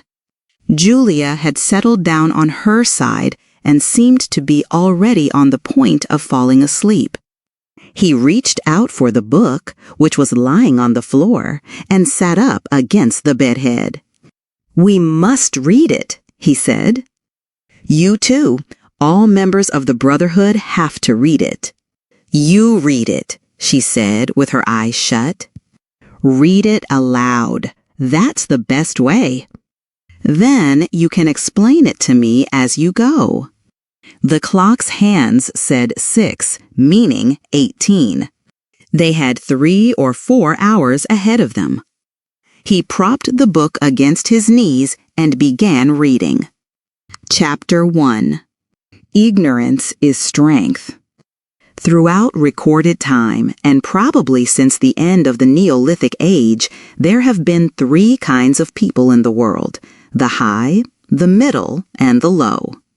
They have been subdivided in many ways, they have borne countless different names, and their relative numbers, as well as their attitude towards one another, have varied from age to age, but the essential structure of society has never altered.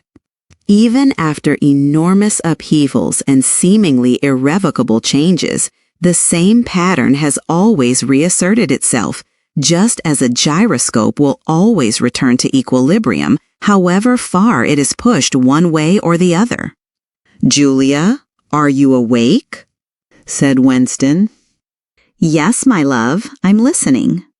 "Go on, it's marvelous." He continued reading. The aims of these 3 groups are entirely irreconcilable. The aim of the high is to remain where they are. The aim of the middle is to change places with the high. The aim of the low, when they have an aim, for it is an abiding characteristic of the low, that they are too much crushed by drudgery to be more than intermittently conscious of anything outside their daily lives, is to abolish all distinctions and create a society in which all men shall be equal. Thus, throughout history, a struggle which is the same in its main outlines recurs over and over again. For long periods, the high seem to be securely in power, but sooner or later there always comes a moment when they lose either their belief in themselves or their capacity to govern efficiently, or both. They are then overthrown by the middle, who enlist the low on their side by pretending to them that they are fighting for liberty and justice. As soon as they have reached their objective, the middle thrust the low back into their old position of servitude and themselves become the high. Presently, a new middle group splits off from one of the other groups or from both of them, and the struggle begins over again. Of the three groups, only the low are never even temporarily successful in achieving their aims. It would be an exaggeration to say that throughout history there has been no progress of a material kind. Even today, in a period of decline, the average human being is physically better off than he was a few centuries ago.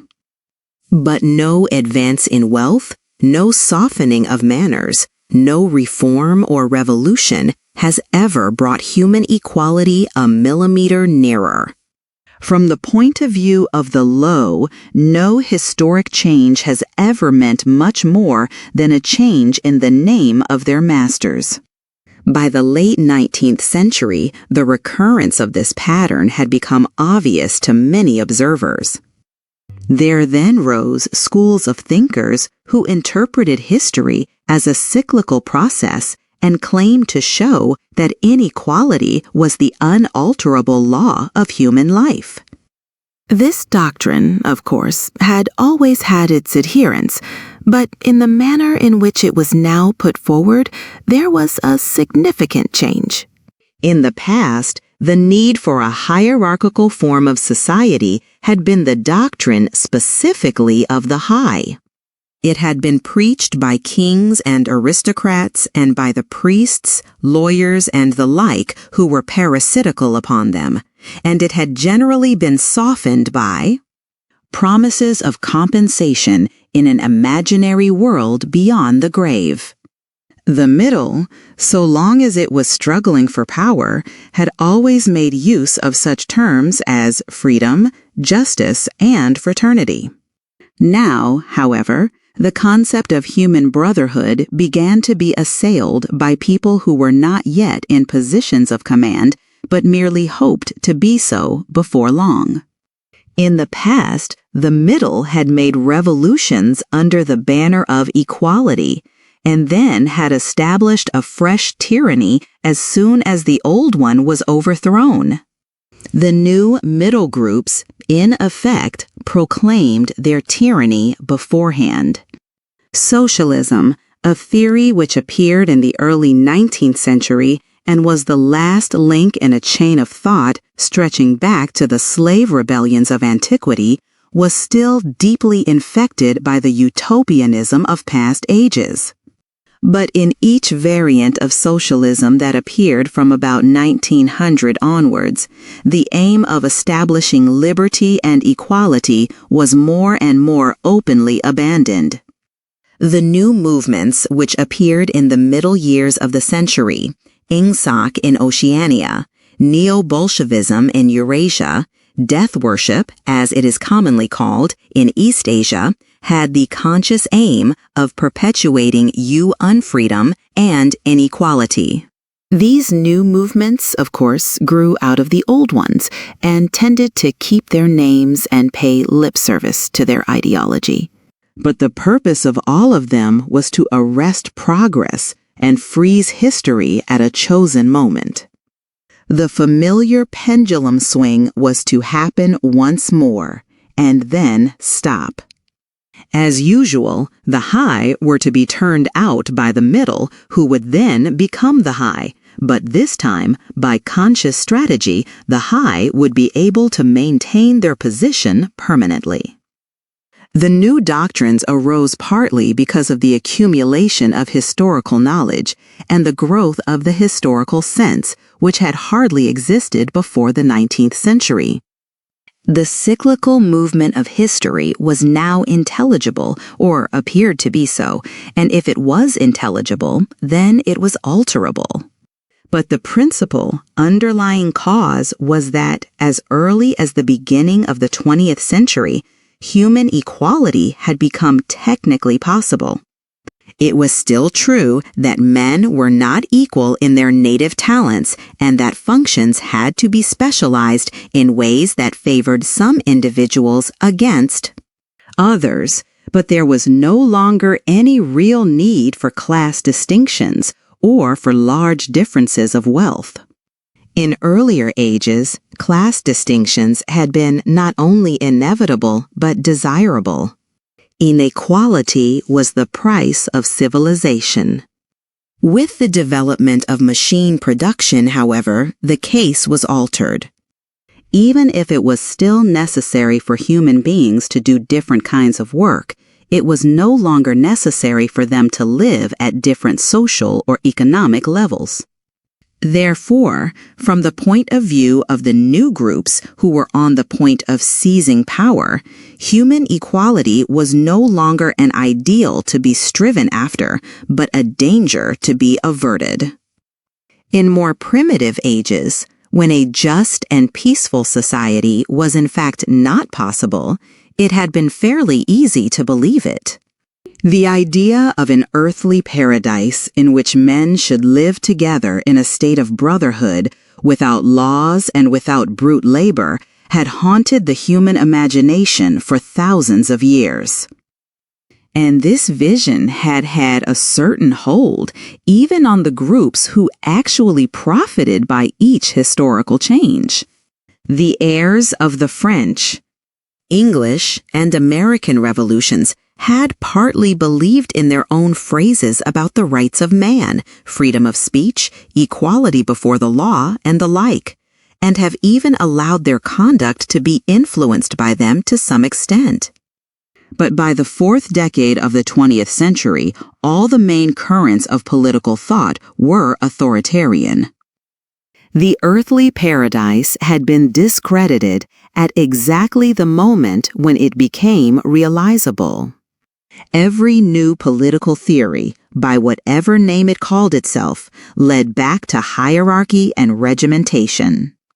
And in the general hardening of outlook that set in round about 1930, practices which had been long abandoned.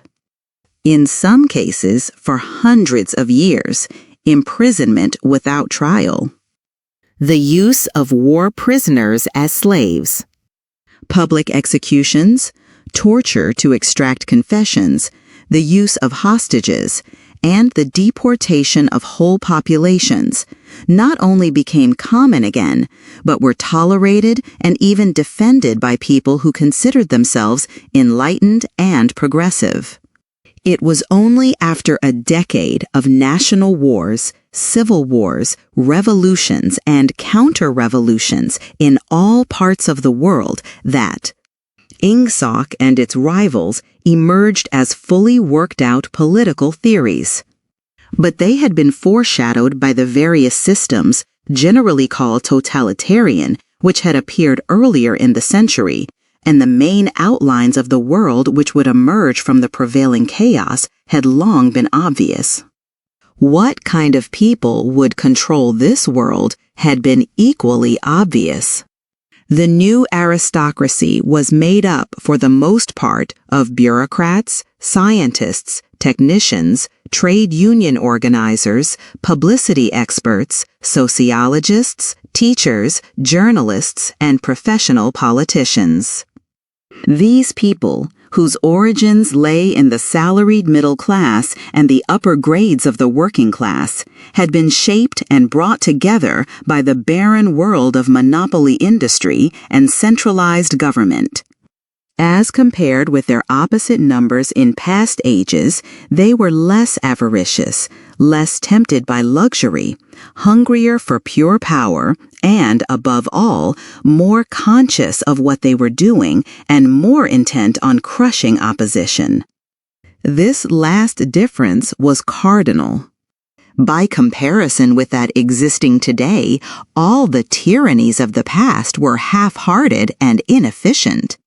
The ruling groups were always infected to some extent by liberal ideas and were content to leave loose ends everywhere, to regard only the overt act and to be uninterested in what their subjects were thinking. Even the Catholic Church of the Middle Ages was tolerant by modern standards.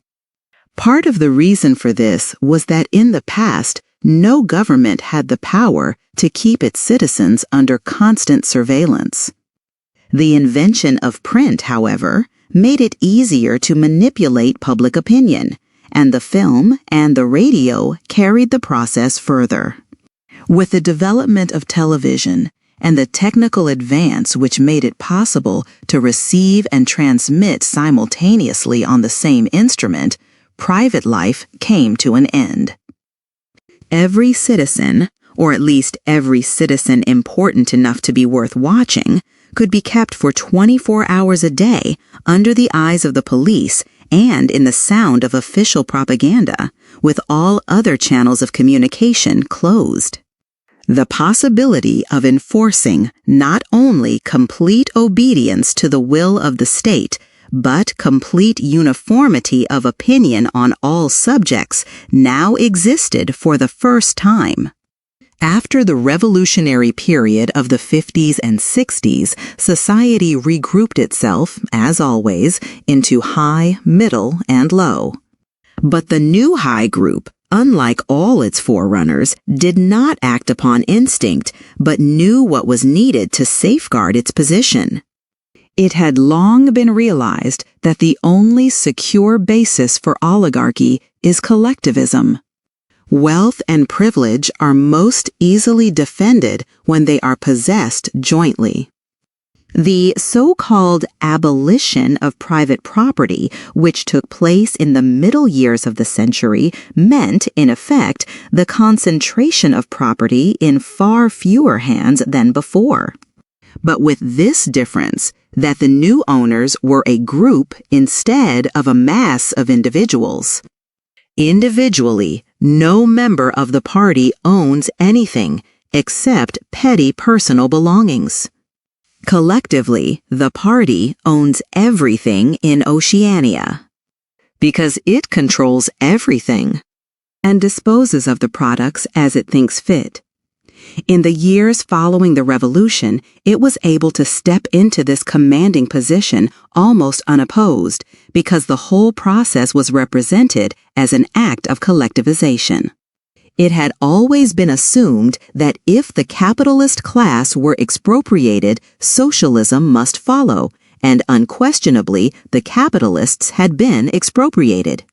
Factories, mines, land, houses, transport, everything had been taken away from them, and since these things were no longer private property, it followed that they must be public property. Ingsoc, which grew out of the earlier socialist movement and inherited its phraseology, has in fact carried out the main item in the socialist program. With the result, foreseen and intended beforehand, that economic inequality has been made permanent. But the problems of perpetuating a hierarchical society go deeper than this. There are only 4 ways in which a ruling group can fall from power. Either it is conquered from without, or it governs so inefficiently that the masses are stirred to revolt, or it allows a strong and discontented middle group to come into being, or it loses its own self-confidence and willingness to govern. These causes do not operate singly, and as a rule, all 4 of them are present in some degree. A ruling class which could guard against all of them would remain in power permanently. Ultimately, the determining factor is the mental attitude of the ruling class itself. After the middle of the present century, the first danger had in reality disappeared. Each of the 3 powers which now divide the world is in fact unconquerable and could only become conquerable through slow demographic changes which a government with wide powers can easily avert. The second danger also is only a theoretical one. The masses never revolt of their own accord, and they never revolt merely because they are oppressed. Indeed, so long as they are not permitted to have standards of comparison, they never even become aware that they are oppressed. The recurrent economic crises of past times were totally unnecessary and are not now permitted to happen. But other and equally large dislocations can and do happen without having political results, because there is no way in which discontent can become articulate. As for the problem of overproduction, which has been latent in our society since the development of machine technique, it is solved by the device of continuous warfare, which is also useful in keying up public morale to the necessary pitch. From the point of view of our present rulers, therefore, the only genuine dangers are the splitting off of a new group of able, underemployed, power-hungry people, and the growth of liberalism and skepticism in their own ranks. The problem, that is to say, is educational. It is a problem of continuously molding the consciousness both of the directing group and of the larger executive group that lies immediately below it. The consciousness of the masses needs only to be influenced in a negative way. Given this background, one could infer, if one did not know it already, the general structure of oceanic society. At the apex of the pyramid comes Big Brother. Big Brother is infallible and all-powerful. Every success, every achievement, every victory, every scientific discovery, all knowledge, all wisdom, all happiness, all virtue are held to issue directly from his leadership and inspiration. Nobody has ever seen Big Brother. He is a face on the hoardings, a voice on the telescreen. We may be reasonably sure that he will never die, and there is already considerable uncertainty as to when he was born. Big Brother is the guise in which the party chooses to exhibit itself to the world. His function is to act as a focusing point for love, fear, and reverence, emotions which are more easily felt towards an individual than towards an organization. Below Big Brother comes the inner party. Its numbers limited to 6 millions, or something less than 2% of the population of Oceania. Below the inner party comes the outer party, which, if the inner party is described as the brain of the state, may be justly likened to the hands. Below that come the dumb masses, whom we habitually refer to as the proles, numbering perhaps 85% of the population.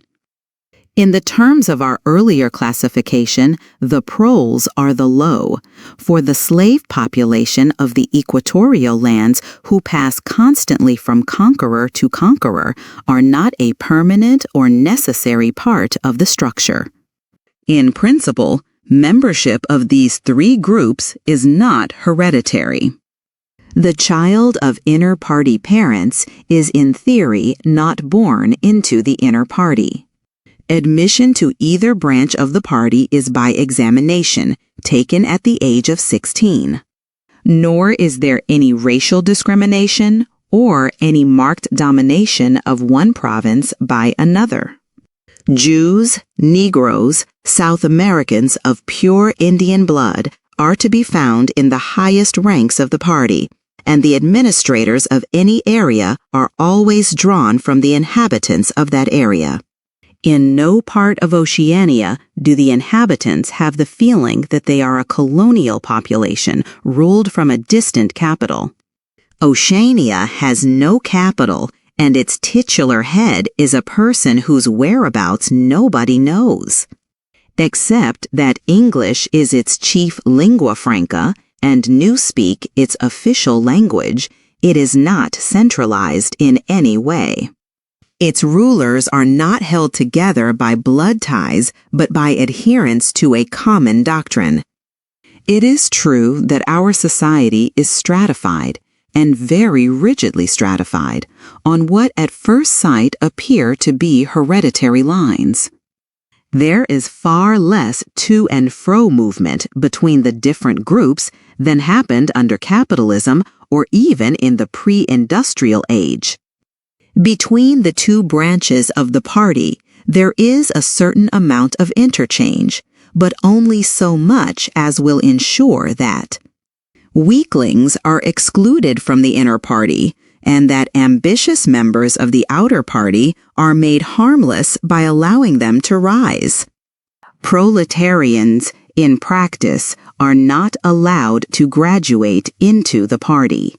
The most gifted among them, who might possibly become nuclei of discontent, are simply marked down by the thought police and eliminated. But this state of affairs is not necessarily permanent, nor is it a matter of principle. The party is not a class in the old sense of the word. It does not aim at transmitting power to its own children as such, and if there were no other way of keeping the ablest people at the top, it would be perfectly prepared to recruit an entire new generation from the ranks of the proletariat. In the crucial years, the fact that the party was not a hereditary body did a great deal to neutralize opposition. The older kind of socialist, who had been trained to fight against something called class privilege, assumed that what is not hereditary cannot be permanent. He did not see that the continuity of an oligarchy need not be physical. Nor did he pause to reflect that hereditary aristocracies have always been short-lived, whereas adoptive organizations, such as the Catholic Church, have sometimes lasted for hundreds or thousands of years. The essence of oligarchical rule is not father-to-son inheritance, but the persistence of a certain worldview and a certain way of life, imposed by the dead upon the living. A ruling group is a ruling group so long as it can nominate its successors. The party is not concerned with perpetuating its blood, but with perpetuating itself. WHO wields power is not important, provided that the hierarchical structure remains always the same. All the beliefs, habits, tastes, emotions, mental attitudes that characterize our time are really designed to sustain the mystique of the party and prevent the true nature of present-day society from being perceived.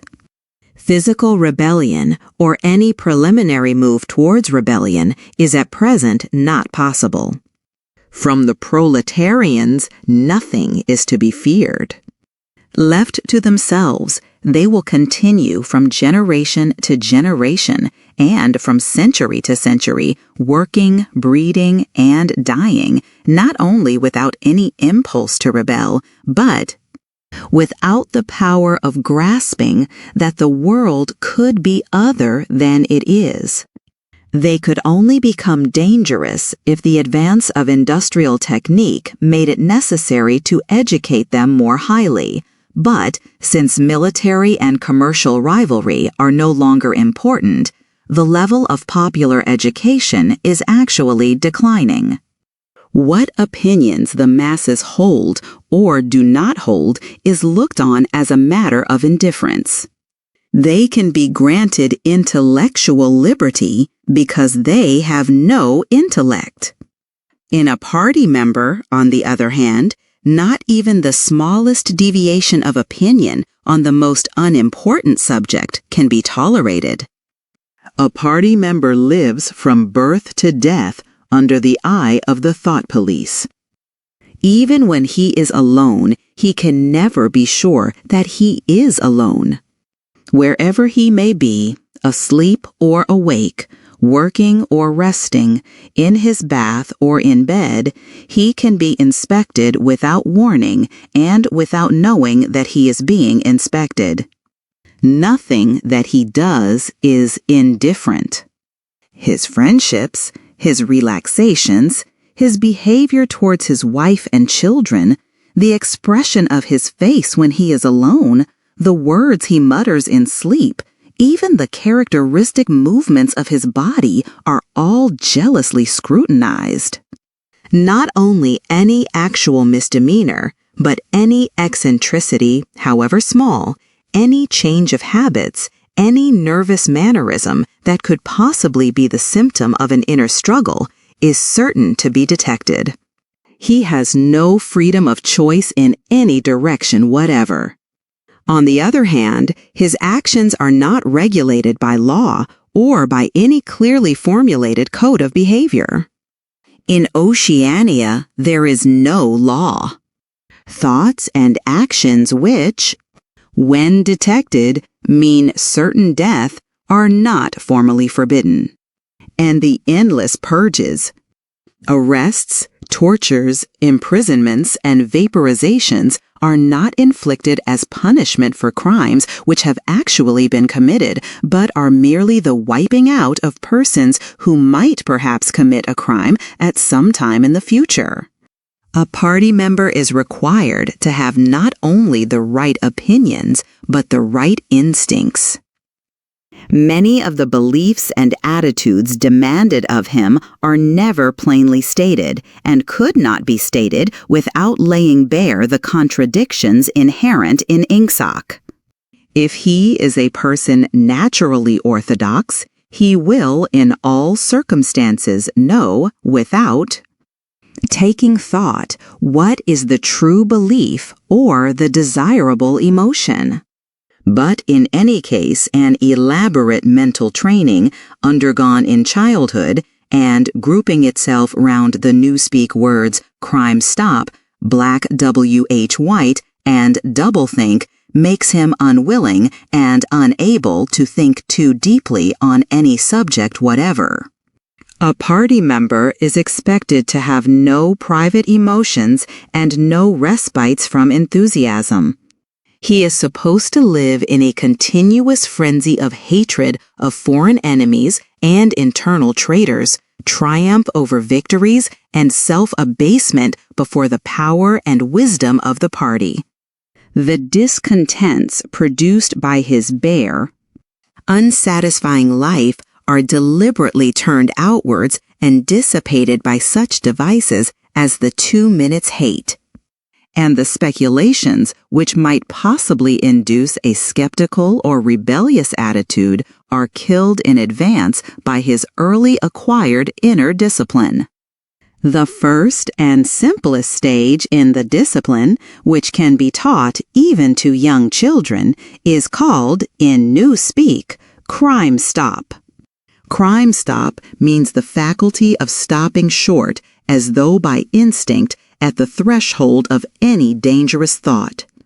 It includes the power of not grasping analogies, of failing to perceive logical errors, of misunderstanding the simplest arguments if they are inimical to Ingsoc, and of being bored or repelled by any train of thought which is capable of leading in a heretical direction.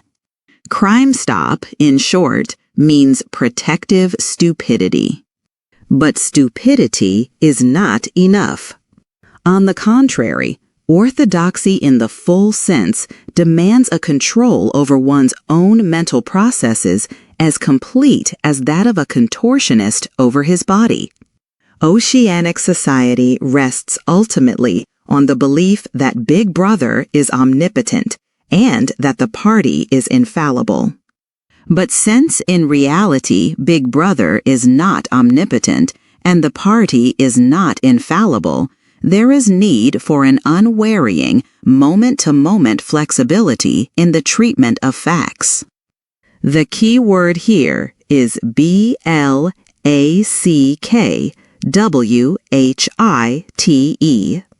Like so many newspeak words, this word has 2 mutually contradictory meanings.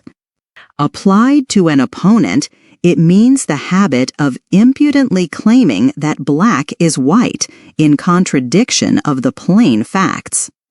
Applied to a party member, it means a loyal willingness to say that black is white when party discipline demands this. but it means also the ability to believe that black is white, and more, to know that black is white, and to forget that one has ever believed the contrary. This demands a continuous alteration of the past, made possible by the system of thought which really embraces all the rest, and which is known in newspeak as doublethink. The alteration of the past is necessary for two reasons, one of which is subsidiary and, so to speak, precautionary. The subsidiary reason is that the party member, like the proletarian, tolerates present-day conditions partly because he has no standards of comparison. He must be cut off from the past, just as he must be cut off from foreign countries, because it is necessary for him to believe that he is better off than his ancestors, and that the average level of material comfort is constantly rising. But by far the more important reason for the readjustment of the past is the need to safeguard the infallibility of the party. It is not merely that speeches, statistics, and records of every kind must be constantly brought up to date in order to show that the predictions of the party were in all cases right. It is also that no change in doctrine or in political alignment can ever be admitted. For to change one's mind or even one's policy is a confession of weakness. If, for example, Eurasia or East Asia is the enemy today, then that country must always have been the enemy. And if the facts say otherwise, then the facts must be altered. Thus, history is continuously rewritten. This day-to-day falsification of the past, carried out by the Ministry of Truth, is as necessary to the stability of the regime as the work of repression and espionage carried out by the Ministry of Love. The mutability of the past is the central tenet of Ingsoc. Past events, it is argued, have no objective existence, but survive only in written records and in human memories. The past is whatever the records and the memories agree upon. And since the party is in full control of all records and in equally full control of the minds of its members, it follows that the past is whatever the party chooses to make it. It also follows that though the past is alterable, it never has been altered in any specific instance. For when it has been recreated in whatever shape is needed at the moment, then this new version is the past, and no different past can ever have existed. This holds good even when, as often happens, the same event has to be altered out of recognition several times in the course of a year. At all times, the party is in possession of absolute truth, and clearly the absolute can never have been different from what it is now. It will be seen that the control of the past depends above all on the training of memory. To make sure that all written records agree with the orthodoxy of the moment is merely a mechanical act. But it is also necessary to remember that events happened in the desired manner. And if it is necessary to rearrange one's memories or to tamper with written records, then it is necessary to forget that one has done so. The trick of doing this can be learned like any other mental technique. It is learned by the majority of party members, and certainly by all who are intelligent as well as orthodox. In old speak, it is called, quite frankly, reality control. In new speak, it is called doublethink, though doublethink comprises much else as well. Doublethink means the power of holding two contradictory beliefs in one's mind simultaneously, and accepting both of them. The party intellectual knows in which direction his memories must be altered. He therefore knows that he is playing tricks with reality. But by the exercise of doublethink, he also satisfies himself that reality is not violated. The process has to be conscious, or it would not be carried out with sufficient precision, but it also has to be unconscious, or it would bring with it a feeling of falsity and hence of guilt. Doublethink lies at the very heart of ingsoc, since the essential act of the party is to use conscious deception while retaining the firmness of purpose that goes with complete honesty. To tell deliberate lies while genuinely believing in them. To forget any fact that has become inconvenient. And then, when it becomes necessary again, to draw it back from oblivion for just so long as it is needed, to deny the existence of objective reality, and all the while to take account of the reality which one denies, all this is indispensably necessary. Even in using the word doublethink, it is necessary to exercise doublethink. For by using the word one admits that one is tampering with reality. By a fresh act of doublethink, one erases this knowledge, and so on indefinitely, with the lie always one leap ahead of the truth. Ultimately, it is by means of doublethink that the party has been able, and may, for all we know, continue to be able for thousands of years, to arrest the course of history. All past oligarchies have fallen from power either because they ossified or because they grew soft. Either they became stupid and arrogant, failed to adjust themselves to changing circumstances, and were overthrown, or they became liberal and cowardly, made concessions when they should have used force, and once again were overthrown. They fell, that is to say, either through consciousness or through unconsciousness. It is the achievement of the party to have produced a system of thought in which both conditions can exist simultaneously. And upon no other intellectual basis could the dominion of the party be made permanent. If one is to rule and to continue ruling, one must be able to dislocate the sense of reality. For the secret of rulership is to combine a belief in one's own infallibility with the power to learn from past mistakes. It need hardly be said that the subtlest practitioners of doublethink are those who invented doublethink and know that it is a vast system of mental cheating.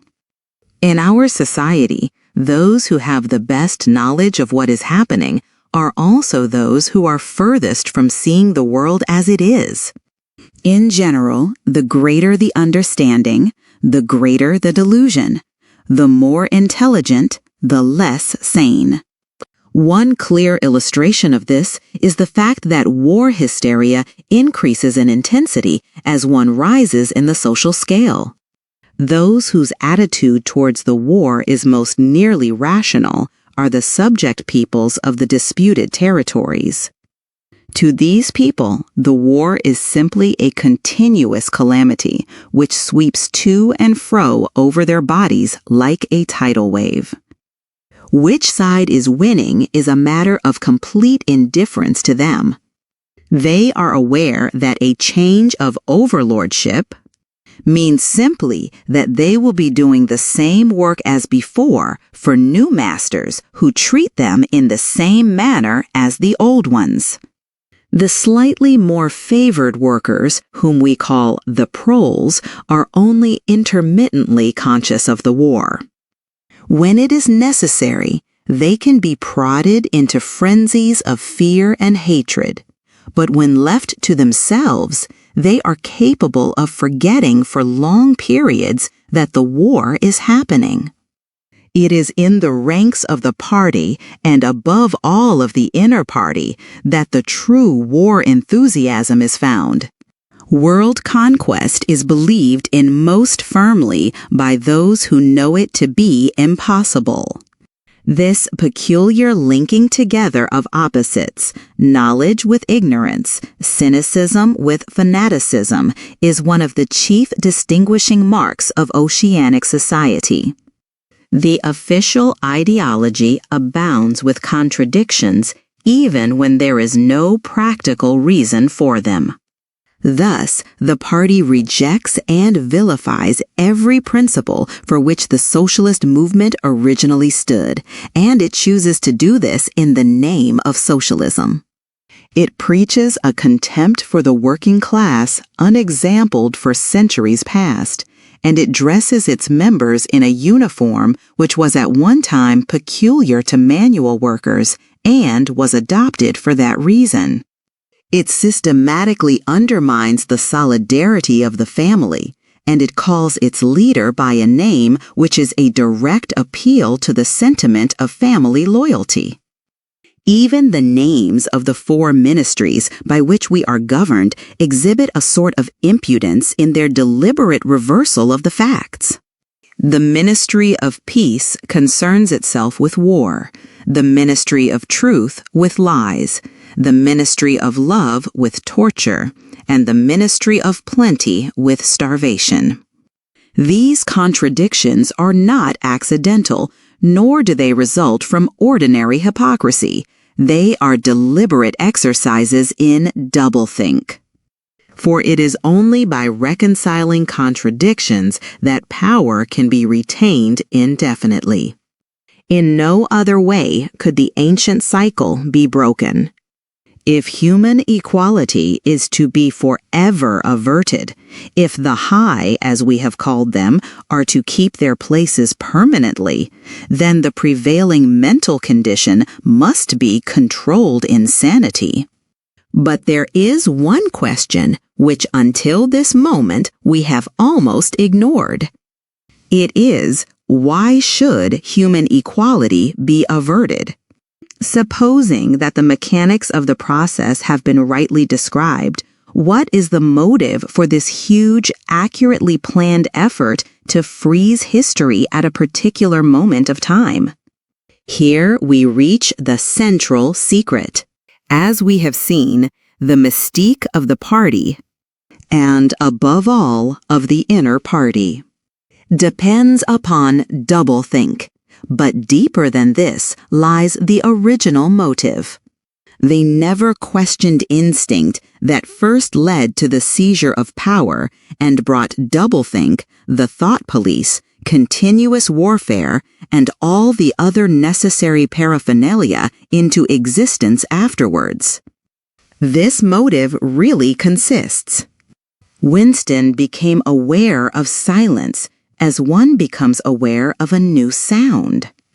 It seemed to him that Julia had been very still for some time past. She was lying on her side, naked from the waist upwards, with her cheek pillowed on her hand and one dark lock tumbling across her eyes. Her breast rose and fell slowly and regularly. Julia. No answer. Julia, are you awake?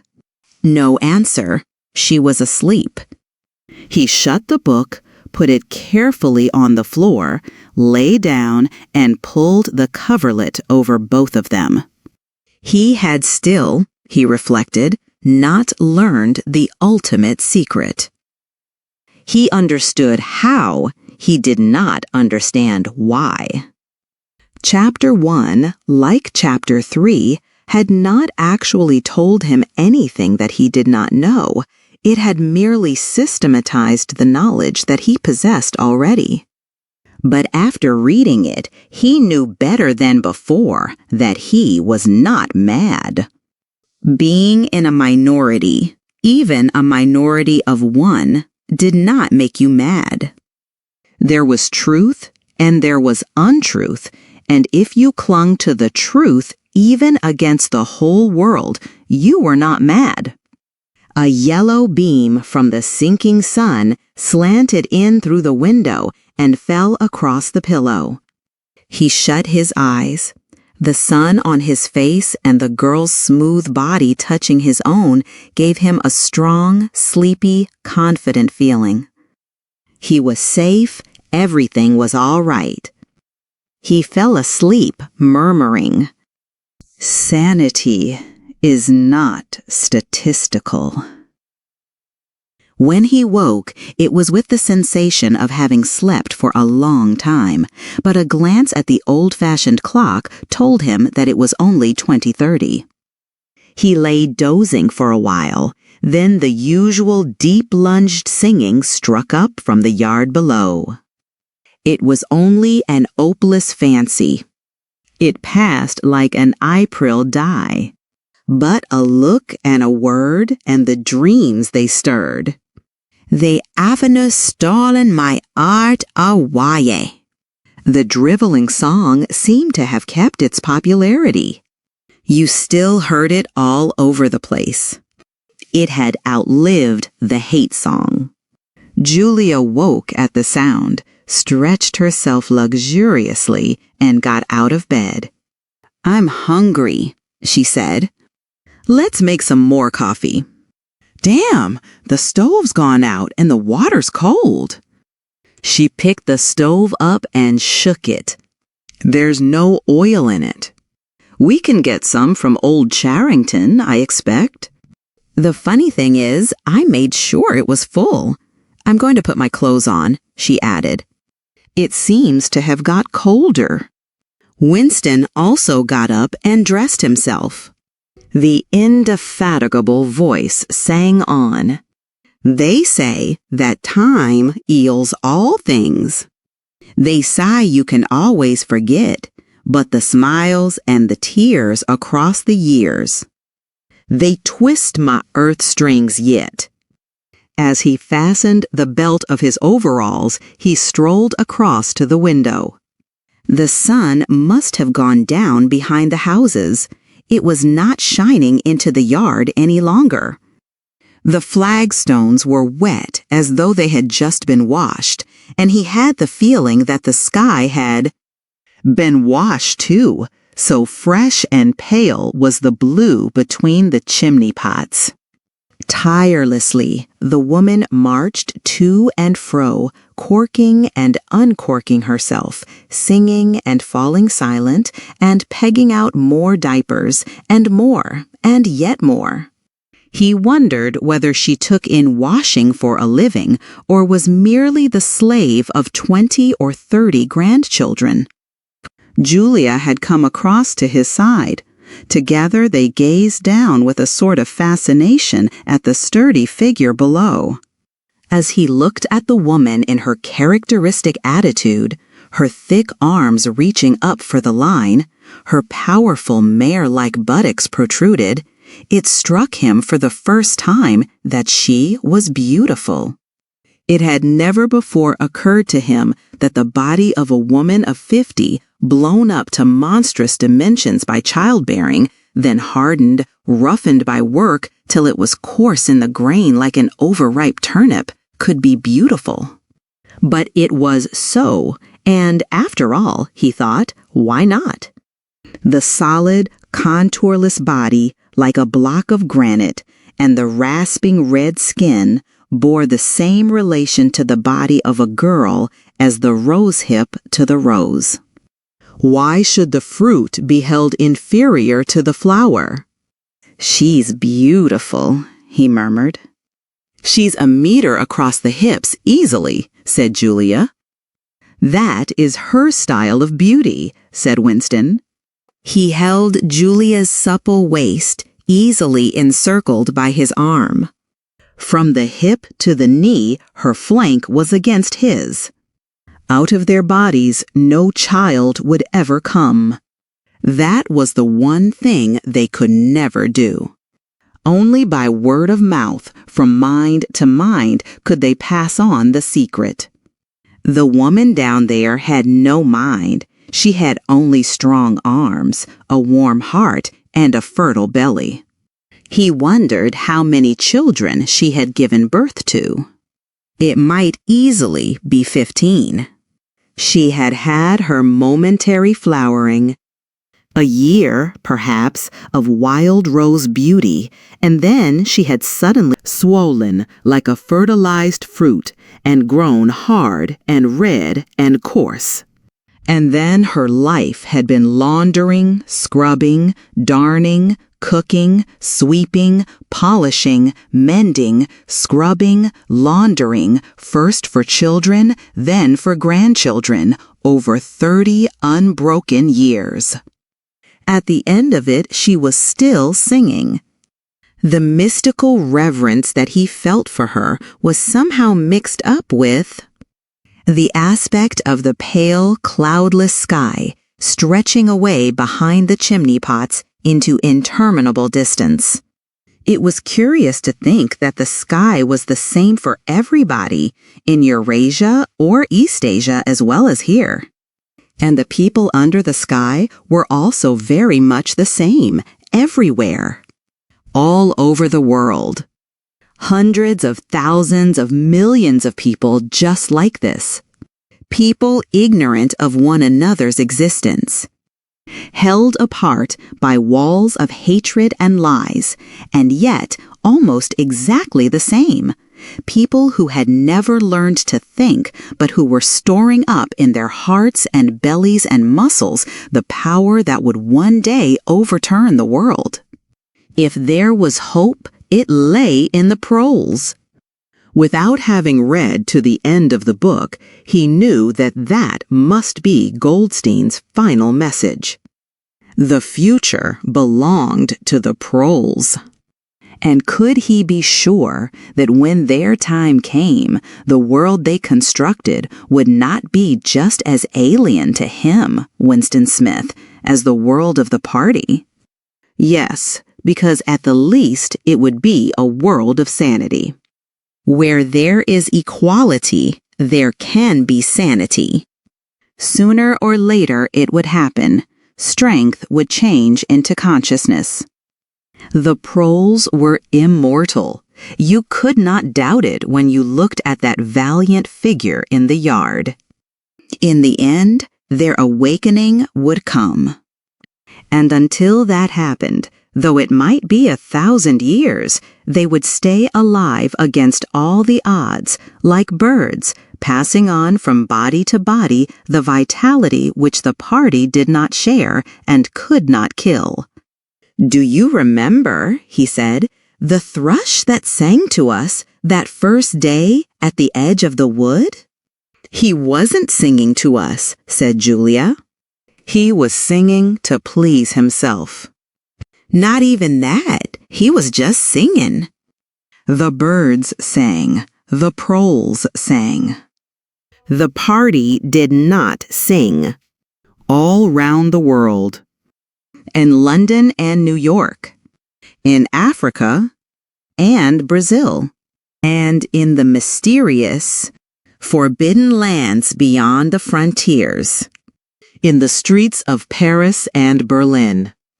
In the villages of the endless Russian plain, in the bazaars of China and Japan, everywhere stood the same solid, unconquerable figure, made monstrous by work and childbearing, toiling from birth to death and still singing.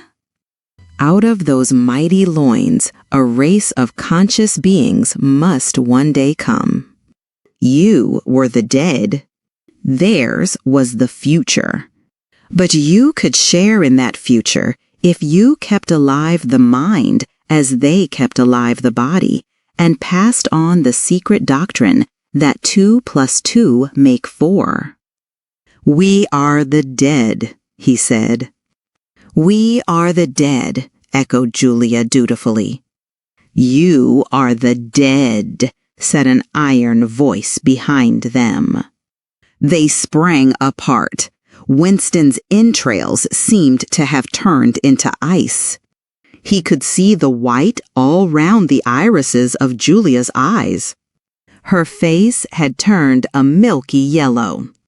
The smear of rouge that was still on each cheekbone stood out sharply, almost as though unconnected with the skin beneath. "You are the dead," repeated the iron voice. "It was behind the picture," breathed Julia. "It was behind the picture," said the voice. "Remain exactly where you are.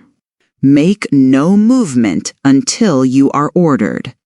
It was starting at last. They could do nothing except stand gazing into one another's eyes. To run for life, to get out of the house before it was too late, no such thought occurred to them. Unthinkable to disobey the iron voice from the wall. There was a snap as though a catch had been turned back, and a crash of breaking glass. The picture had fallen to the floor, uncovering the telescreen behind it.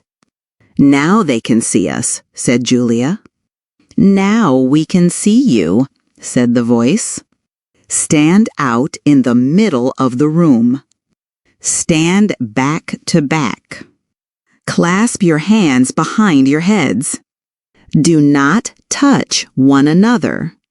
They were not touching, but it seemed to him that he could feel Julia's body shaking. Or perhaps it was merely the shaking of his own. He could just stop his teeth from chattering, but his knees were beyond his control. There was a sound of trampling boots below, inside the house and outside. The yard seemed to be full of men. Something was being dragged across the stones.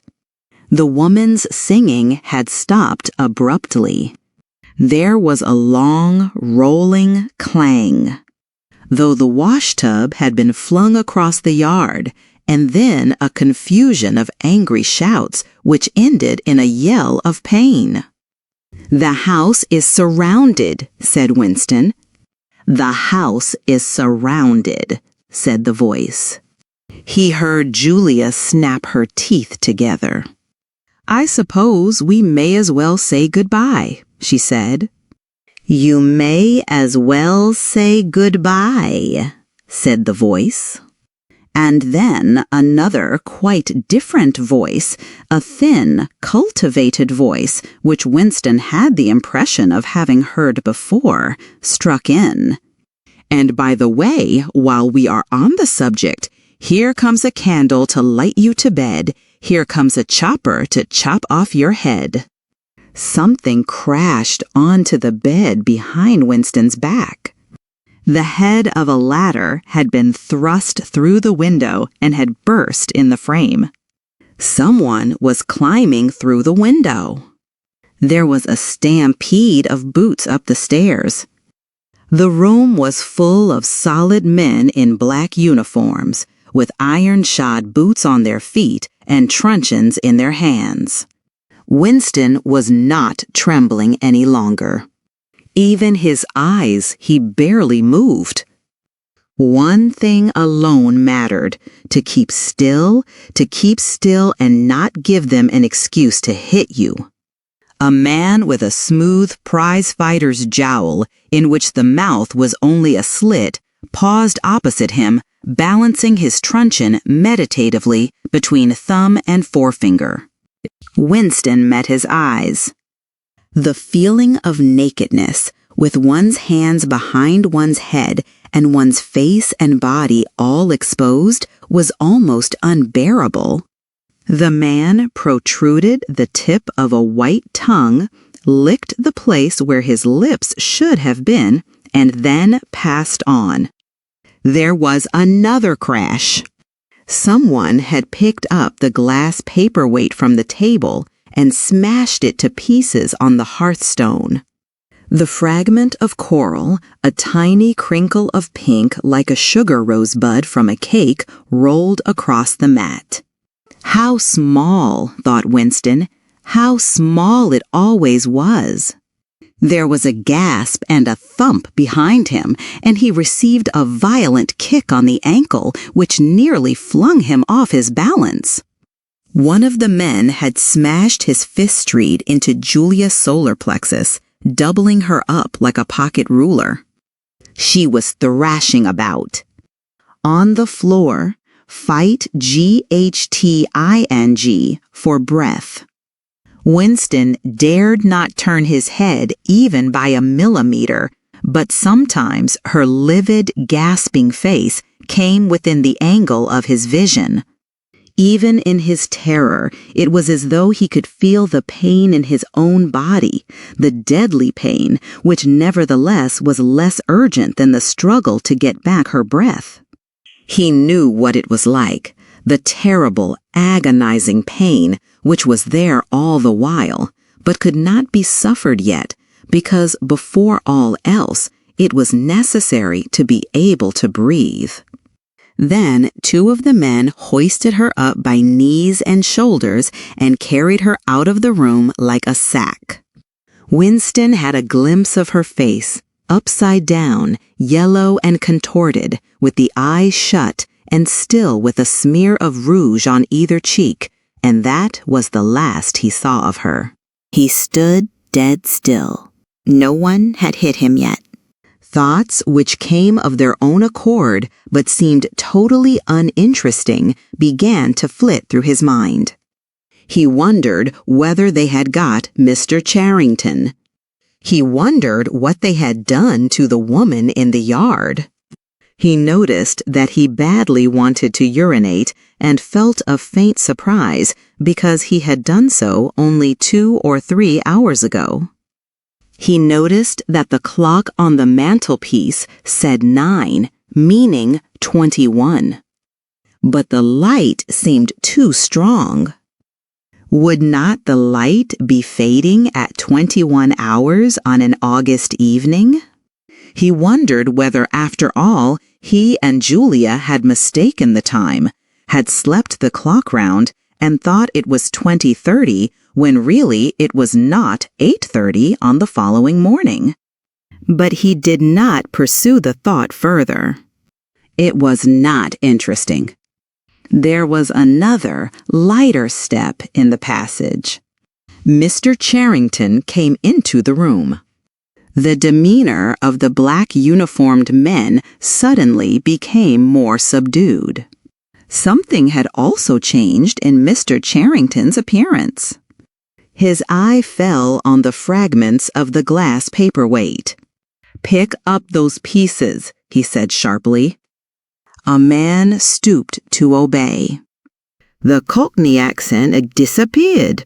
Winston suddenly realized whose voice it was that he had heard a few moments ago on the telescreen. Mr. Charrington was still wearing His old velvet jacket, but his hair, which had been almost white, had turned black. Also, he was not wearing his spectacles. He gave Winston a single sharp glance as though verifying his identity, and then paid no more attention to him. He was still recognizable, but he was not the same person any longer. His body had straightened and seemed to have grown bigger. His face had undergone only tiny changes that had nevertheless worked a complete transformation. The black eyebrows were less bushy, the wrinkles were gone, the whole lines of the face seemed to have altered, even the nose seemed shorter. It was the alert, cold face of a man of about 50 and 30. It occurred to Winston that for the first time in his life, he was looking, with knowledge, at a member of the thought police.